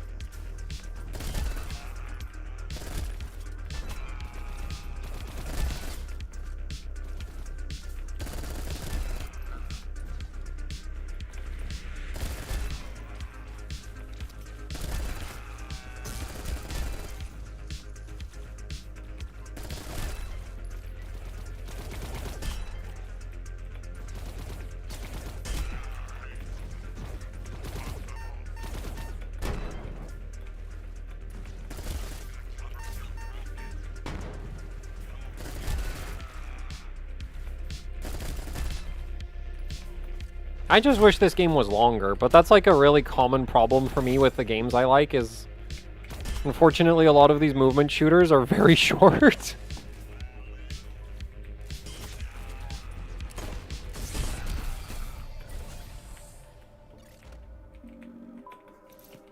There we go, that's the slow-mo perk that we're not going to use. Oh yeah, there's also like cosmetics. You can change like your character color a bit. There's I guess that's mainly for the co-op. Anyway, let's go to the Wind Temple next. Technically, I could already skip all the way to the final boss. Oh. Oh no, come on.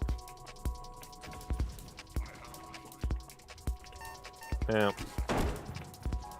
Oh yeah, there's also rocket jumping, by the way. Because, of course there is. And it doesn't do any, like, self-harm, so... You don't even have to worry about, like, losing... it costing you health or anything.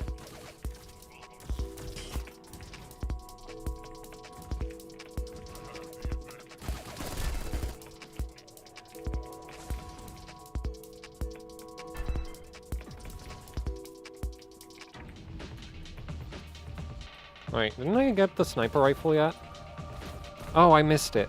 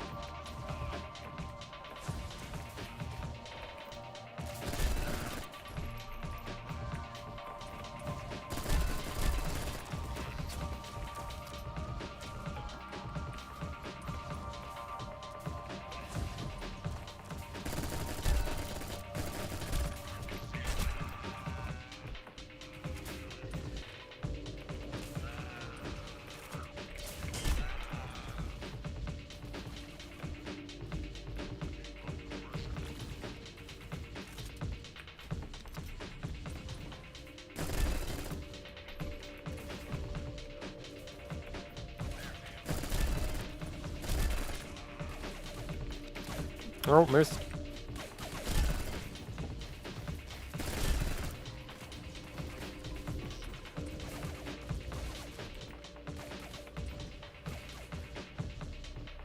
Where's the last...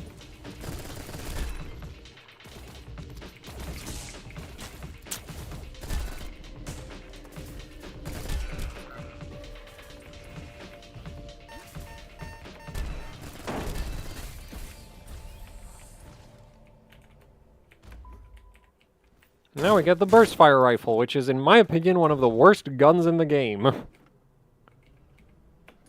Oh.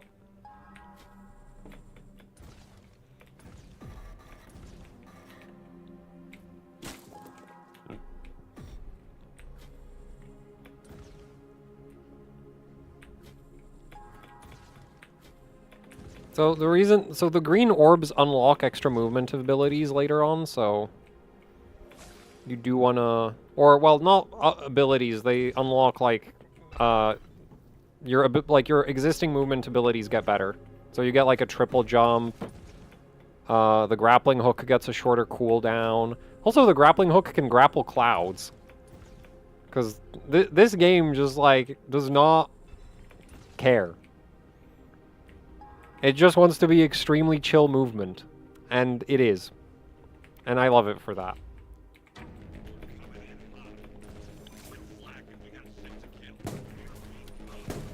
Oh man, I can't believe my aim is that bad.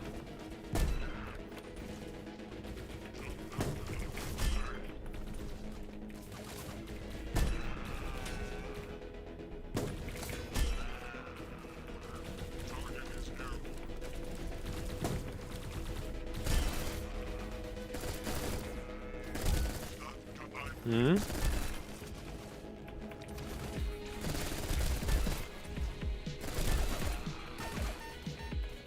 Oh, I missed. Also, the developer of this made Severed Steel, which is really, really good also, but much less chill. And focuses much more on the environmental destruction than this game does. Like, you can...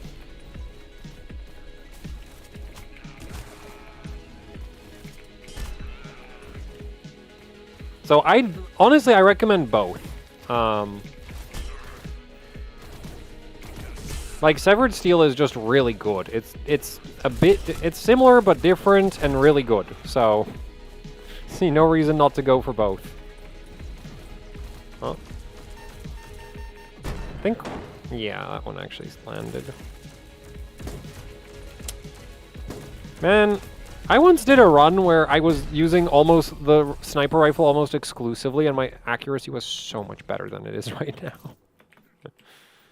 now. Yeah, so far we're not getting particularly good perks in my opinion, so... Anyway, and the thing is, like, this is a full open map, so we can actually go anywhere we want right now. We have a... Well, we are going to spoil this one. There's a boss over here. But we're going to get to that later. Because first we need to unlock some better equipment. I mean, we don't need to. Like, technically, I could go to that boss right now. And it would probably be very painful. Actually, it might not be that bad. I'm not sure. I've never tried to, like, intentionally just speedrun the bosses. Actually, I'm not sure if it would unlock yet. I think there's, like, some prerequisites that I might need to get first.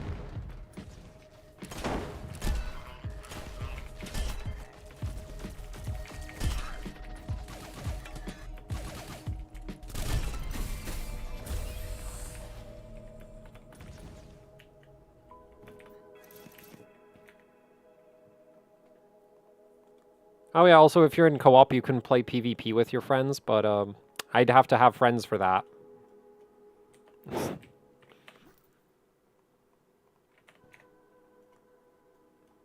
Also, yeah, there's a lot of hats. But you don't have to buy any of the hats.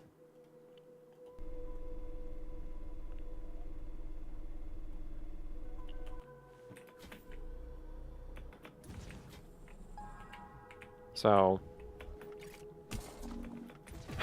honestly, the hats, like you want to collect the hats because it unlocks extra perk points, which is just like the most random thing ever. So it's kind of like, yeah, like this game it's just there's stuff and it's fun. There technically is a story, but like, do you really need it? Severed Steel is actually kind of the same way. Severed Steel has more of a story than this does, in my opinion. Funnily enough, it has less dialogue, but like the story makes the story's less like clunky action game story where it's like, oh yeah, there's bad guys and they're bad and you need to go kill them. Which is what the story is here.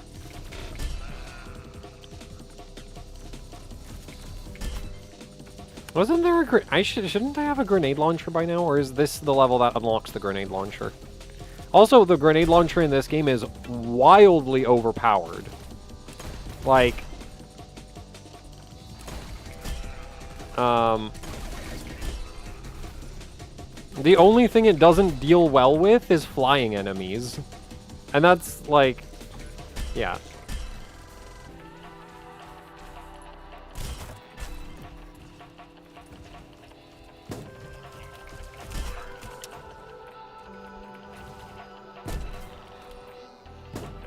What?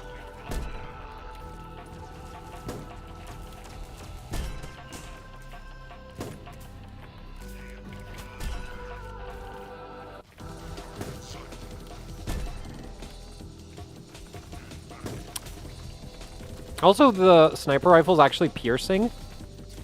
So if you line up, like, a couple enemies, it'll hit both of them, like, all of them. Yeah, that doesn't tend to happen too often. Wait, no, this is Yeah, oh no, this is the submachine. No, it is the grenade launcher. Yay! So we can rocket jump now.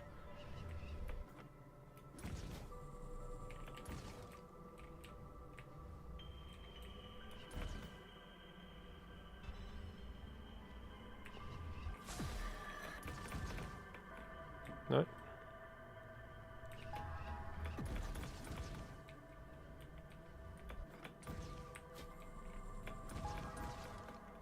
Oh.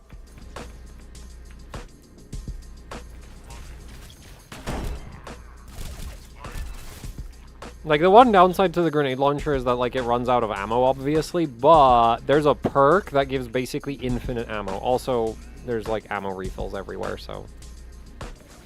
Well, if you're in a fight for a while, then the grenade launcher will eventually run out of ammo, but it's not usually much of a concern.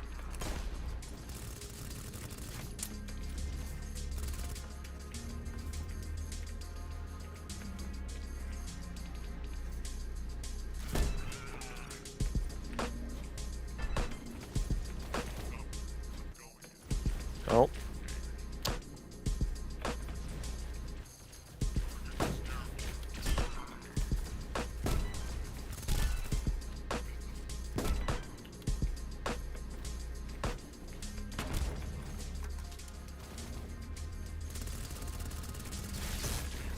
There's also a perk that increases the amount of damage you do if you rocket jump, and another one that increases the damage you do if you go upside down, because, yep, you can do that.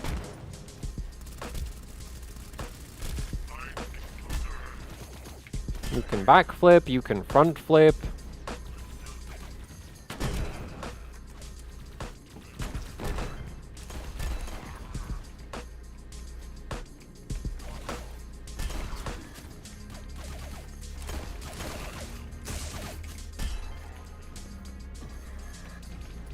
Done any videos on the 9800X 3D? I did a stream overclocking it, but, yeah, that, like, no, like, videos specifically focused on it just yet. I have some ideas,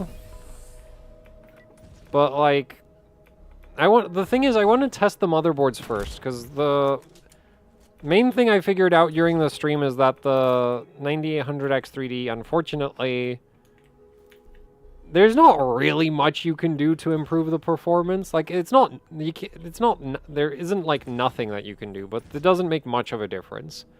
So, to me, the 9800X 3D, it's, like, less about figuring out what to do with it, and more, like, what I'm more interested in is, like, figuring out which motherboards are the best for running it. Oh.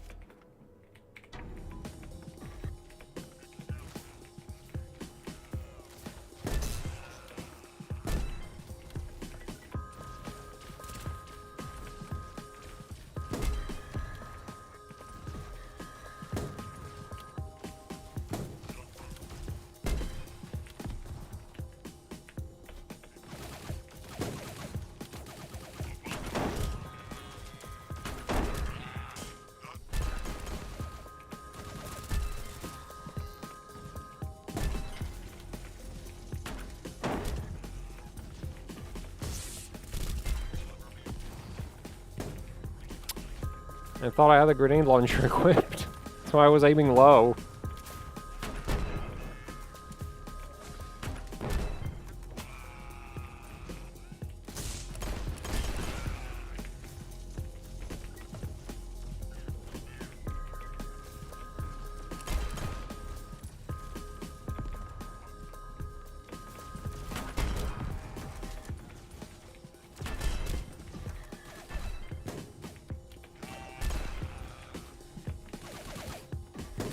Oh.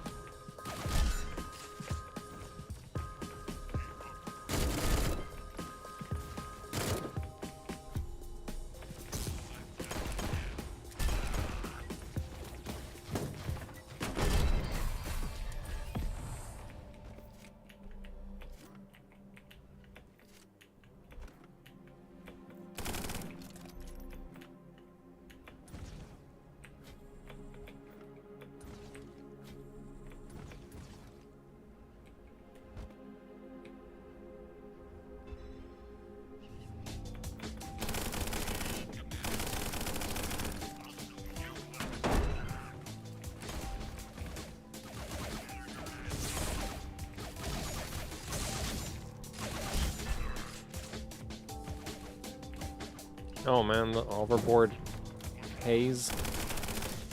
The problem.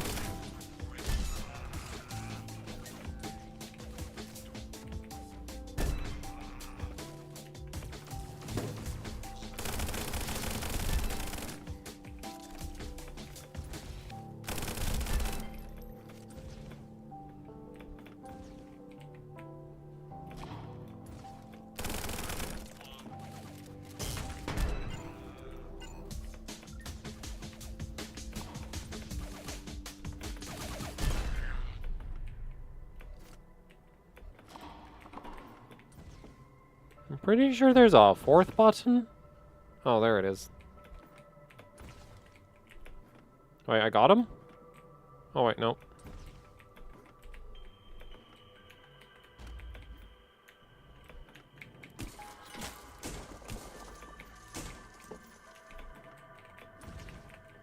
No, got that one. Okay, there we go. Got all of them.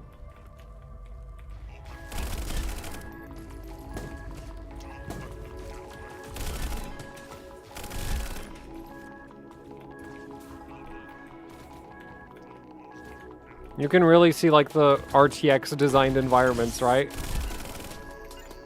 All shiny.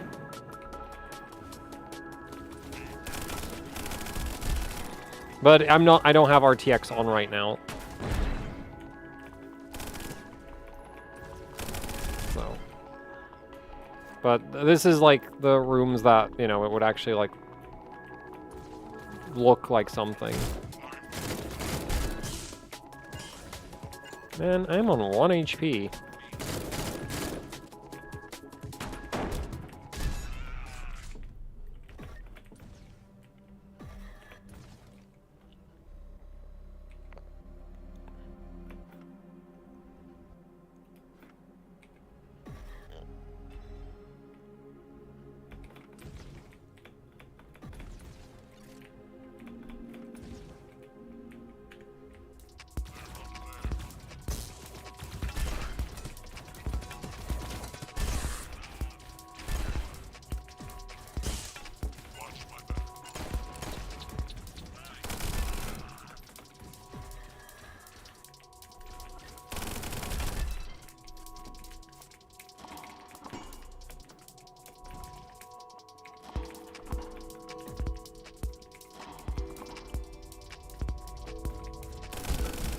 Oh shit, these guys.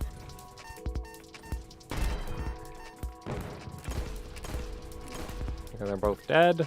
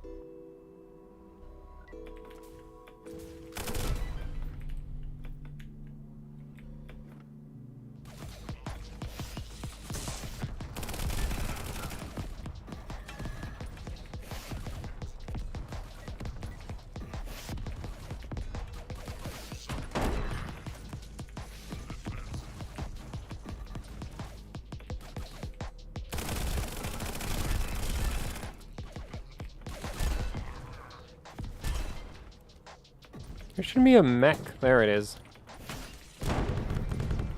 Yeah, the grenade launcher is ridiculous.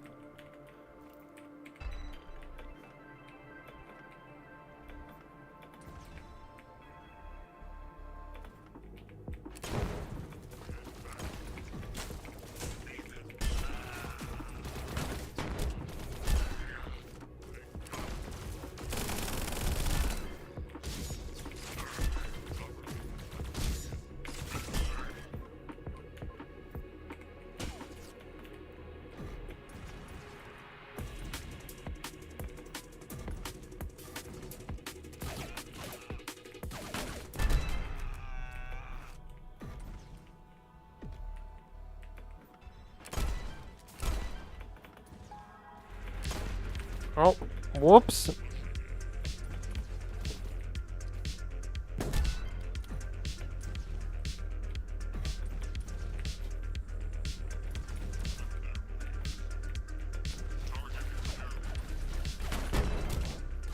Oh, I wasted that grenade.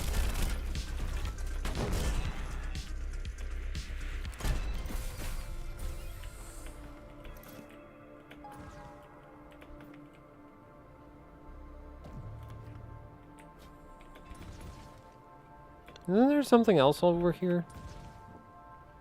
That and, well, apparently that's it.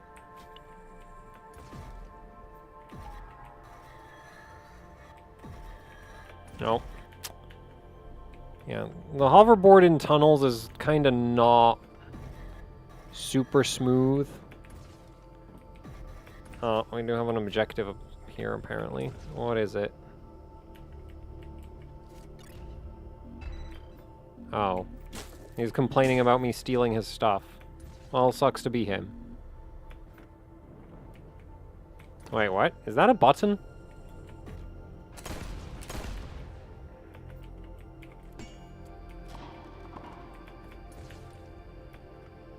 I've never seen that before. What does it do?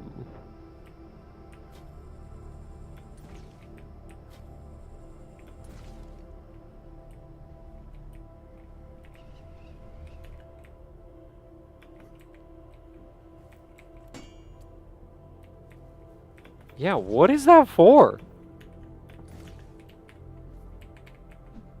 Did I miss something? Like...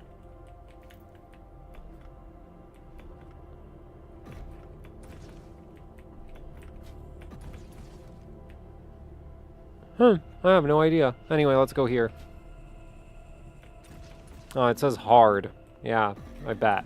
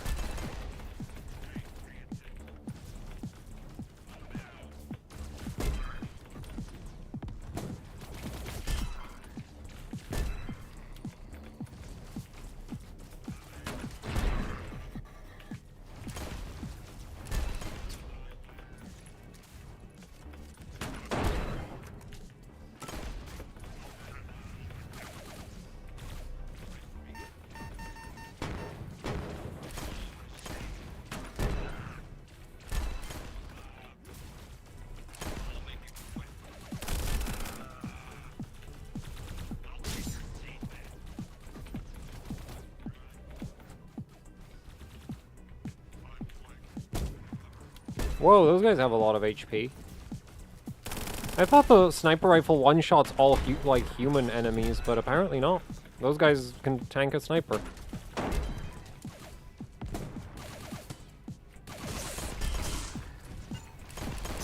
Oh, apparently it is died. Hard.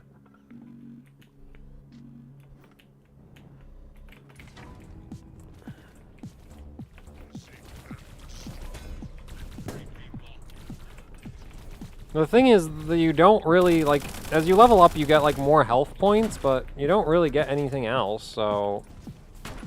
This should be doable.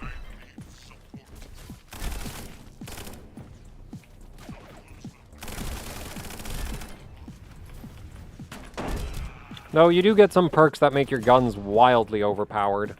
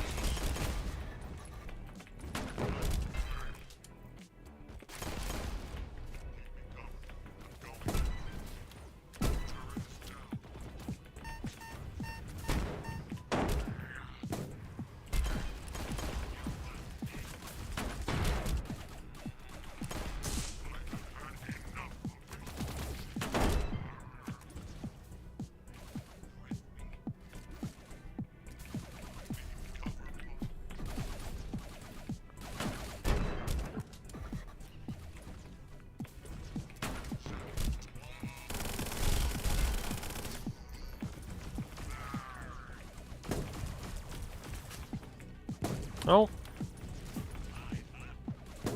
How am I still missing?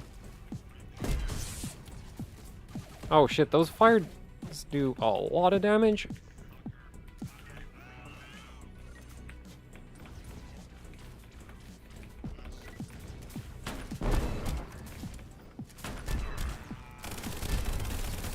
Yeah, it's totally possible if you just play better. What did we get? Oh, we got the auto pistol. Actually, that's not the worst thing ever.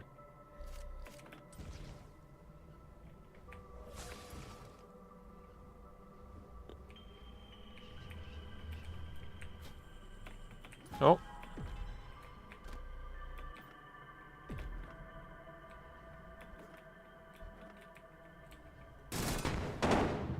I should not be blowing those up. There's going to be enemy spawns down there.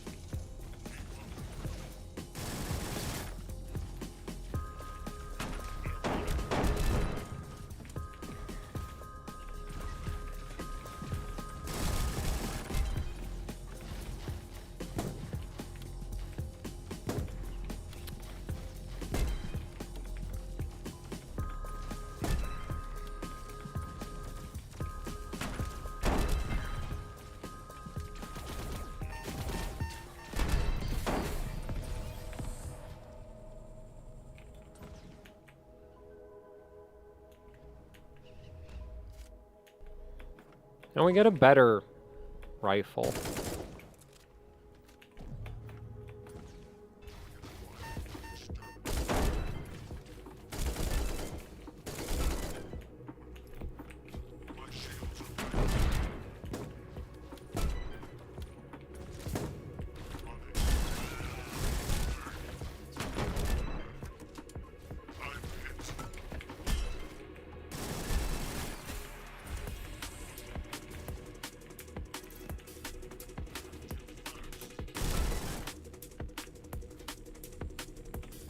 No, we're supposed to go over there. Okay.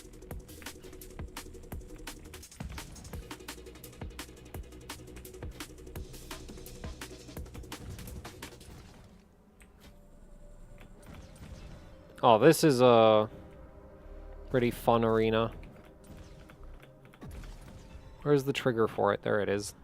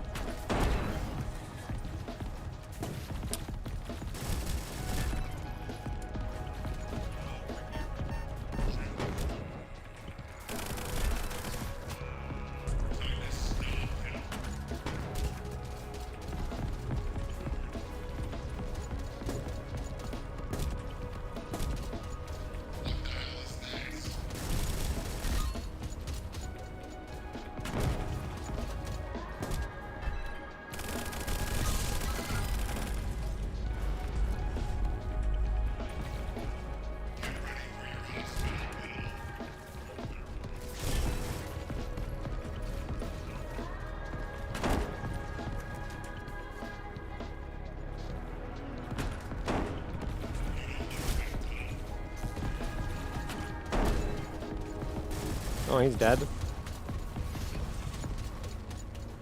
Oh, I'm out of grenades. That's no good.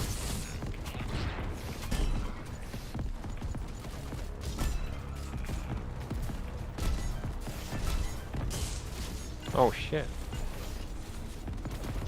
Oh.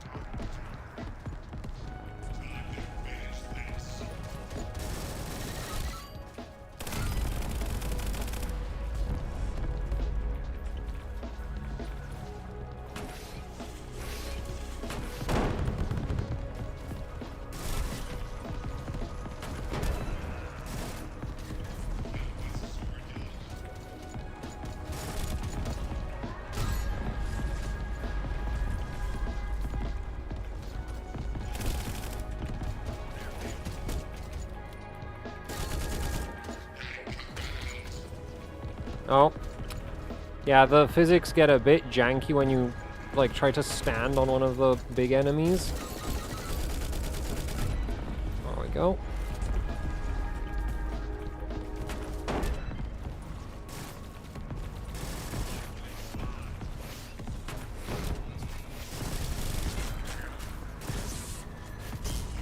Oh shit. Oh.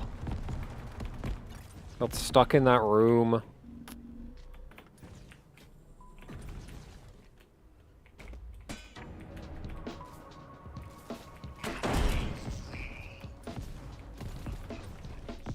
I'm pretty sure if I tried really hard, I could do a deathless run of this game.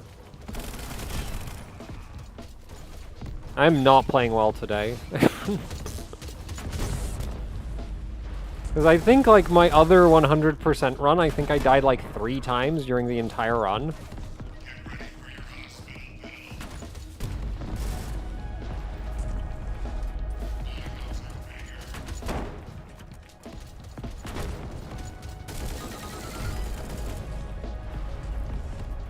Yeah, I'm not a big fan of the ability to flip. Oh.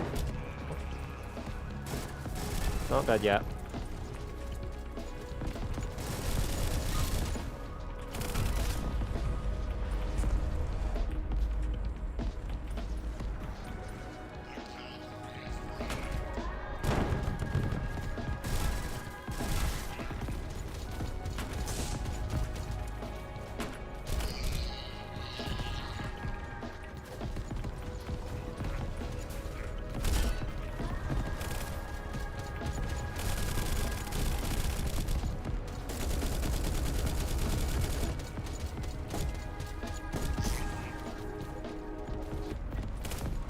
Oh, I'm out of grenades again.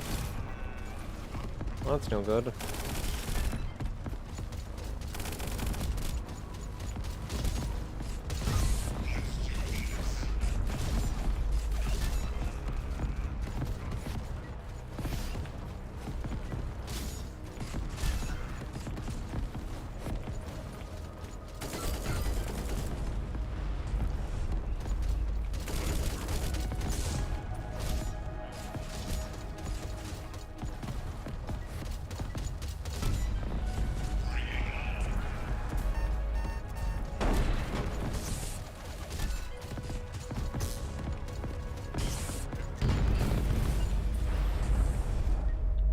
Man, this was a tough one.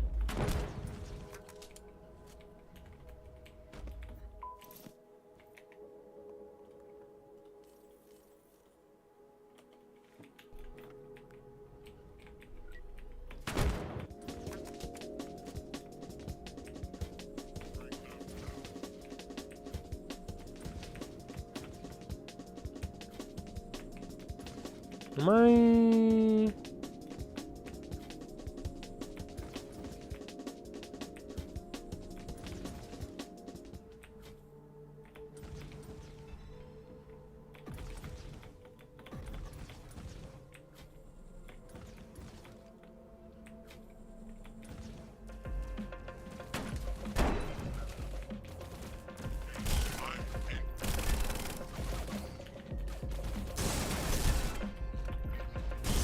Oh, shit. Sword and shield dudes. Oh, come on. That was so lame. Oh.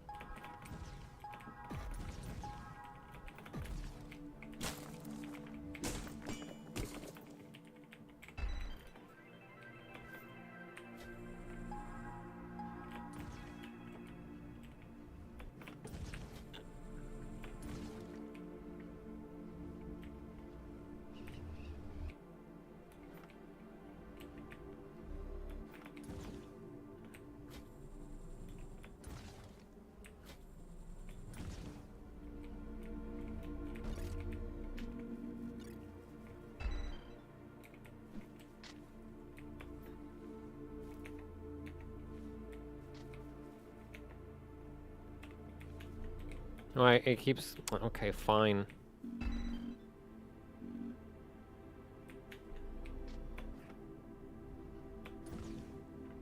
We should be able to make this... Oh, nope. Miscalculated. Okay.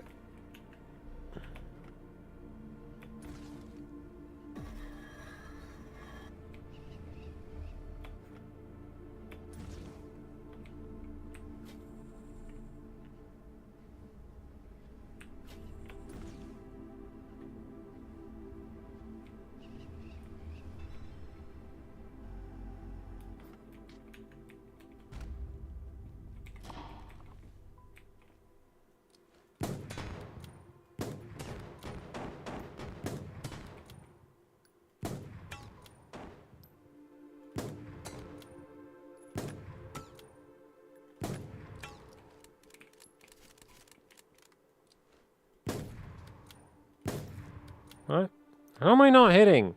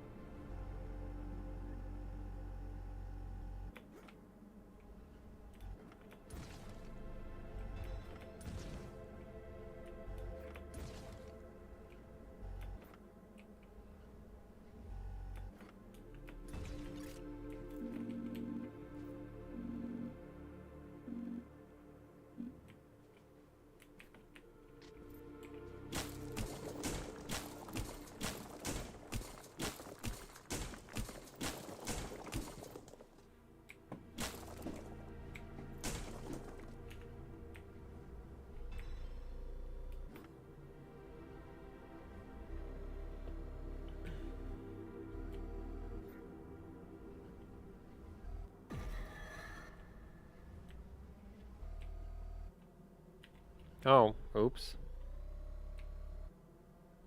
This way.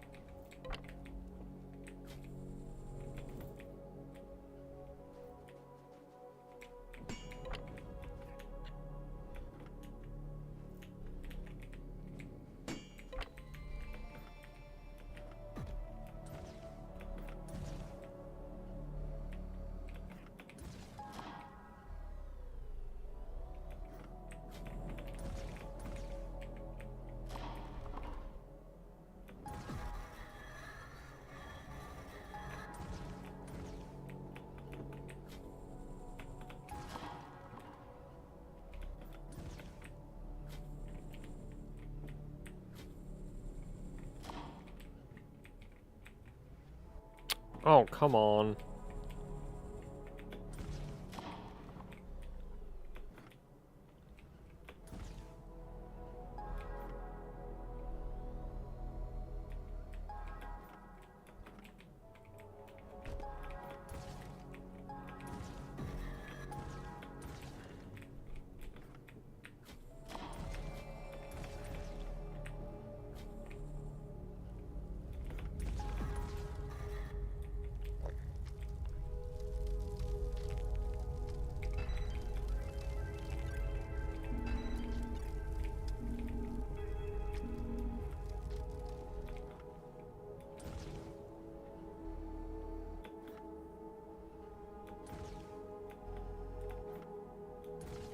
Actually, I'm gonna just fast travel out of this. Oh. There we go.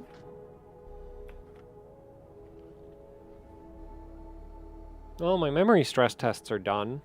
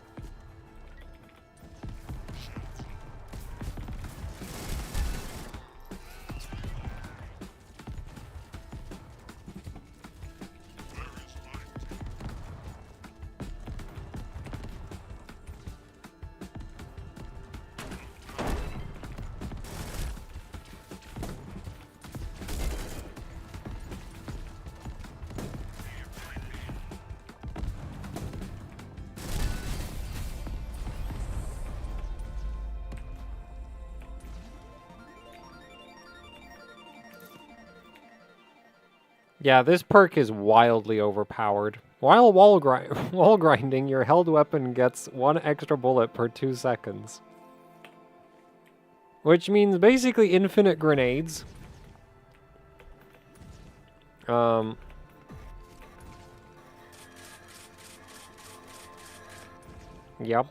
Very balanced, very fair. I approve of this game developer's understanding of, well, balance. It gets even more ridiculous once you have the rocket launcher. Actually, there's one more perk. I'm not sure where it is, because I haven't played in a while, so I forgot where everything is. But there's a perk that like gives you triple damage after a rocket jump. So that combined with Tony Glock is just ludicrous, because you'll never run out of explosives. And you can just launch yourself up, and then all of your explosions do triple damage. Which,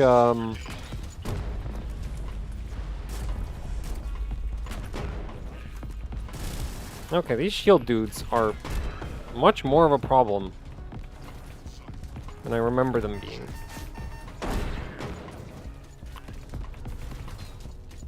Did you? Oh boy.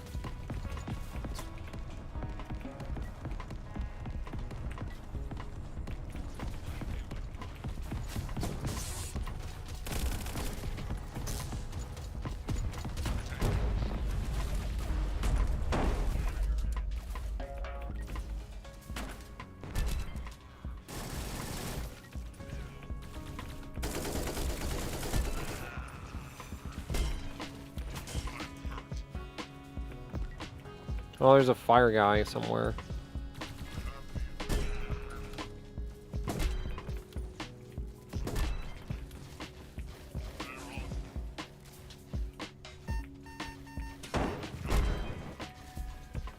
Got him.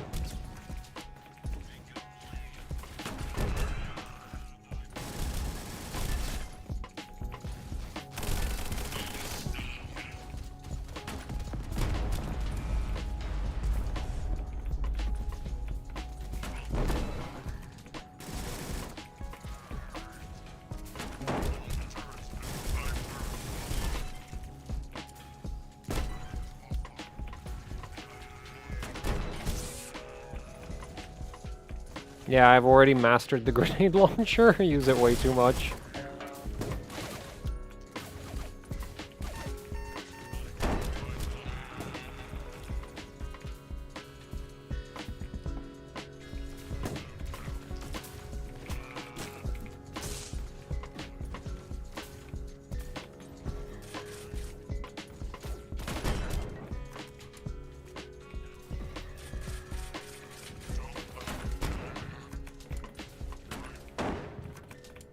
Hmm.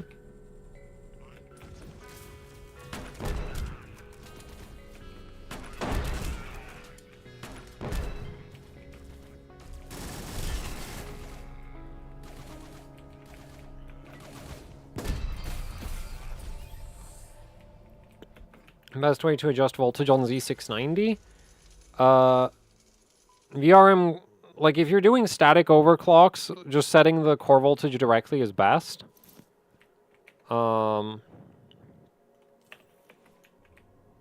Right. There we go.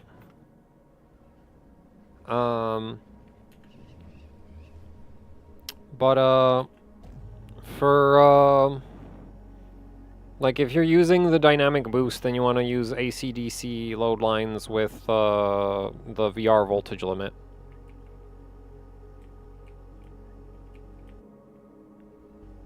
Actually, well, you shouldn't really be using the AC/DC load lines to do anything, right? Like you should be setting them to match your load line calibration.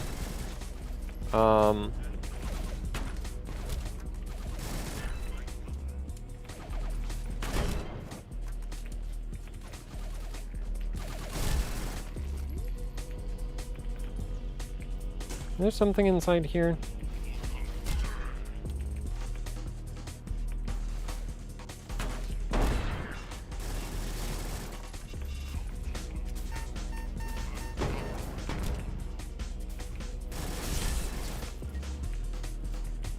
Hmm.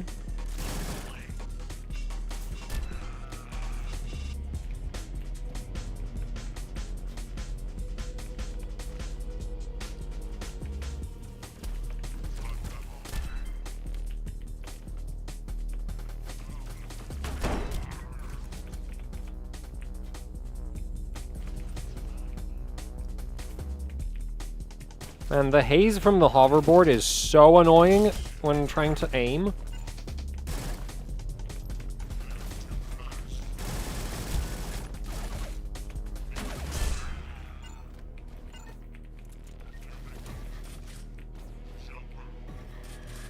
I hear an enemy, but I do not see the enemy. Oh, there he is.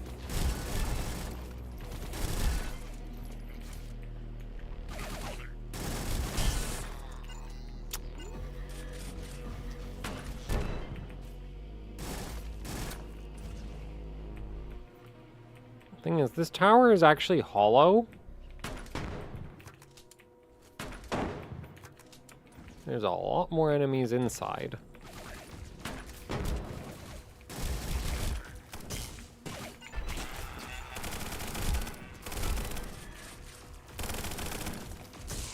Damn it!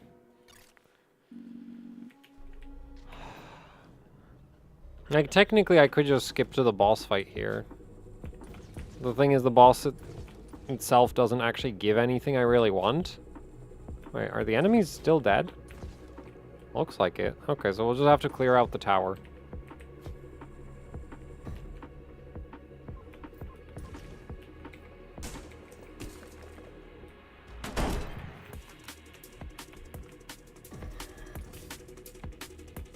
Not making new motherboards? What happened? EVGA stopped making NVIDIA GPUs, and the motherboards were more of a, like, pet project than an actual business venture.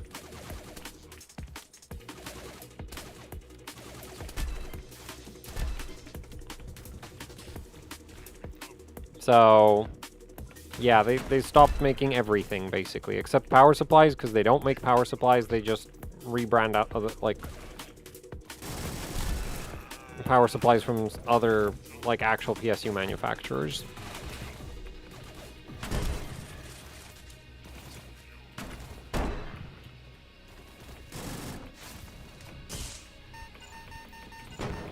Man, those are so bad in terms of timing.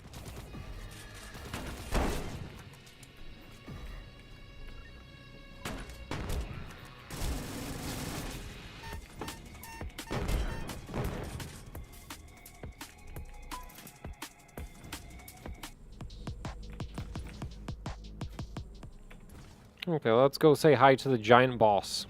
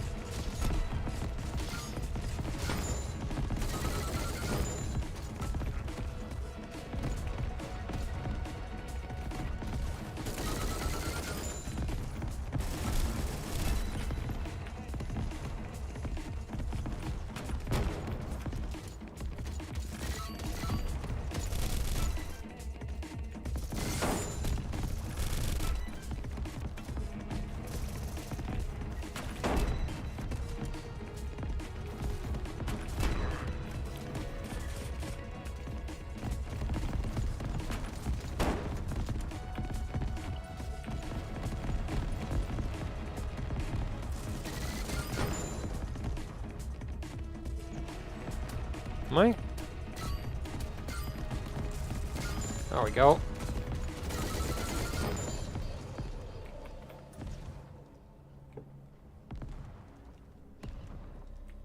Some of the other ones are actually kind of more interesting. This one disintegrates all at the same time. Some of the other bosses fall apart in pieces. Actually, I think all of the other bosses... Yeah, all the other bosses fall apart in pieces.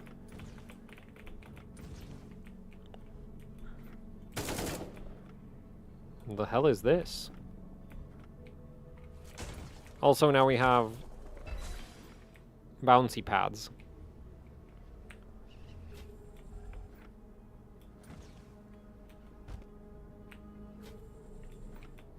Well, I'm pretty sure they're going out of business.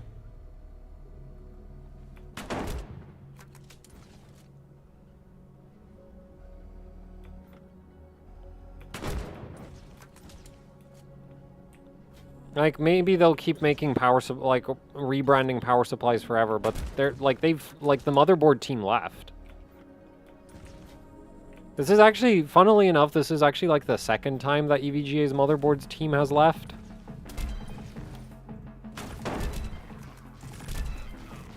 One of the lead engineers at ASUS for ROG is from EVGA. And Sapphire's motherboard division is like also bits of like EVGA.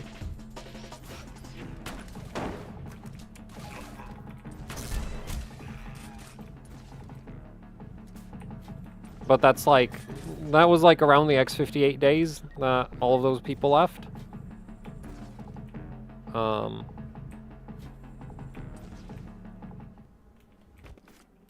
So them returning is possible? I doubt it. Now we get to go into the snow area.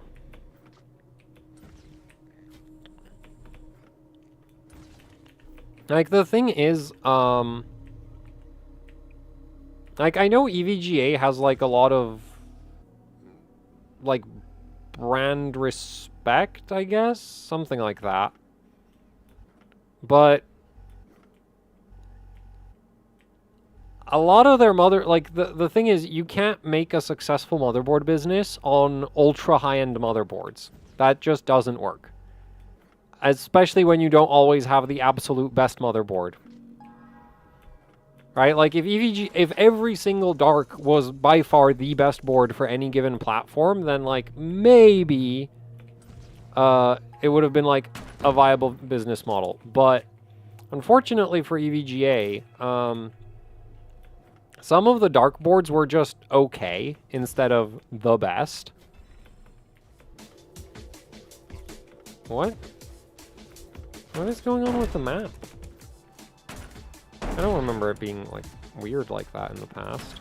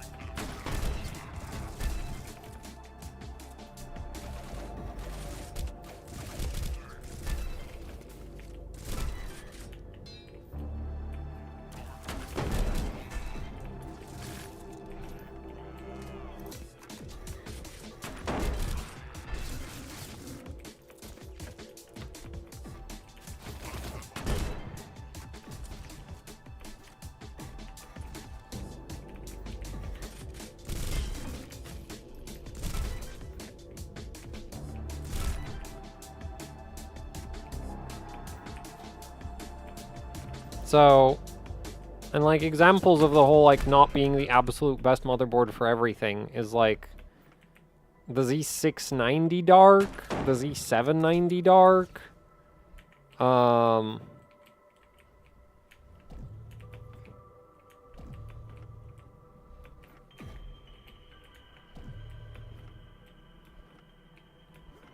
feel like even the Z590 Dark, I'm not sure. And then, like, the availability and that kind of thing. Right? Like, a lot of people would, like, if you look at actual, like, extreme overclockers, the Apex tends to be way more popular than the actual Dark boards. Not necessarily because the Apex is way better, but because the Apex used to be significantly cheaper than the Dark boards. And... you know, at worst on par, and sometimes just actually better. So, or actually, yeah, I can't think of a platform where it's like, oh, the Dark is definitely, like, easily the best. Like, for X299, the Dark is really cool, but there's also the Rampage Omega board, right? And that thing's, like, an absolute beast.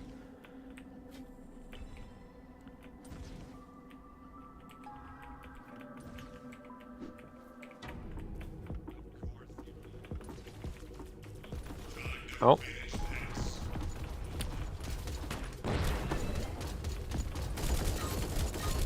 Actually, I kind of want to work on my shotgun, because the shotgun gets like a 2-round, like, burst fire. Which is pretty good. Oh, wait, no, that's...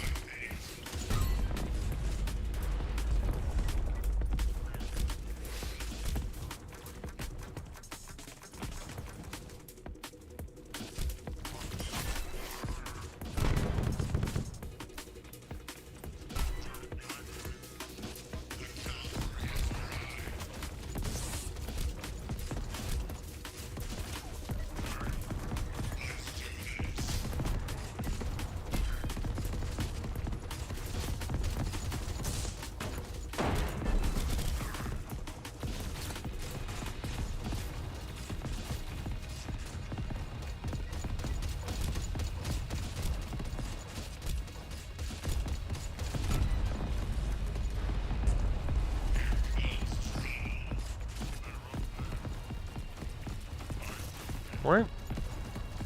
Oh, it's out of ammo. Well...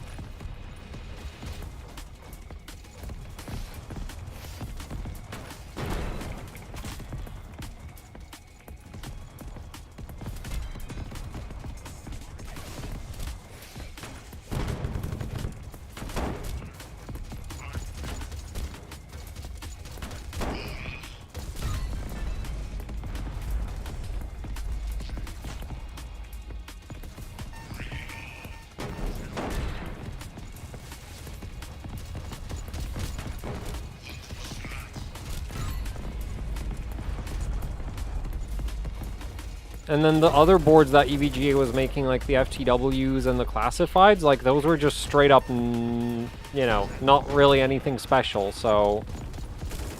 And really expensive.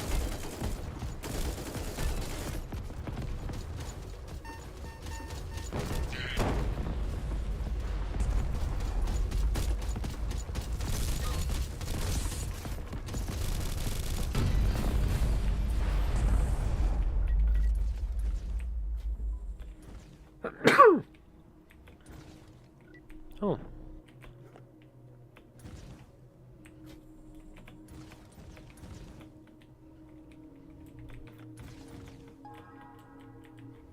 Did I miss anything down here?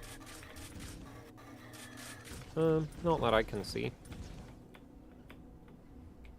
Oh, actually, fun fact. That up there is the final boss. So...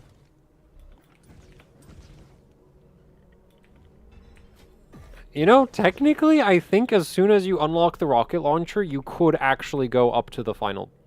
Well... The fight might end up being incredibly difficult. I don't remember if you absolutely, like, there's an ability that's, like, super helpful when fighting the final boss, but I'm not sure it's necessary.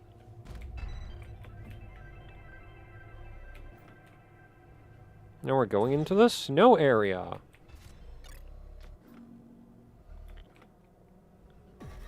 Any tips on cache OC with 14th gen? You mean ring clock? It scales with core voltage. And so, yeah, it also degrades with core voltage.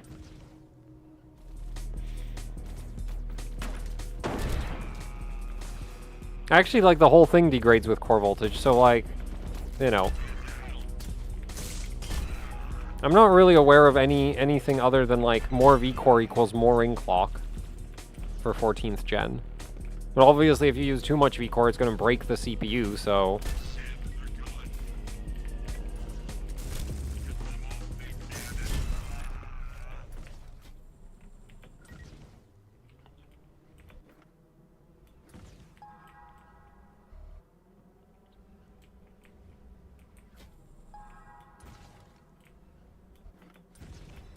Pushing past 4.4? For 14th gen, 4.8 should be really easy to run. As for is it worth it, it doesn't really make that much of a difference, so... Like, it'll lower your memory latency, because, like, ultimately it's what connects the memory controller to the cores, but... Like, if you're thinking, like, oh, this is gonna, like, make... the like drastically improve CPU performance, yeah, it's like not gonna do that.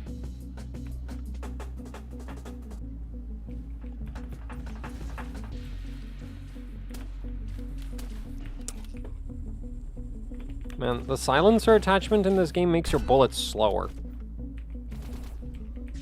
Oh. Which is not really that helpful. It does mean the enemies won't, like, know your position as you're killing them, but... Unless they see you, but...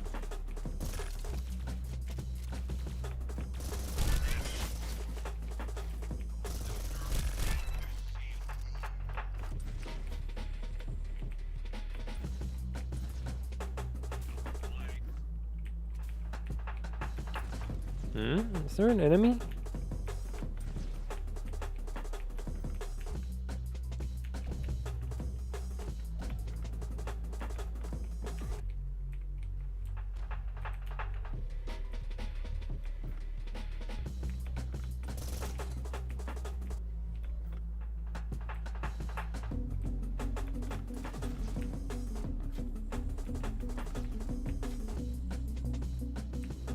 The music makes me think there's still an enemy that I haven't shot, but I don't know where they are.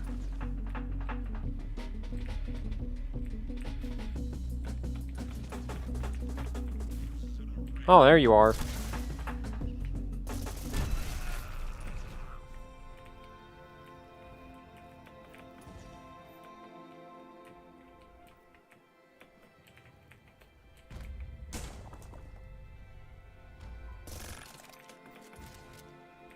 Okay, man, I remember getting stuck on this in one of my previous runs. Where is the last X?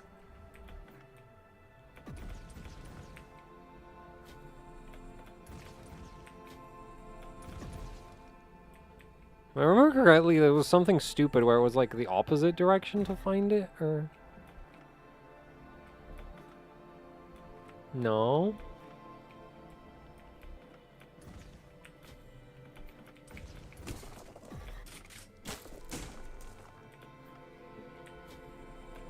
Is it at the top? Oh, there it is.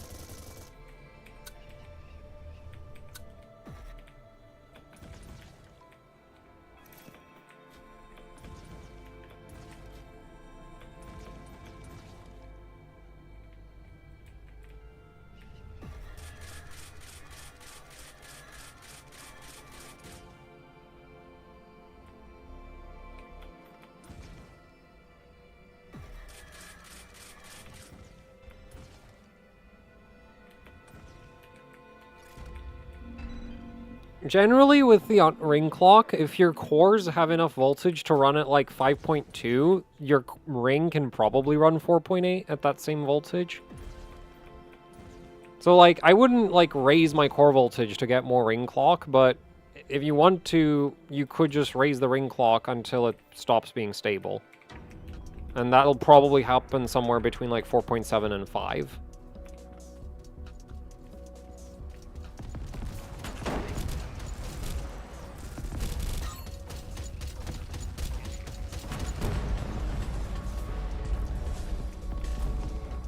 Oh, right, there's flying things.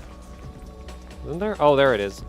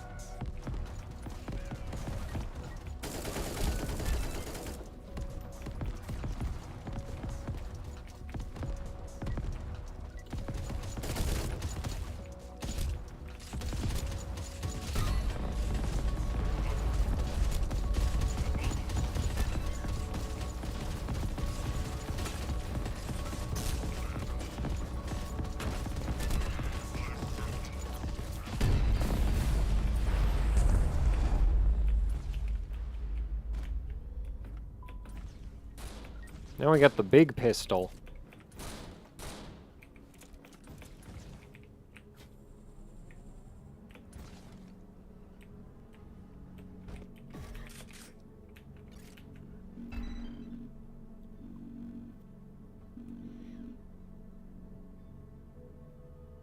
A large ice mountain. Oh, we're going over there next.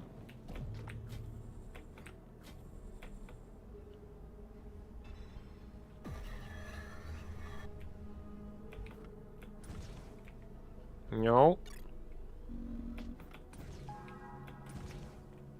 Actually, wait a minute.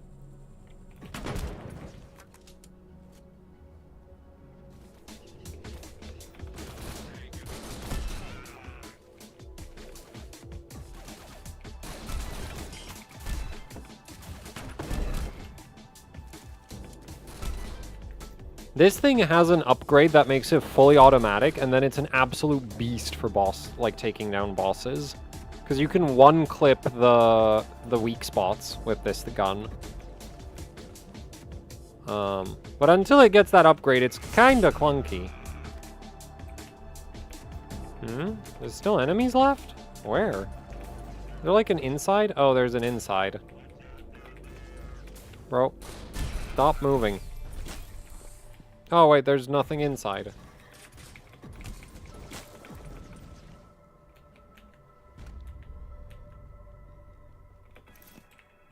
New hat.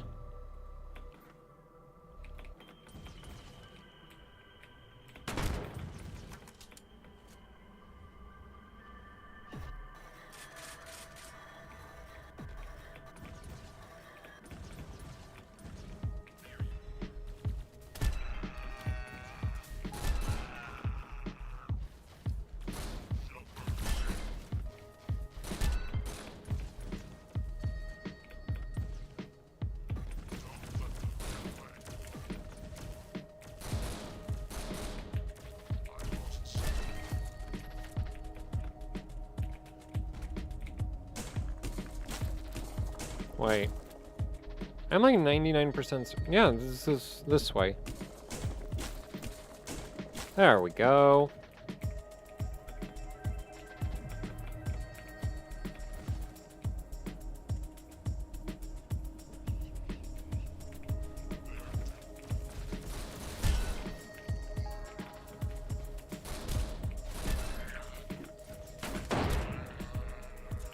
I don't like dealing with the shields, dude.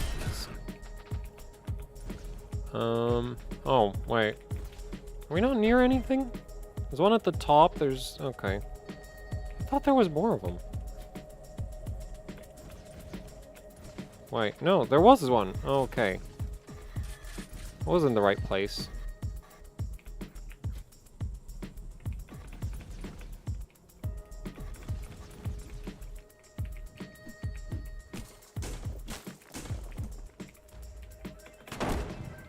Oh. Oh man, I'm... hole too small. Okay, now we need to go all the way up.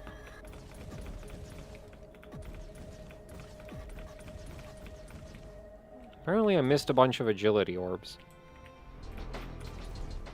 Don't really care that much. 'Cause, like, this isn't... Like, this run, I don't really care.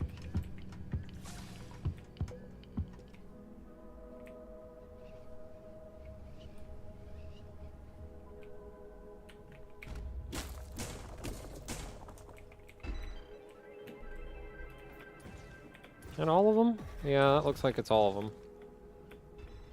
Oh, oh, oh, oh, oh, no!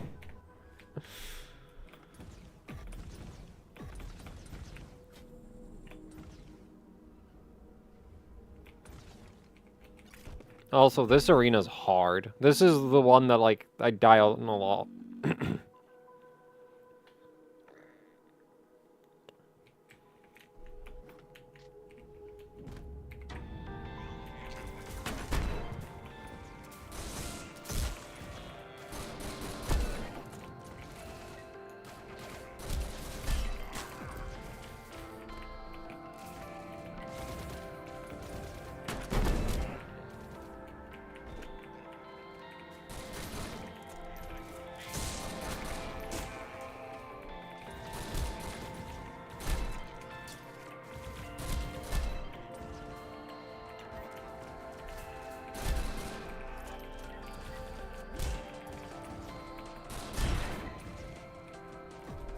What's this?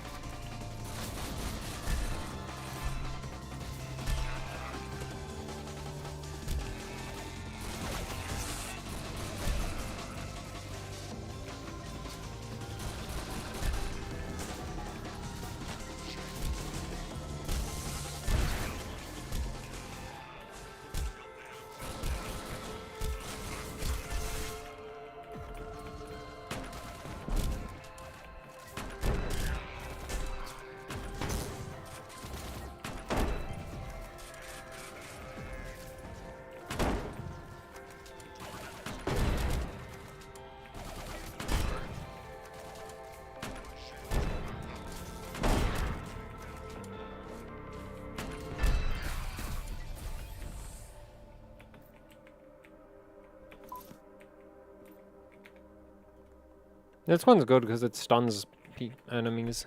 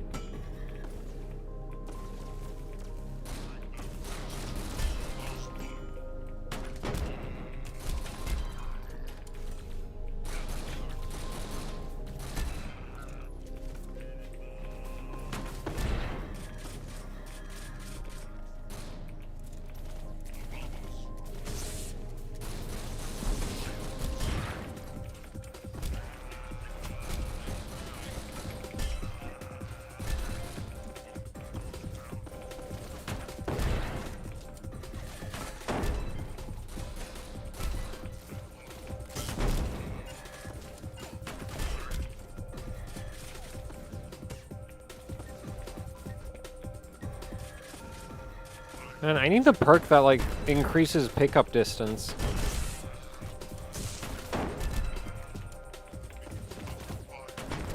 Because, like, picking up the hearts is so freaking annoying.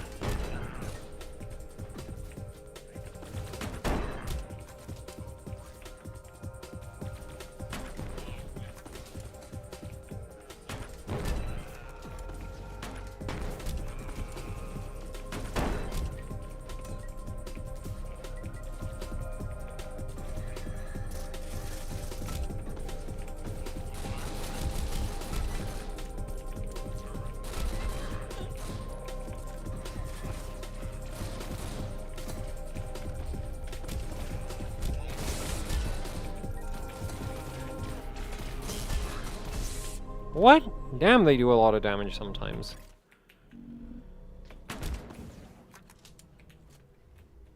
Whoops.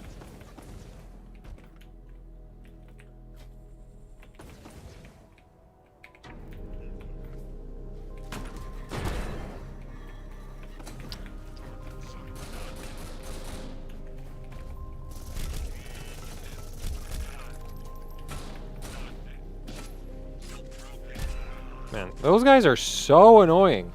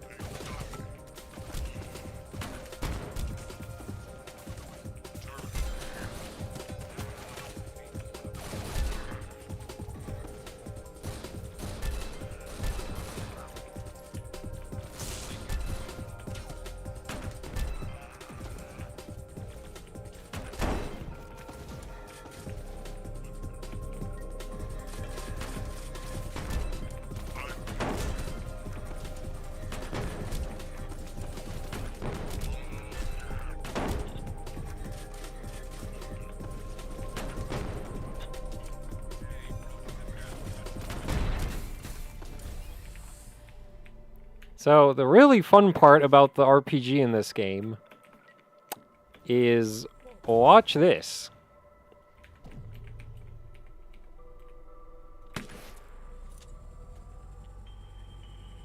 You can grapple the rockets, which is about as imbalanced as it gets. You can basically negate most of the map.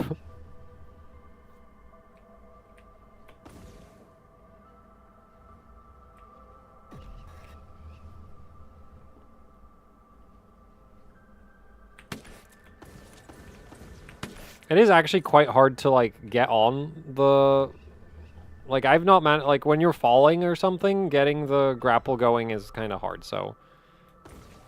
It's not everything completely solved. You know what? I kind of want to go fight that thing over there. Why? Giant flying dragonfly scorpion hybrid monstrosity. Oh boy. That's the next boss fight.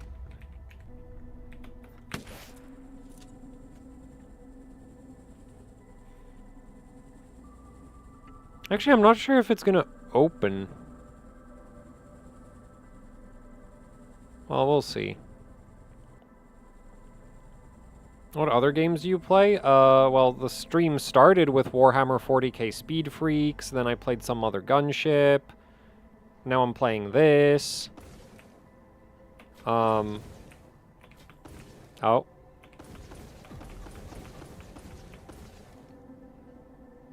Also played Lorne's Lure this year. I've been playing Need for Speed World again recently. Oh. Wait. I'm gonna need to... Yeah, I need to take the shield down. So the way you're supposed to get on board is that you're supposed to, like, use the wind power to do it, but, why do that when you can just ride an RPG?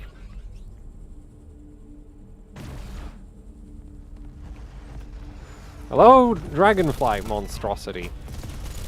Time to die. Oh,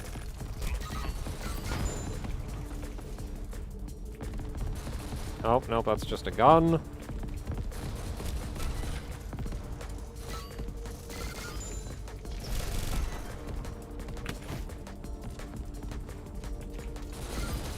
This is probably the coolest boss fight in the game, in my opinion. This is actually something I really wanted to do for my game, is have enemies that work like this, but God, the physics are so clunky for doing this.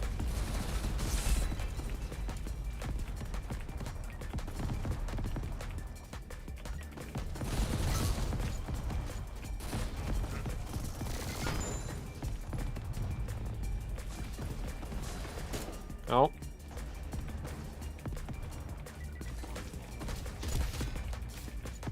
Oh. Ah, hell, I ran out of bullets on all the guns I wanted to use.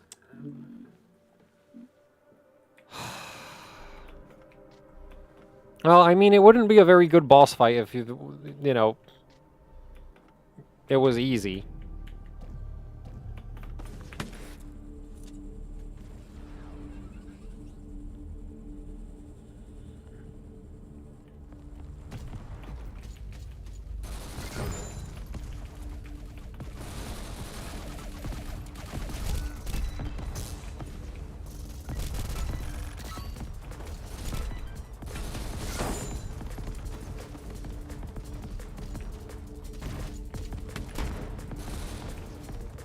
Oh.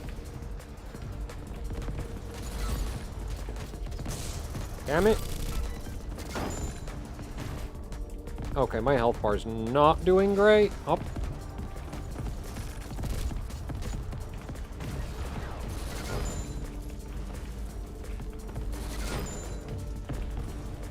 Come on, pick up the hearts. Yeah.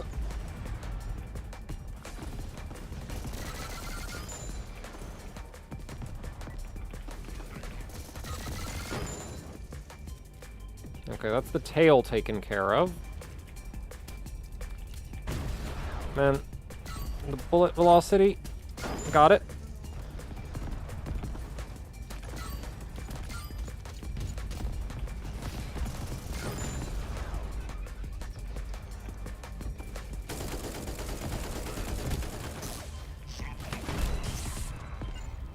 Man, I'm gonna die again, and that's gonna be really lame.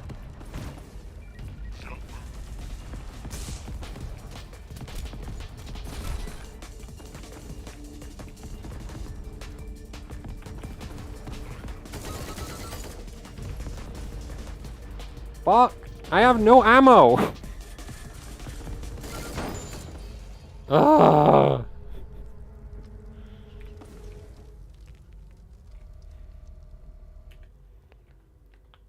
There we go.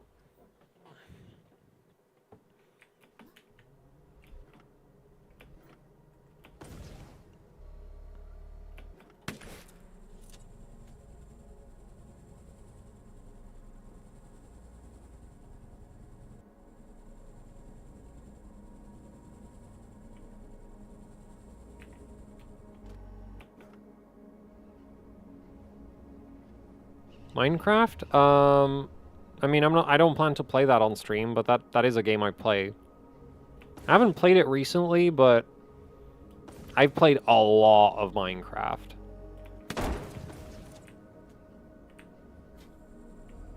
Oh, I also played Age of Mythology Retold this year. It's good. I tried playing the ludicrous difficulty that they recently added, and ludicrous is actually ludicrous, and I am not good enough to deal with it. Like, I'd have to basically watch somebody else play through the missions to deal with them, and yeah, that just defeats the purpose, in my opinion, of playing a strategy game. Just like copying somebody else's strategy. Like, the whole point is to come up with strategies. So if, like, you just have somebody else do it for you... Oh yeah, we have ice powers now. Which means we can go on the lava and not burn to death. But, I mean, why would you...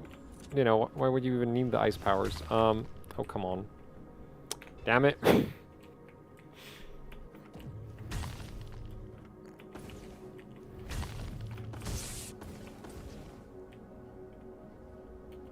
Oh.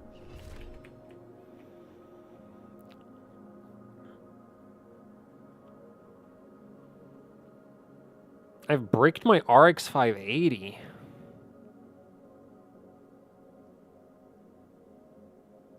Oh, man.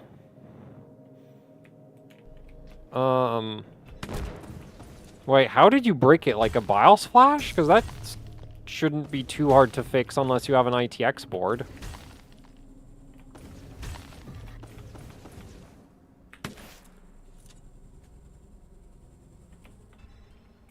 Man, I love the movement in this game.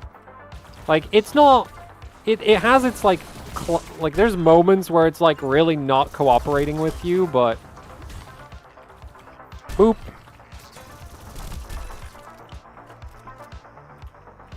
But it's really good.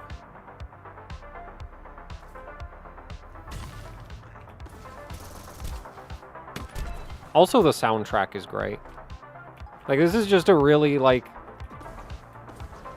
Like, I think I've actually, like, talked about this on stream as, like, how is there, like, no, like, chill FPS games? And this is it. This is the chill FPS game as far as I'm concerned. This is, like... It's reasonably difficult. The setting isn't, like... I'm really not a fan of the trend of a lot of modern, like, games being like, it's the apocalypse, you need to go save the world. It's like... This isn't the apocalypse. There's just some, like, mercenary organization that stole a bunch of artifacts and we need to go get them back. By hoverboarding all over their corpses.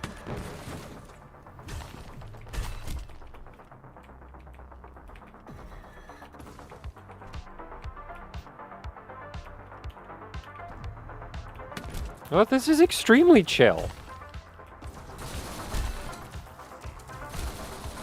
Like, I'm missing so many shots, the enemies are missing so many shots, like, nobody can hit each other. The bullets are, like, ludicrously slow in this game. It's like an extreme, like, it feels like extremely violent paintball guns. Actually, there even is a perk that turns all of the bullets into paintballs. So if you want to make it even more like PG-13, I guess, you can literally make it paintball shooter. Oh, we got a wizard hat. Like, we've got wizard hats. That's just like... Like, how much more chill could it get?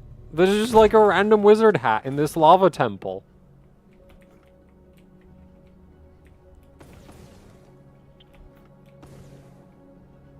Like, this is the definition of chill.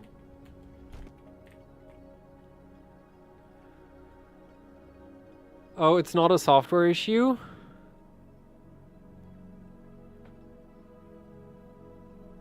Oh. Wait, did your VRM blow up then? Because that's unfortunate.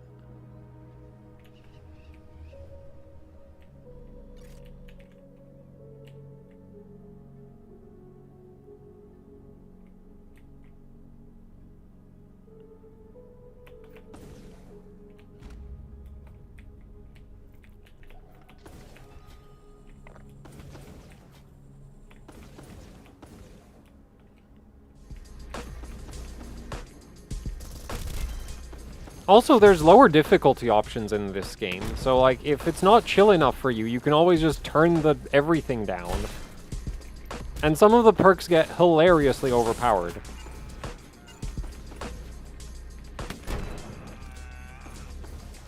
Like, I'm on the highest difficulty, and this is just the most chill thing ever, as far as I'm concerned.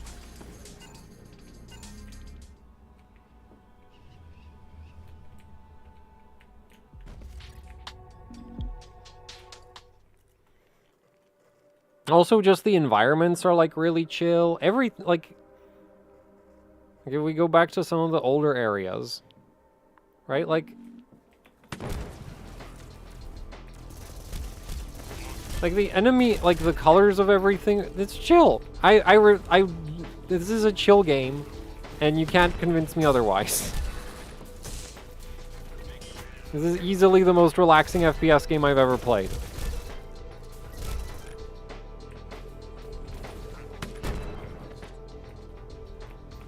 I just wish there was more of it.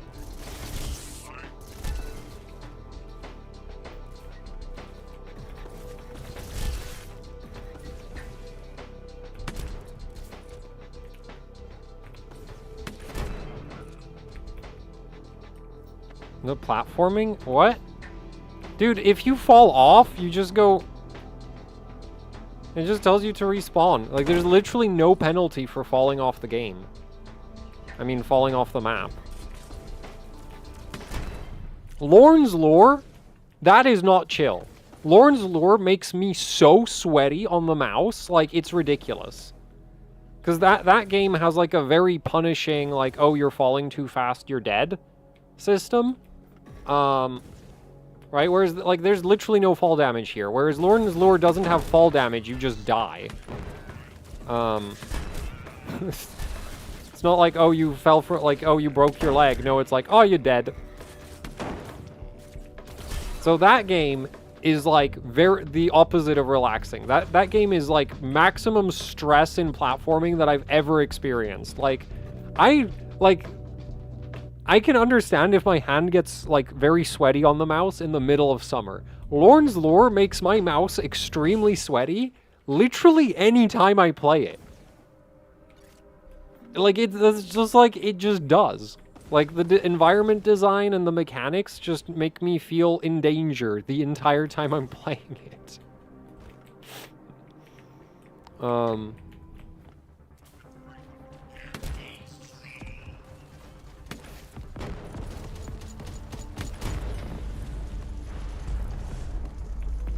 Oh, whoa, there's like a giant hole here. I don't remember that.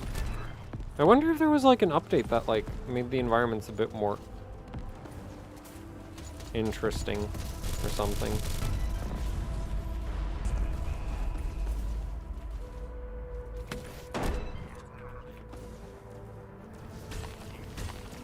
Can I freeze this dude? Ah, yeah, I can.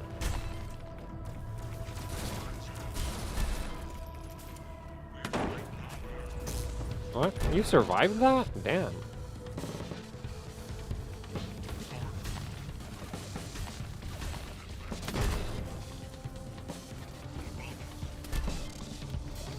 Like, you can literally just, like, stall in midair and you're probably not gonna get shot.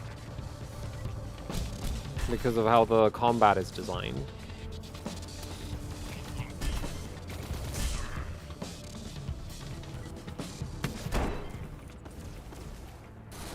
Oh.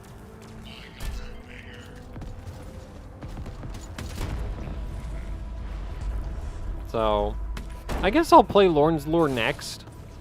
Just like a little bit of it.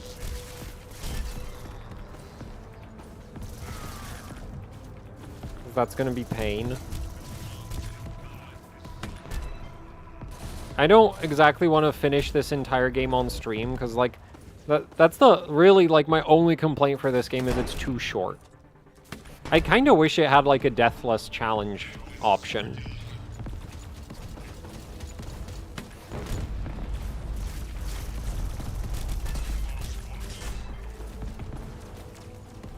With, like, speedrun leaderboards. Actually, I bet there is. The thing is, the rocket launcher, like, once you get the whole, like, oh, I have a rocket launcher, I can just grapple it, that kind of breaks the game. So that's, like, that's one issue I have with this, is, like, I like trying to go fast in a game, but when you get a mechanic where it's like, oh, this just negates everything else in the game, it's kind of like, not a fan. So, yeah. Oh, right, that was the perk I wanted this entire damn time. Magnets. Because what magnets does is pickup range for health and ammo is tripled. Yeah, that is so useful.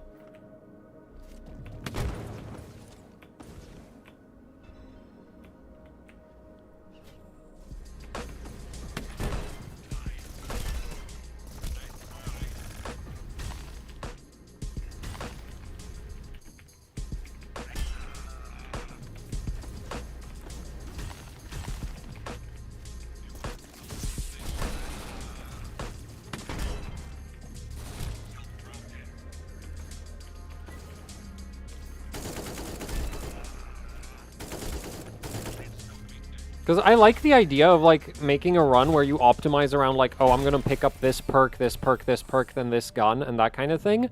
But the thing is with the, like, you could actually play the game where it's like you just skip straight to the rocket launcher.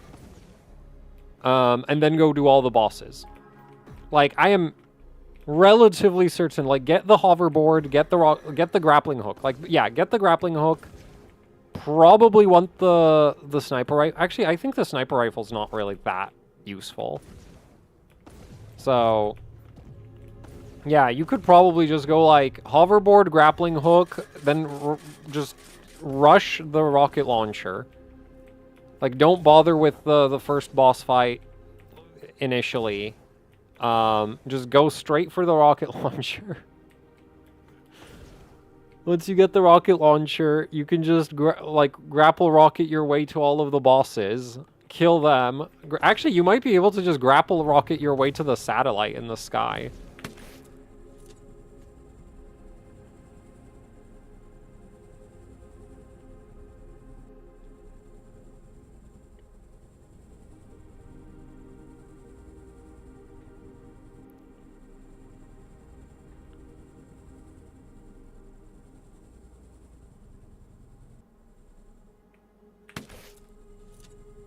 Come on.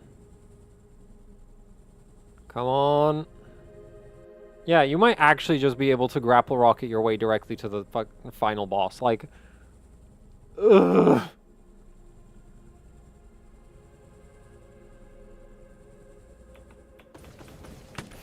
Oh.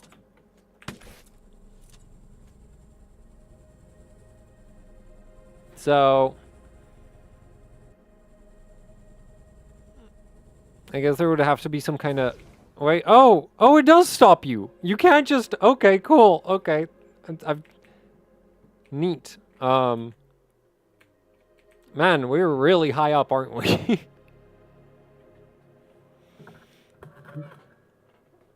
Should I try to tune my RAM with a B450 MDS3H? There's no reason you can't. Like, RAM overclocking generally doesn't... Well, like, depends on what you're doing. If you're trying to push high memory speeds, then yeah, having a good motherboard is kind of critical. But if you're just trying to make your memory timings suck less, the motherboard doesn't really matter at all. Oh boy, we're going quick. Oh.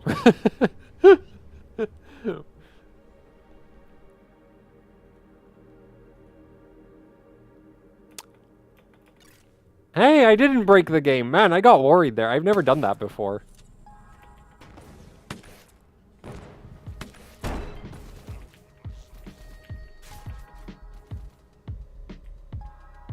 I kind of wish this game had more trees.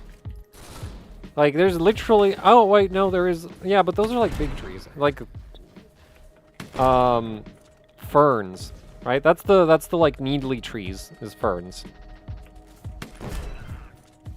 Conifers? No, I am not sure. Man, this is something I knew when I was younger.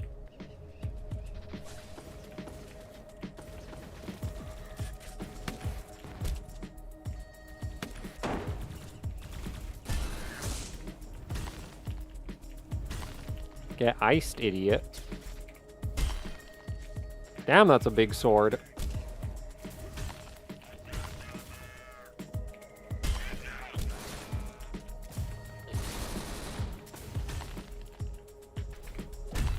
There's also a perk called Pinata that makes enemies drop more stuff when you melee them, but I don't remember where it is.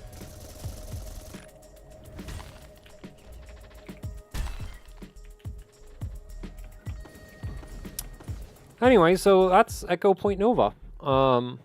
Very cool game.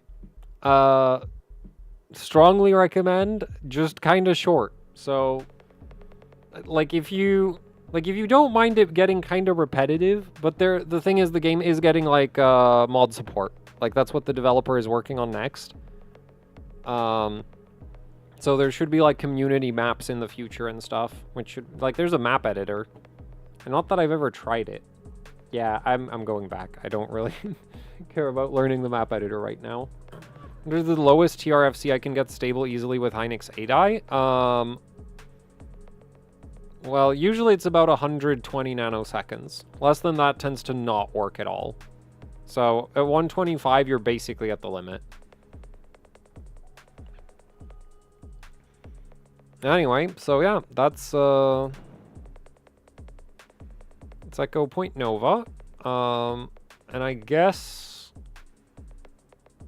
Yeah, I guess I'll try play some Lorne's Lore next, or maybe I should go be productive. I don't know. Can they support CUDIM on current AM5 platform in the future? Yeah, CUDIM is just a part of the JDEC spec. Actually, during yesterday's RAM timing stream, I saw that on damn, what was his name? Sugi Zero Lover is he's running a 9800X3D with CUDIM on a Gene, so I guess it might already be supported on some motherboards.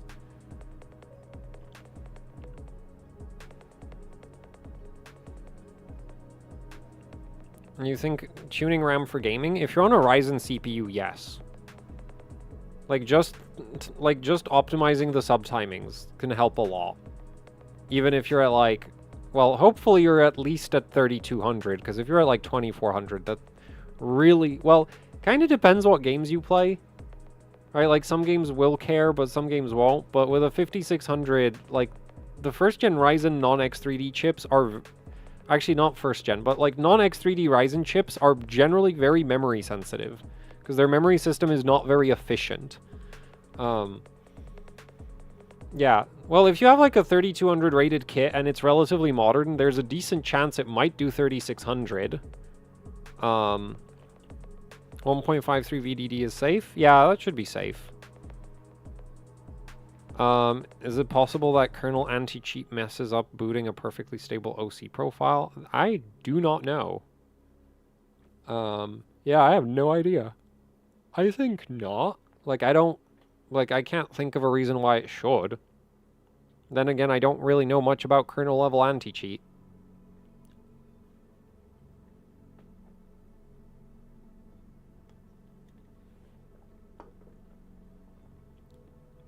Yeah, but anyway, with a 5600, those CPUs are pretty sensitive to memory performance, and if you have a 3200 rated kit that's relatively modern, it can probably do 3600, and you can definitely run better subtimings than what it's running on auto. Even at 3200, you can run better subtimings than when it runs on auto.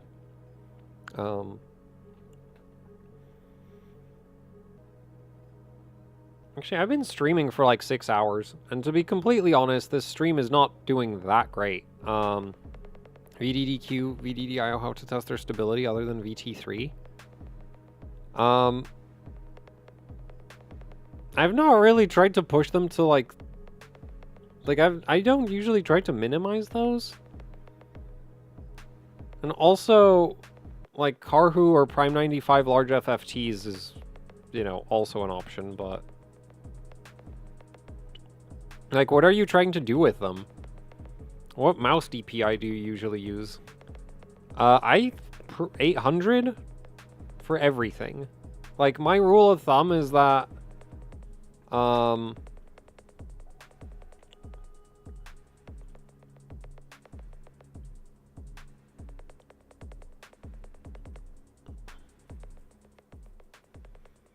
Like, my rule of thumb is that, like, the maximum movement I want to do with the mouse makes the character do a 180. So, yeah, so, like, I'm not, like, I don't have, like, a specific distance. It's like, when I just start up the game, I, like, do this, and then it's like, oh, if, you know, if I'm getting more than I want out of that, then I tune it down. And most games, my sensitivity is like, yeah... It's like right at the bottom.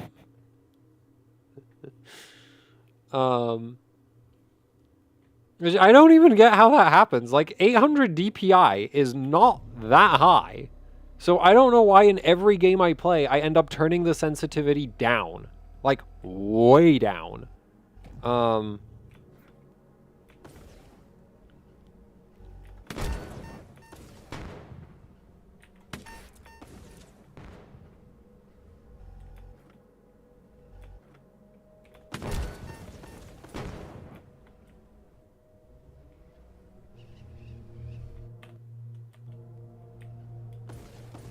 What? Oh, I guess some of the NPCs derped out and fell off of their little island there.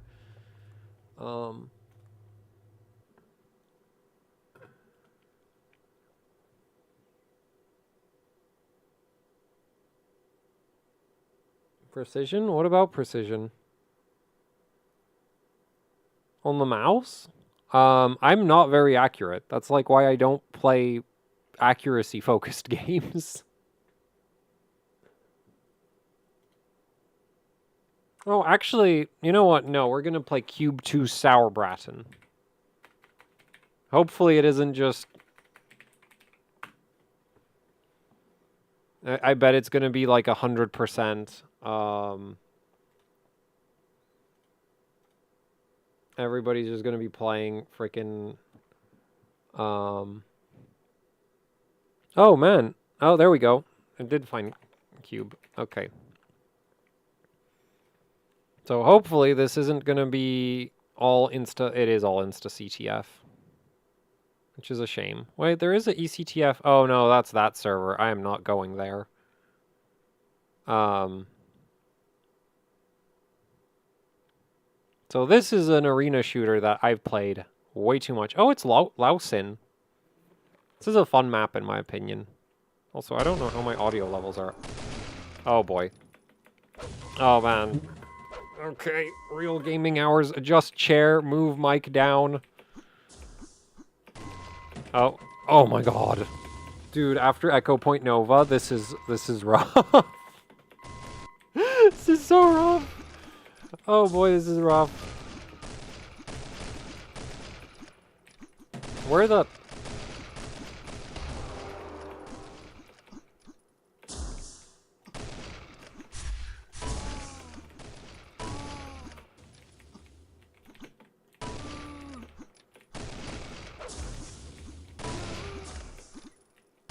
This is so much less forgiving in, like, every aspect of the sense of the word of forgiving.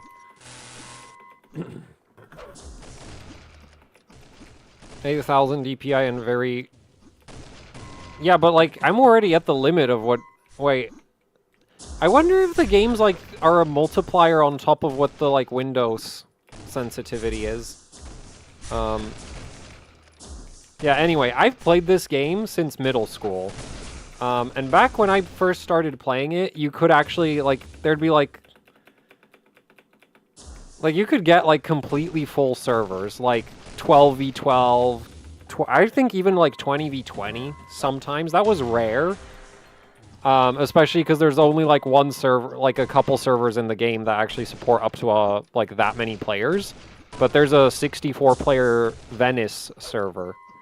Or it was a 64. Now it's a 128, but, like, these days the game is so dead that it never even gets close to hitting, like, 40 players. I don't really feel like messing with my mouse settings, though, to be completely honest. Like, I'm not that,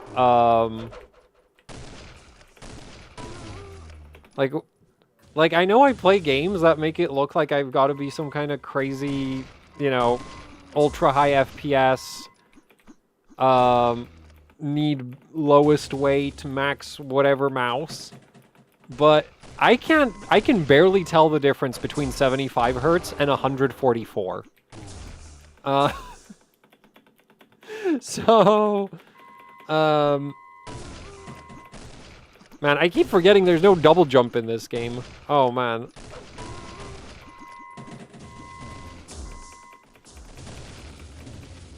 So I should have probably set it so that my chat... Oh, yeah, this game has music.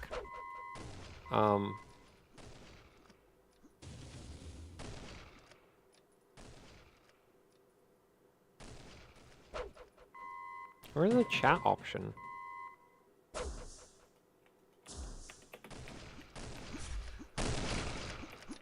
Wait, did the music not...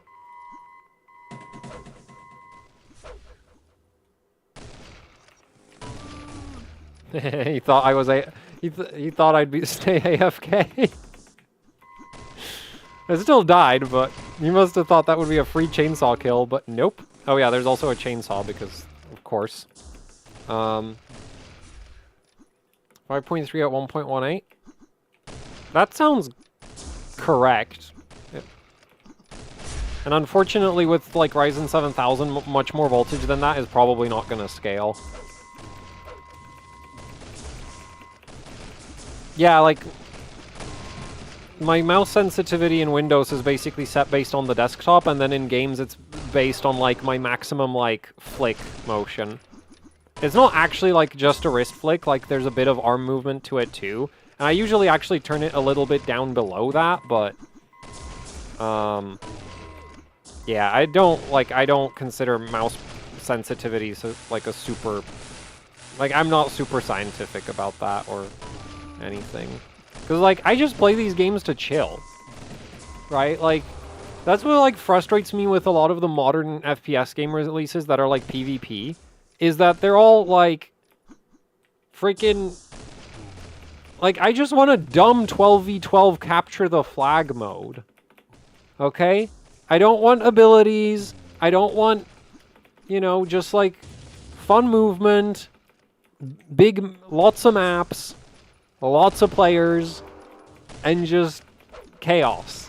And instead, all of the arena shooters that are still somewhat active are like, you play either Insta-CTF or 1v1 duels, which 1v1 duels are just the most, like, the complete opposite of chill, as far as I'm concerned. And, yeah, and then, like, the mainstream games are all, like, 4-player teams and, like, oh, you gotta work with your squad. And it's like, nah, I just want to run around the map shooting things, you know? So, like, one game that got on my radar was, like, the finals, because the trailers looked really cool, because it's like, oh, look at all this destruction and stuff. And then it's like, oh, yeah, it's, like, 4-player objective capture thing, and I'm just like... Why? Like, oh, why can't you just have a normal freaking game mode for people who don't want to, like, have to talk to their teammates or, like, res their teammates or anything their teammates?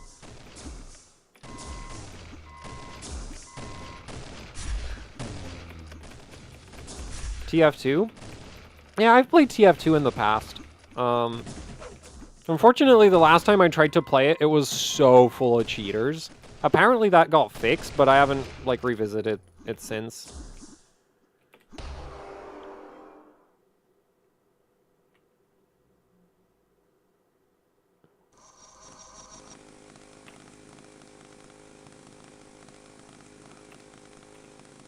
Oh no, they're voting face capture. No, we are not playing face capture. I hate facing worlds.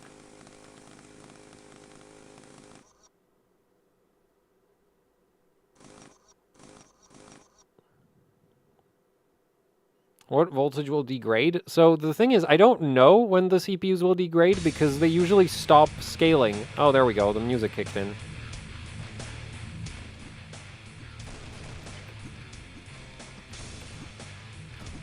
But yeah, like they usually stop scaling at like 1.2-ish. At least if you're like stress testing with heavy stress tests. And that happens even at like reasonable temperatures.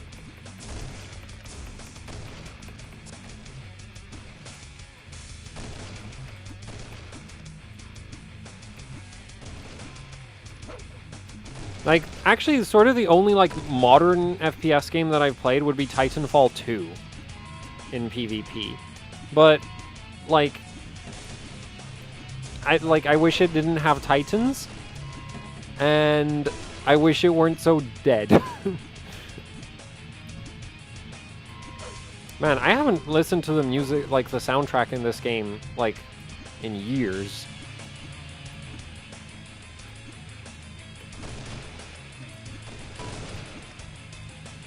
Oh yeah, there's passing in this mode. Oh no. Oh! Man, that was so bad! I was so stupid!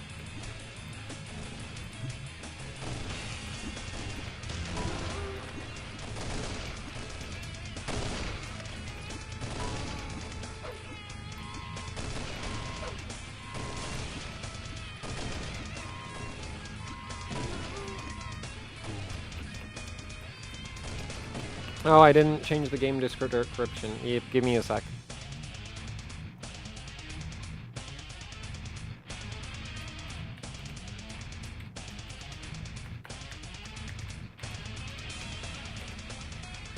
This game is from 2004, by the way.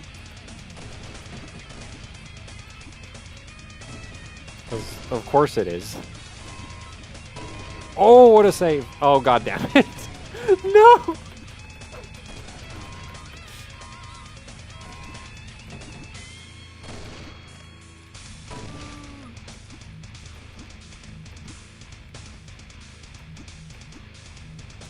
Wait, they added snow on the server for Christmas. I just noticed.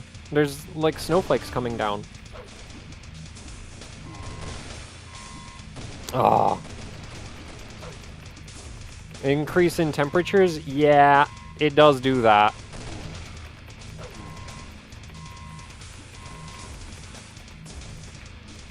So maybe don't, like, you could...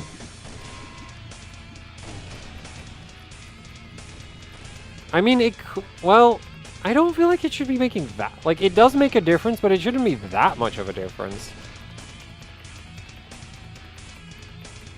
Wait, are you setting the core voltage manually, or is it on, like, auto? Because if it's on auto, like, raising the ring clock is going to massively juice the core voltage. Because the ring clock has its own vid volt, like vid. Ah, damn it. And... what is your favorite AAA? Saints Row 3 or...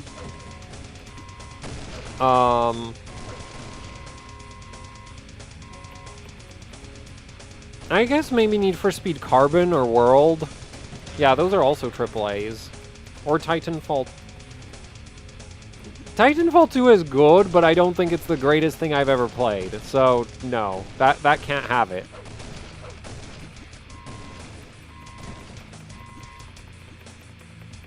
So yeah, it would be like Need for Speed World, Need for Speed Carbon, or Saints Row 3.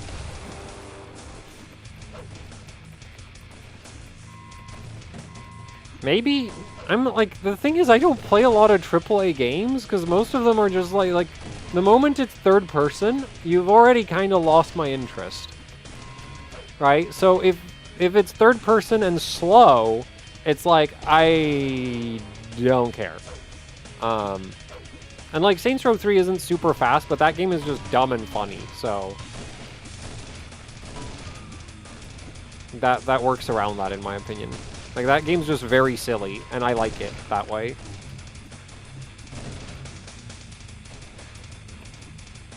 So, oh, you're on a core offset. Yeah, so the thing is, the ring will actually apply its own core voltage as you raise it, so that's why. If you were on the static core voltage, it wouldn't really affect the temps that much, but if you raise the ring if you raise the ring clock, the base voltage that you're offsetting from is going to go up.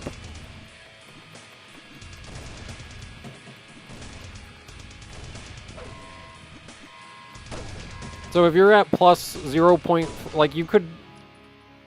So, you could maybe lower your positive core voltage offset as you're raising the ring clock to counteract that. Oh, damn it, I shot my teammate.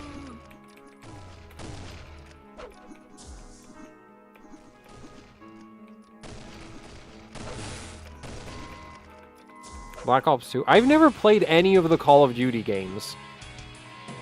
No, that's not true. I played a little bit of COD 4 at a friend's house when I was in middle school. And I was terrible at it, and it was on PlayStation 3, and I never... Yeah. Never ever played another COD game again.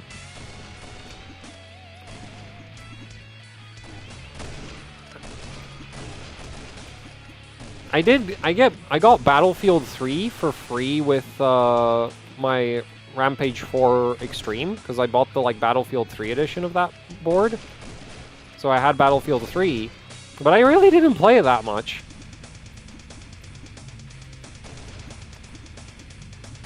Like, I just don't like realistic games. Like, yeah. Or, well, depends on, like, I like BeamNG, and that's just like a straight-up physics simulator for cars. But, yeah, like, anything that even... And COD isn't exactly realistic, it's just, like, it leans too close to realism. And all the gameplay I've ever seen of COD is, like, it's very horizontal, and I like verticality.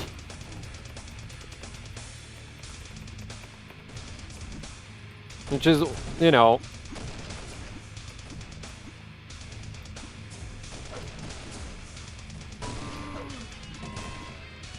Oh, man.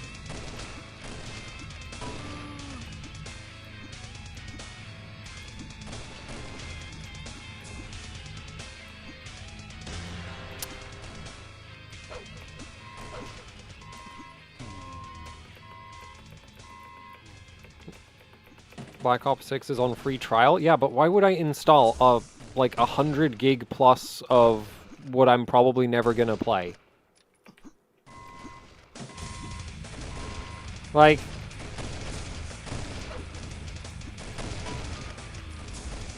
Like, I've seen the trailers for it, and it just looks like another generic Call of Duty game to me.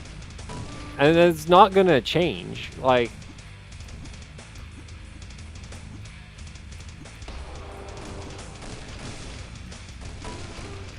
Like, the only COD that even remotely got my attention was Advanced Warfare, because they stole Titanfall's wall running mechanic.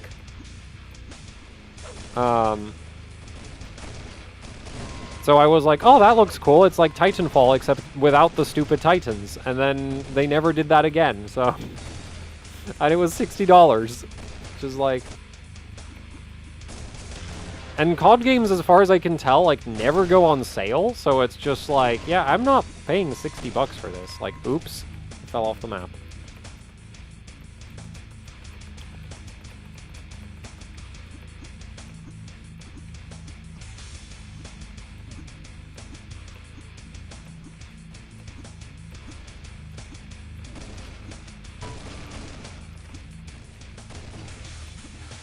Oh, there's a sniper on it.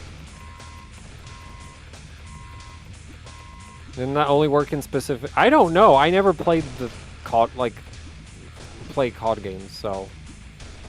If there's any, like, weird quirks to their movement mechanics, I don't know them, because I don't play them, and I don't care.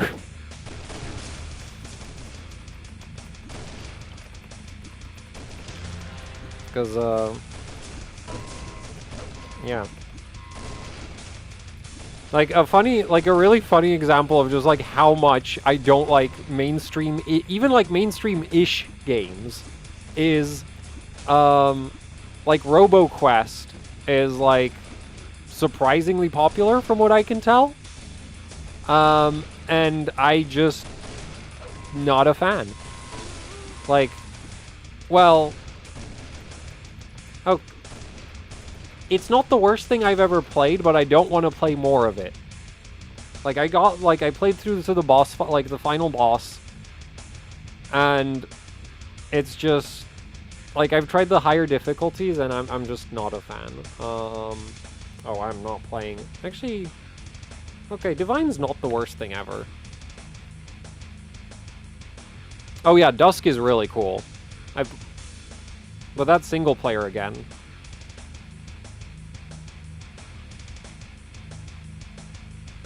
Black Ops 3. I don't remember the names of the COD games. I don't play them.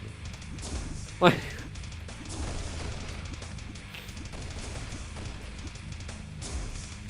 I remember there was one that had wall running. That was the only one where I was like, oh, that looks neat. And then, yeah, that was the end of that.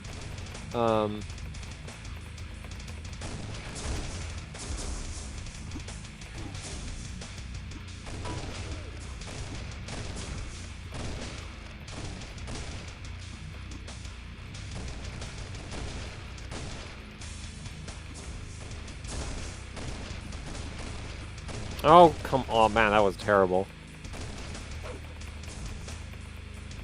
Yeah, Dusk is cool, Ultra Kill is cool, but the funny thing is, like, so Ultra Kill out of the, like, single-player, fast-paced, like, arena, like, boomer shooters that I've played, Ultra Kill is, like, up there in terms of popularity, and it's like, I prefer Turbo Overkill. Which is way less popular. So, yeah, I don't know. And it's not even like I try to be like this, it's just like a thing. Like, Ultra Kill's movement is really heavy, whereas Turbo Overkill's is just insane. And very, very fun. Yeah, Turbo Overkill is a really, really good game. Like, that's the, like, only game, like, only FPS game where I actually enjoyed the boss fights and replayed some of the boss fights just because they were cool. Literally every other... Oh, I guess Echo Point Nova. The boss fights in Echo Point Nova are fun, are cool. But, like, the Echo Point Nova boss fights are more like, they're really unique compared to most FPS games, whereas Turbo Overkill tries to have pretty, like, standard-ish boss fights. But they don't suck. Unlike most other boss fights in games. Like, I think the only boss fight from, like, Dusk's final boss is kind of lame, in my opinion. Like...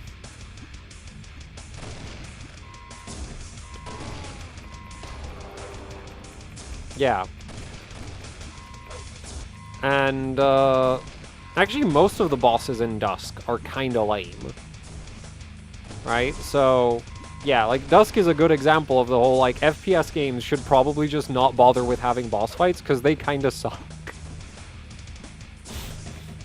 Because you always just end up with, like, some bullet sponge enemy that has some random, like, has some rotation of attacks that it does. Oh, wait, no, Ultra Kill has good boss fights.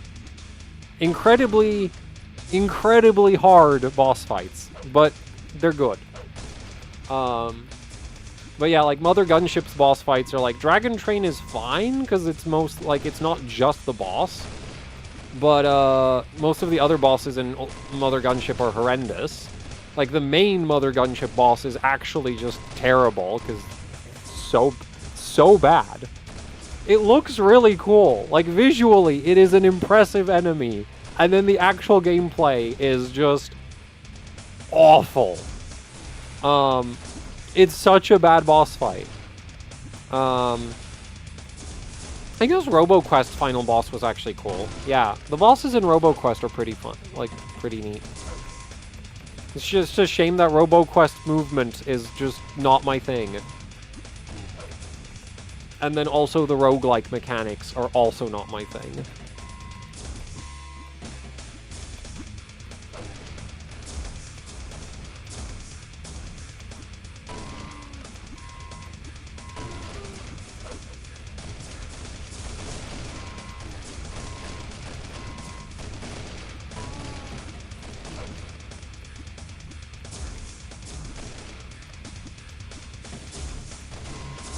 Oh my god, the freaking jump had traffic jam.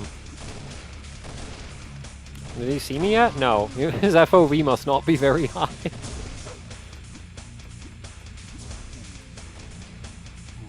Boop.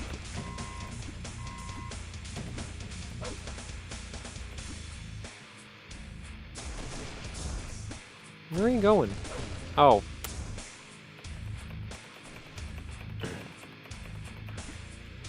Is 3636? No, that's Samsung Avoid. You want CL, like at 6,000 you want CL30 basically, because CL, I think there's like CL32 is probably Hynix, but I feel like Corsair might have a Micron bin in 32.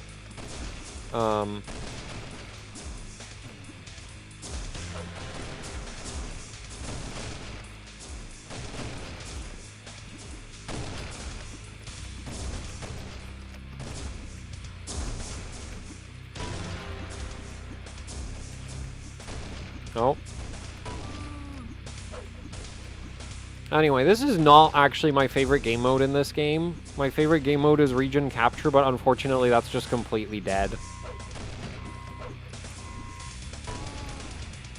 And I've never seen a similar game mode in any other game, which makes me very upset.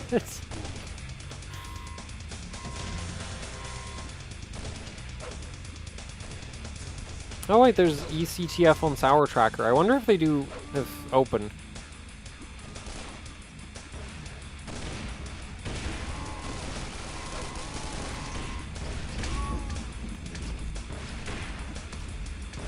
I'm not playing right now, this is spectator.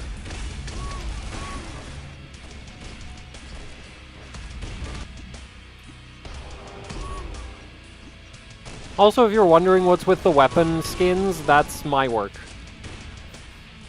I mean, I feel like that should be pretty obvious, but yeah. Yeah, so this mode is fun because you actually spawn with all the guns. And there's no health pickups, there's no pickups at all. You spawn with all of your ammo and all of your health and armor, and once it runs out, it runs out.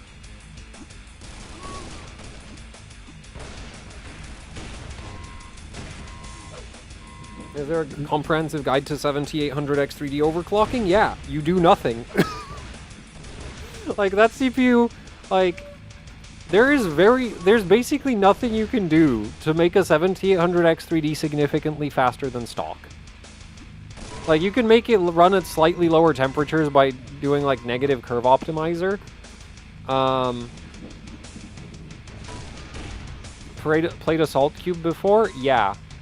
Assault Cube shares engines with, actually, I don't think it shares engines with Cube 2. I think it shares it with the, like, first Cube.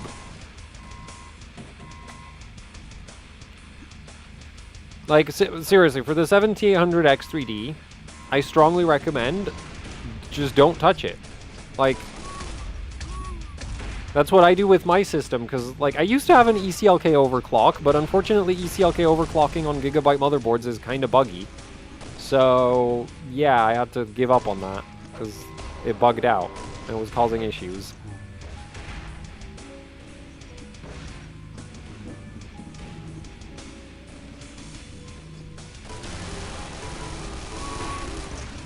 Where's that piano music coming from?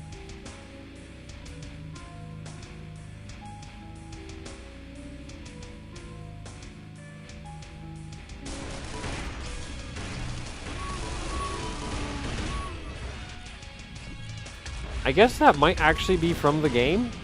I've literally never listened to the sound, like, well, I think they updated the soundtrack. Because I remember it being like a very repetitive, and it's not anywhere as repetitive as it used to be. Curve Optimizer? Yeah, like, Curve Optimizer will get you like 3% out of it. Which, like, I don't know why you'd bother with that, because if you push the Curve Optimizer too far, you're going to have some really fun, random, like, system shutdowns.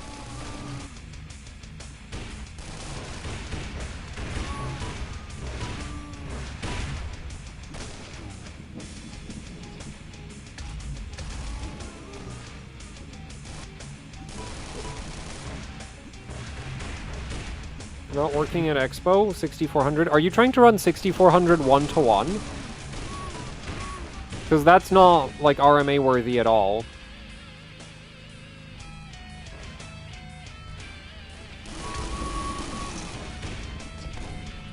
Because it, like, if it doesn't work in 2-to-1, that's kind of concerning. But 1-to-1, yeah, like, not working in 1-to-1 is just like, well, that's, like, that is not a reason to RMA the CPU. There is absolute, like, 1-to-1 mode, like, AMD doesn't even guarantee 6000 in 1-to-1 mode, and that's about the only speed I feel like they would be willing to guarantee.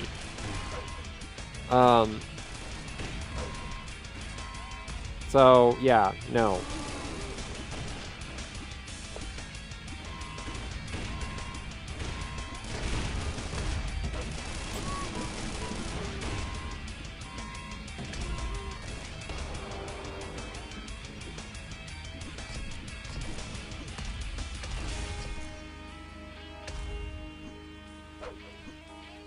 I'm overthinking AM5 motherboards for 6030 2x32. What? No, a $200 motherboard is going to run a 6000 CL30 kit just as well as a $350 board. Especially in 1-to-1 mode. Yeah, no, 3200 UCLK is just generally not very common. Just run it at 3100. Like, even at 3100 UCLK, that 9800X3D is literally faster than everything you could ever buy. Other than, like, a better 9800X3D. And if you, like, the point of RMA isn't so that you can, like, try to win the Silicon Lottery. Right? Like, it's for if you have a defective CPU, and unfortunately not being able to run 3200 UCLK is not a defective CPU. Like, if it couldn't run, like, 2800 UCLK, I think you'd actually have a argument for it being defective. What is core tuning config for gaming? It just messes with some of the CPU's memory access optimizations.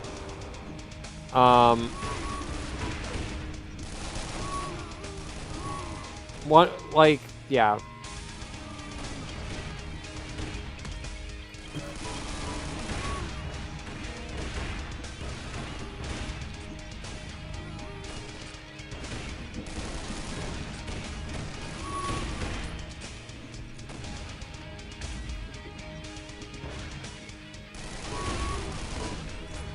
So, it can, like, give you, like, the main point of the core tuning optimizations is that it lowers IDA latency in one of the configurations, and it might give you, like, 1 or 2% more gaming performance depending on the game and, like, which setting you use. So, personally, I would just not bother. I haven't, like, tested it myself extensively yet, but from what I've seen so far, it seems to be somewhere between basically doesn't do anything and, well, it's it mostly just seems to be, well, it does a lot for IDA latency, but the problem with IDA's latency test is that it's a bad latency test, so, yeah.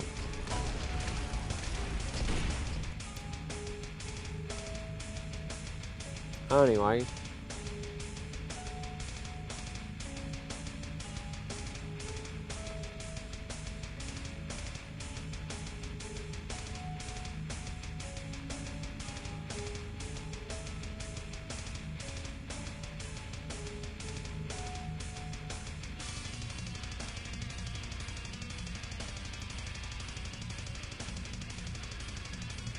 That's a good test for latency. I really like PyPrime. That's my personal favorite. Unfortunately, like the problem with good memory latency tests is that they don't spit out latency numbers, generally speaking. I mean, there's also ClamBench. Yeah, you could try ClamBench.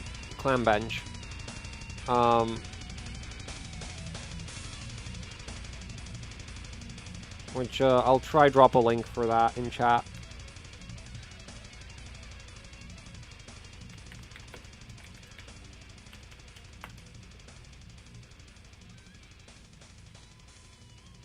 It's a bit clunky to use, but that gives you like really good, like that tests like memory latency across like a whole range of load scenarios.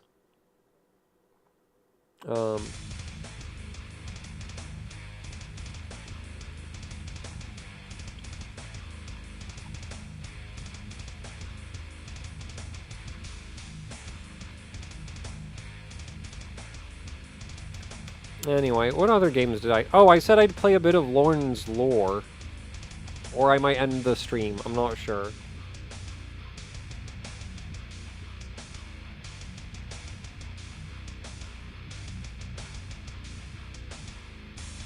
Is it better to run 6400 2-to-1 or 6200? 6200 1-to-1 is better than 6400 2-to-1.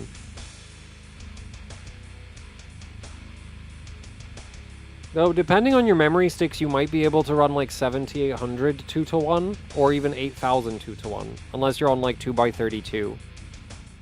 Actually, even if you're on 2x32, but it'll be like super difficult to set up in that case.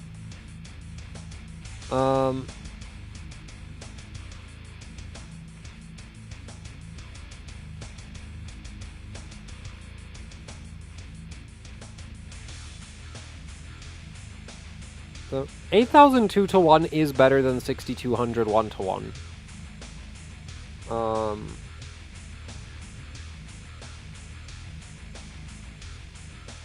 But, like, it depends on what motherboard you have if that'll actually be possible to run. And also, you could have a CPU that won't run 8000.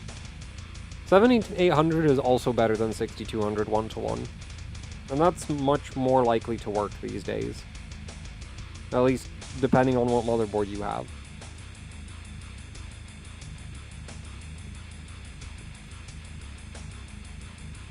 You know, I think I might end the stream here.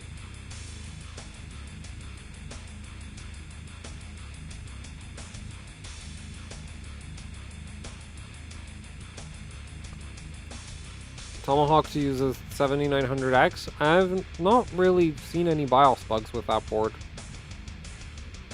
It's really well behaved in general.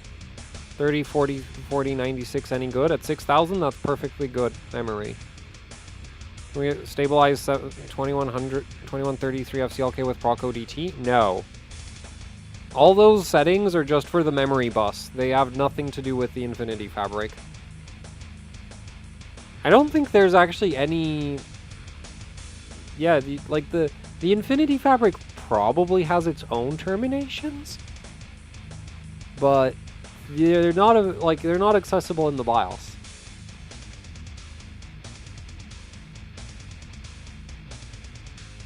X870 Tomahawk got new BIOS for high capacity DIMMs. Yeah, I saw. Unfortunately, I don't think I'm gonna get to test that before I leave. Can't find 64 gig kit with CL30. What? It shouldn't be that hard.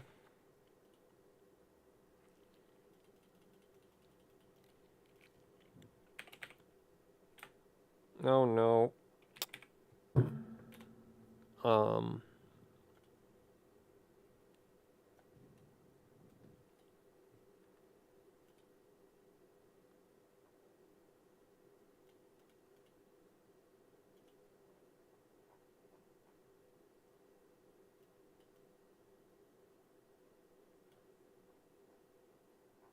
Oh wait, I did that wrong, didn't I?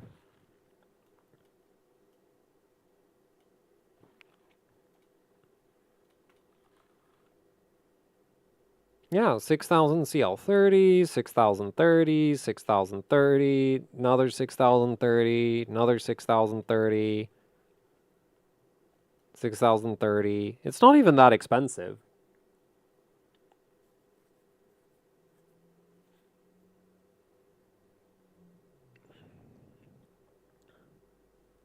Any thoughts on the X870 EA Aorus Master? I haven't tested one. It's kind of like it's not going to make your CPU drastically faster.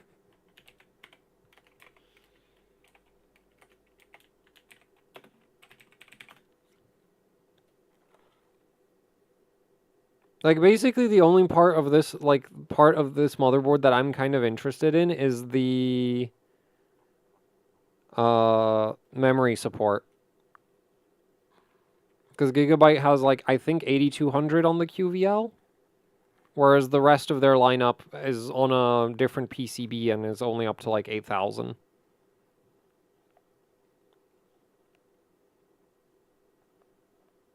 So that's, like, the one thing I'm wondering. Like, so it could be really good at memory overclocking. But the rest of the board is, like, it's not anything particularly special. I mean, I guess you could go like, oh, but the VRM is, like, ridiculously huge. And it's like, well, yeah, that's going to totally make a difference to your 8-core CPU. Also, like, the worst voltage regulation I've ever measured on AM5 was a Gigabyte motherboard. Oh, no, there was an MSI that's worse. But, like, Gigabyte is, like, second place. So, depending on what exactly they did with this VRM, it could actually be kind of not great. But I haven't tested it, so I don't know. It could be good, it could be bad. Like, that's the issue with a lot of motherboard manufacturers. It's just like, actually all of them, right? Like, I can't think of a single motherboard manufacturer that hasn't made a bad motherboard at some point.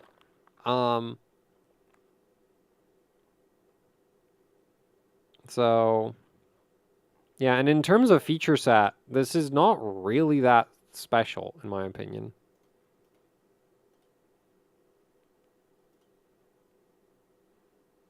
Actually, I guess the motherboard manual would be best for this, wouldn't it?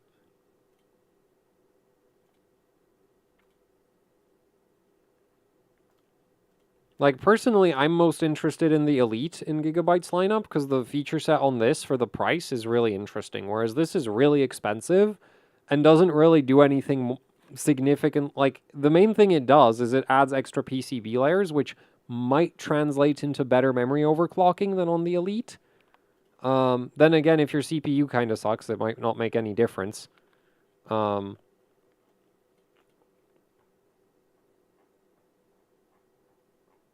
have a block diagram for this one.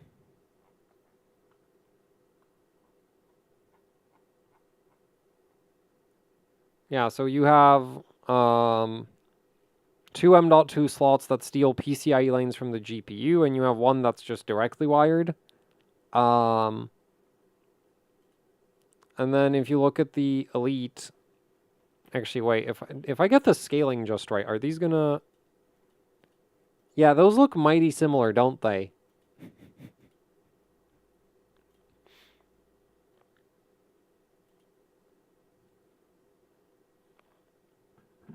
So,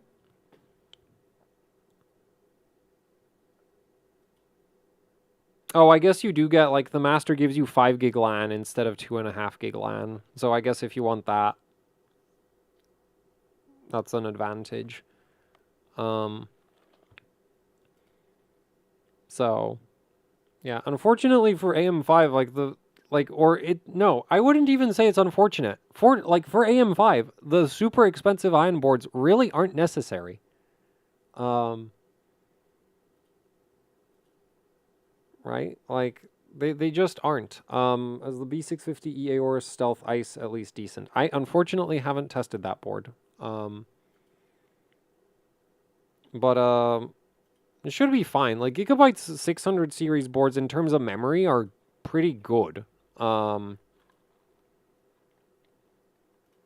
And the VRM, like, the funny thing is, as much as I'm like, oh, the worst AM5 gigabyte board that I measured, like, the worst, one of the, like, the second worst motherboard I measured for AM5 voltage regulation is a gigabyte board.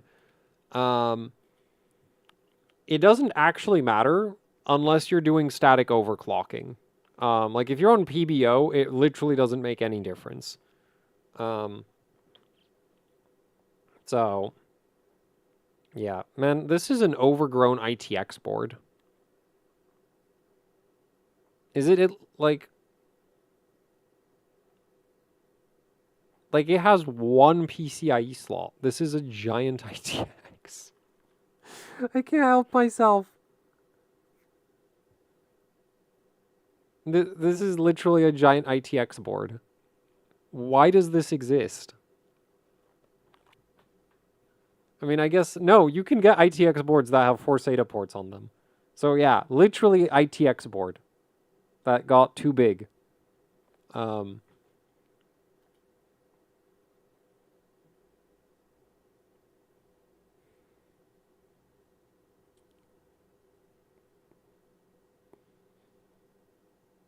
Could my 9800X3D limit my ability to run 7800 or 8000? It could, but it's mostly a motherboard thing.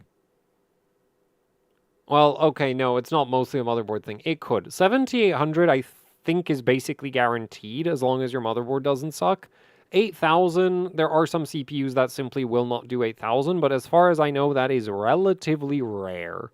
Or at least it should be relatively rare. Should be more rare than CPUs that don't do 6400 1-to-1.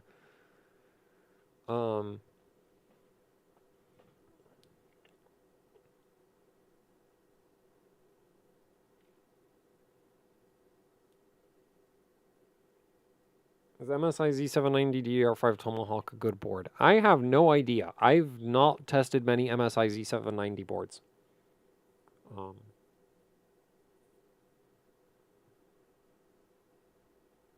I mean, like, it's not gonna, like, don't expect it to run more than DDR5 7200, but other than that, like, it should be fine.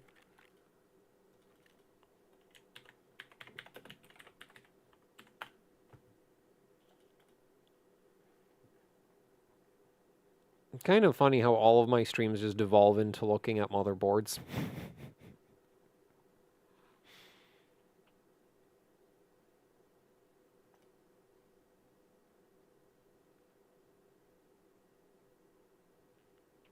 Yeah, this should be completely fine.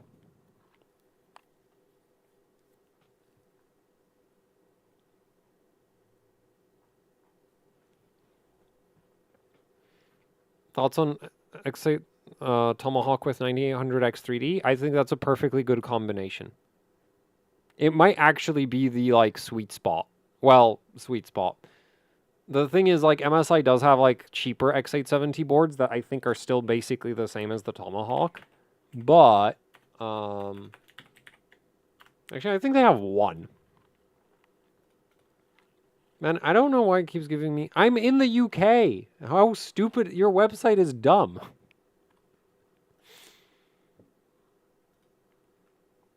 Oh, yeah, so they have the Dash P. Oh, and the Gaming Plus. I wonder... I think even the Dash P is still on, like, an 8-layer PCB. In which case, it's going to clock memory the same as the Tomahawk does. Because it's on the... Like, it'll be on the same substrate. I mean, same topology. Yeah, they claim support for 8200.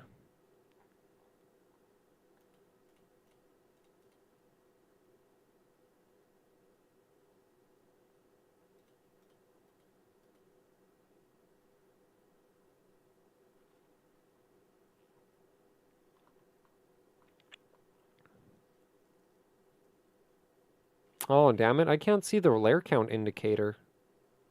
I think that should be the layer count indicator over there, but, like, that does not look right.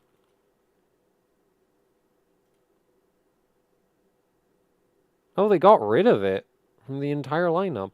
Well, that's lame. There's no layer count indicator here either.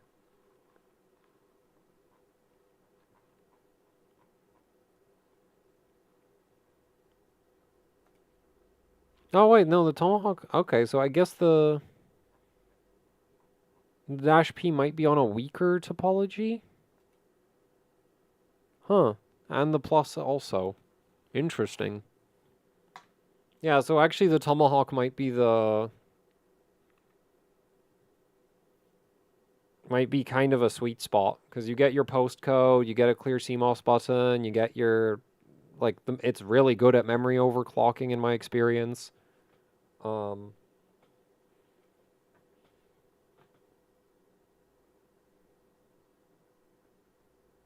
There's technically one feature that's exclusive to the Godlike from MSI, which is the external clock gen. Literally everything else in MSI's lineup does not have an external clock gen, which is just so stupid.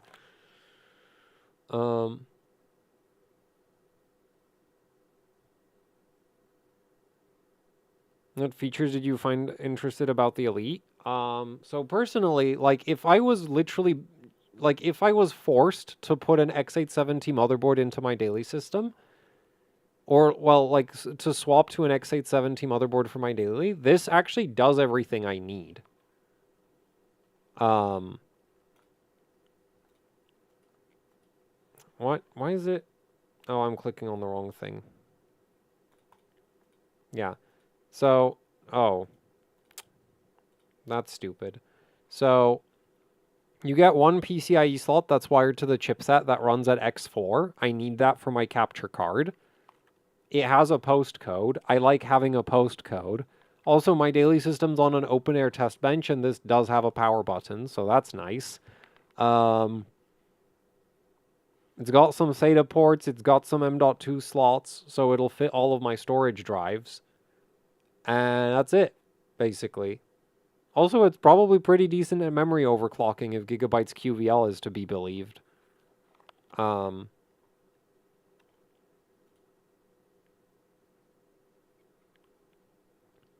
So, yeah, like, I don't really like, especially for the X3D chips, it's like you don't need a lot of VRM, right? Like, a 9800 X3D maxed out is like 110-ish amps. Something like that. And beyond that, it just becomes uncoolable. Oh,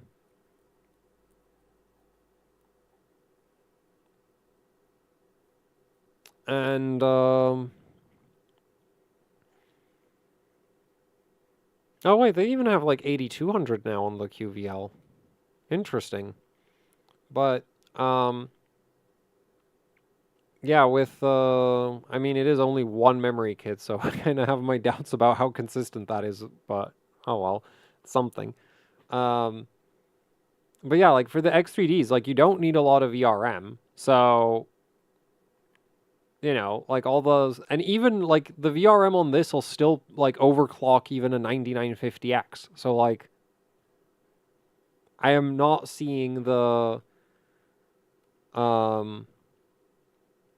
like, I don't see much point spending a bunch of extra money on a motherboard that, like the Master doesn't have more M.2 slots. It doesn't have more PCIe lanes. It doesn't have more, like, anything I really care about. It's like, oh, yeah, there's more, like, it has 5 gig LAN instead of 2.5.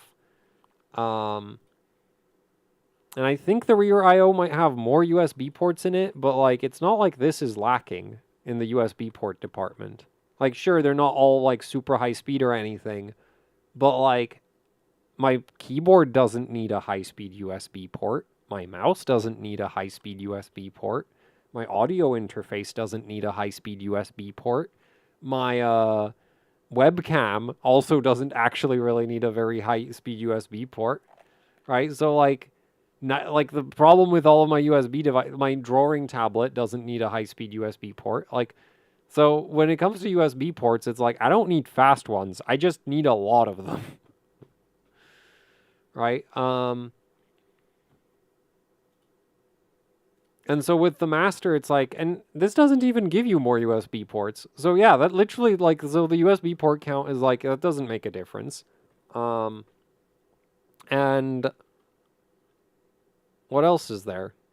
That's kind of it. right? Like, so this has like, oh, this has 5 gig LAN, which is like, okay, I don't need that, so don't care. This has the same number of M.2 slots. It has the same PCIe lane sharing going on with the GPU. It has a postcode, it has a power button, it has a reset button, but so does the Elite. Like, the Elite does everything the Master does, except for huge VRM and 8-layer PCB. The Elite's on a 6-layer PCB, and the VRM isn't, like, it's still overkill, it's just not insane amounts of overkill. So, you know, yeah.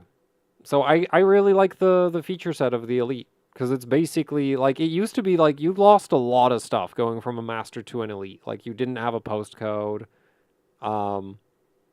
But now it's like the Master to me doesn't make a lot of sense, because it's just, like, it barely does anything extra. Unless I'm missing something.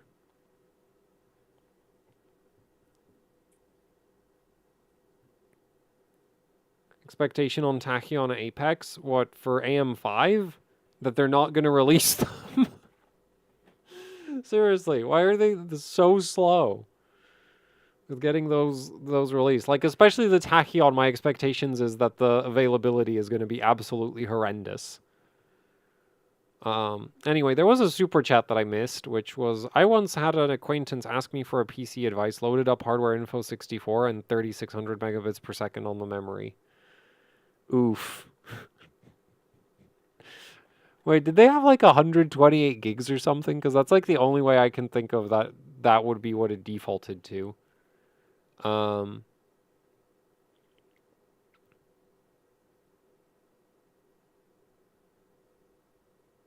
found a Z790i Lightning today in store. Oh man, that is a motherboard that I'd like to try someday.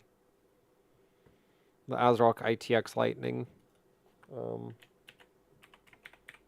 But I'd have to buy it. Which is because ASRock won't, ASRock literally, like, I don't have an ASRock contact, and I think if I did, they wouldn't want to talk to me anyway. But yeah, I'd like to try this board someday. Because supposedly, like, according to some people, it's actually better at memory overclocking than the Apex. So, yeah, it's like someday get one of these and like a 14700 KF and hopefully finally get a memory controller that doesn't massively suck. And do DDR5 8000 plus on Intel. Because, yeah.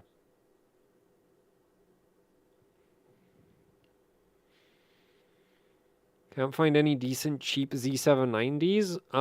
Yeah, because that's not really a thing.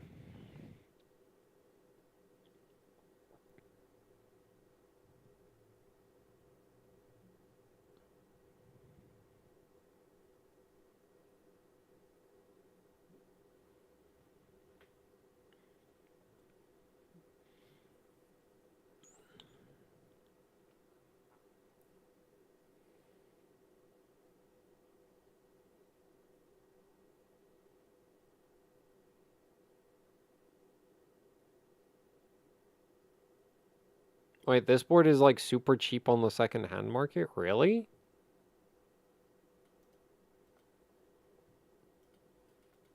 I mean, maybe in the US, I guess. Yeah, because it's not cheap here. Here it's over 200 quid.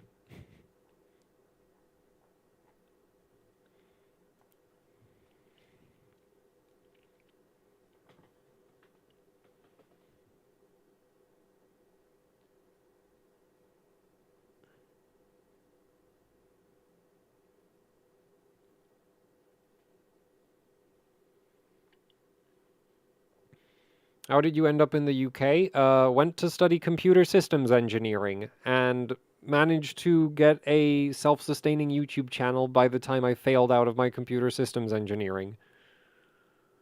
And originally I'm from the Czech Republic. Just went to like international schools growing up. So, yeah, that's why my accent's like kind of all over the place.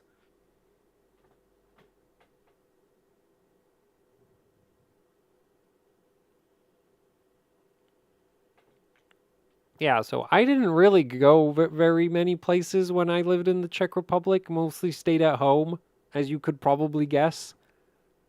I mean, we had field trips in the school to like into the city, but like I don't have an appreciation for old architecture, I guess. Just thoroughly indifferent to that. Have you got in the pipeline for YouTube videos? Well, I finally finished stress testing that 2x24 setup at 6400 CL28 on the Tai Chi. I've been wanting to do a video about terminations and drive strengths for a while, but that's proving difficult in the diagrams department. And I also want to do a video sort of showing the thermal rollover effect on the 9800X3D, mainly because I've already seen at least one person just shove stupid voltage into the CPU and then be very surprised, why doesn't it overclock? And it's like, well, that's because you're running voltages worthy of a 32 nanometer CPU on a 4 nanometer CPU, and the 4 nanometer CPU really doesn't like that.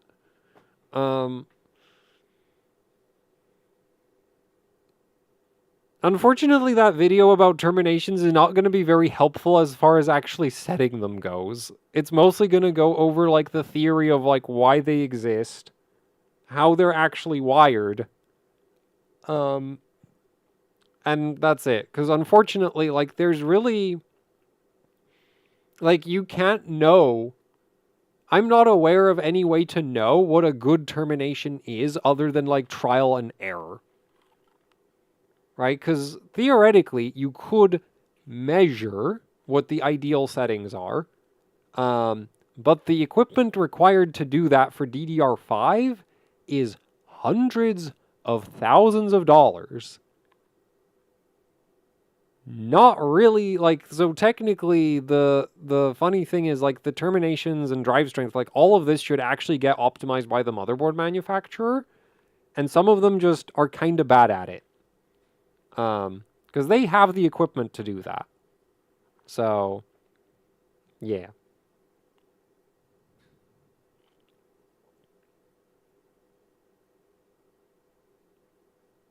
Why B650M HDV is good? Because it's cheap, and it'll run X3D CPUs just fine. It's also pretty decent at memory overclocking. Like you're like if you don't need if you don't care about having a postcode and a bunch of USB ports and you know all that other stuff that like I want on my motherboard, a 9800X3D in this motherboard will perform basically the same as it'll perform in say this. Like I do actually kind of want to do a demonstration of that, but that's like not really a priority right now for me to make that. Because that's like a pain to test and I don't find it that interesting. Have you OC'd the 9800X3D? Yes, I did an entire live stream of messing around with overclocking the 9800X3D. It unfortunately didn't really get very far because it's a 9800X3D and so consequently it isn't very overclockable.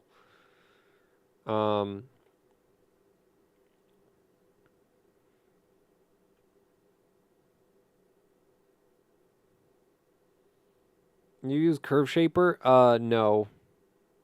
I've not tried it. Any point in D-Lid and DirectEye for the 9800X3D? Well, it'll probably let it clock like 100 or 200 megahertz higher. But that's not going to make the CPU like drastically faster. So like it depends what you consider the point. If the point is like, oh, I want like another tier of performance, you're not going to get that.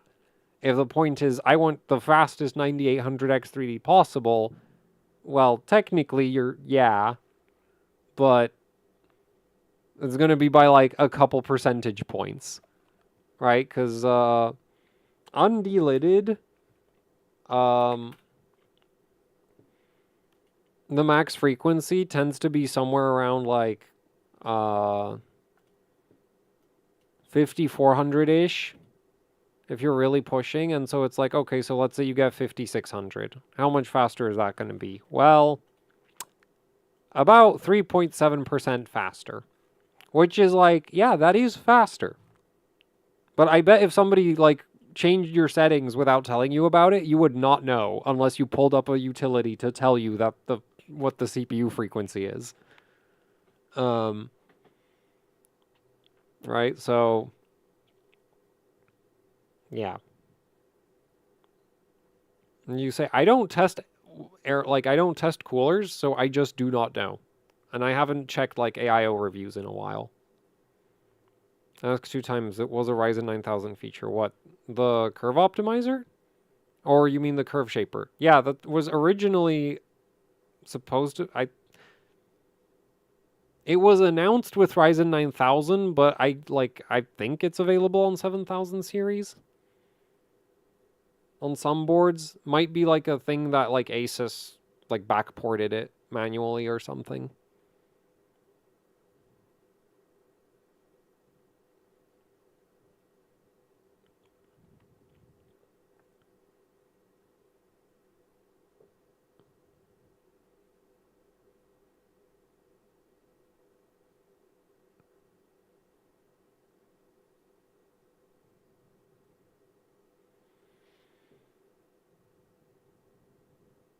Anyway, I think that'll be it for the stream today. Yeah.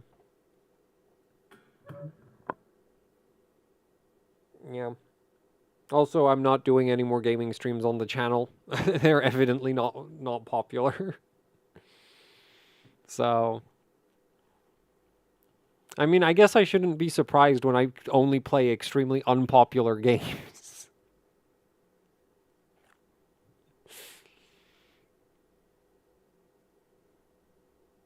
I was thinking it was pretty successful. I'd say no, because like the entire time I was streaming, I could see the viewer count going down until I started looking at motherboards.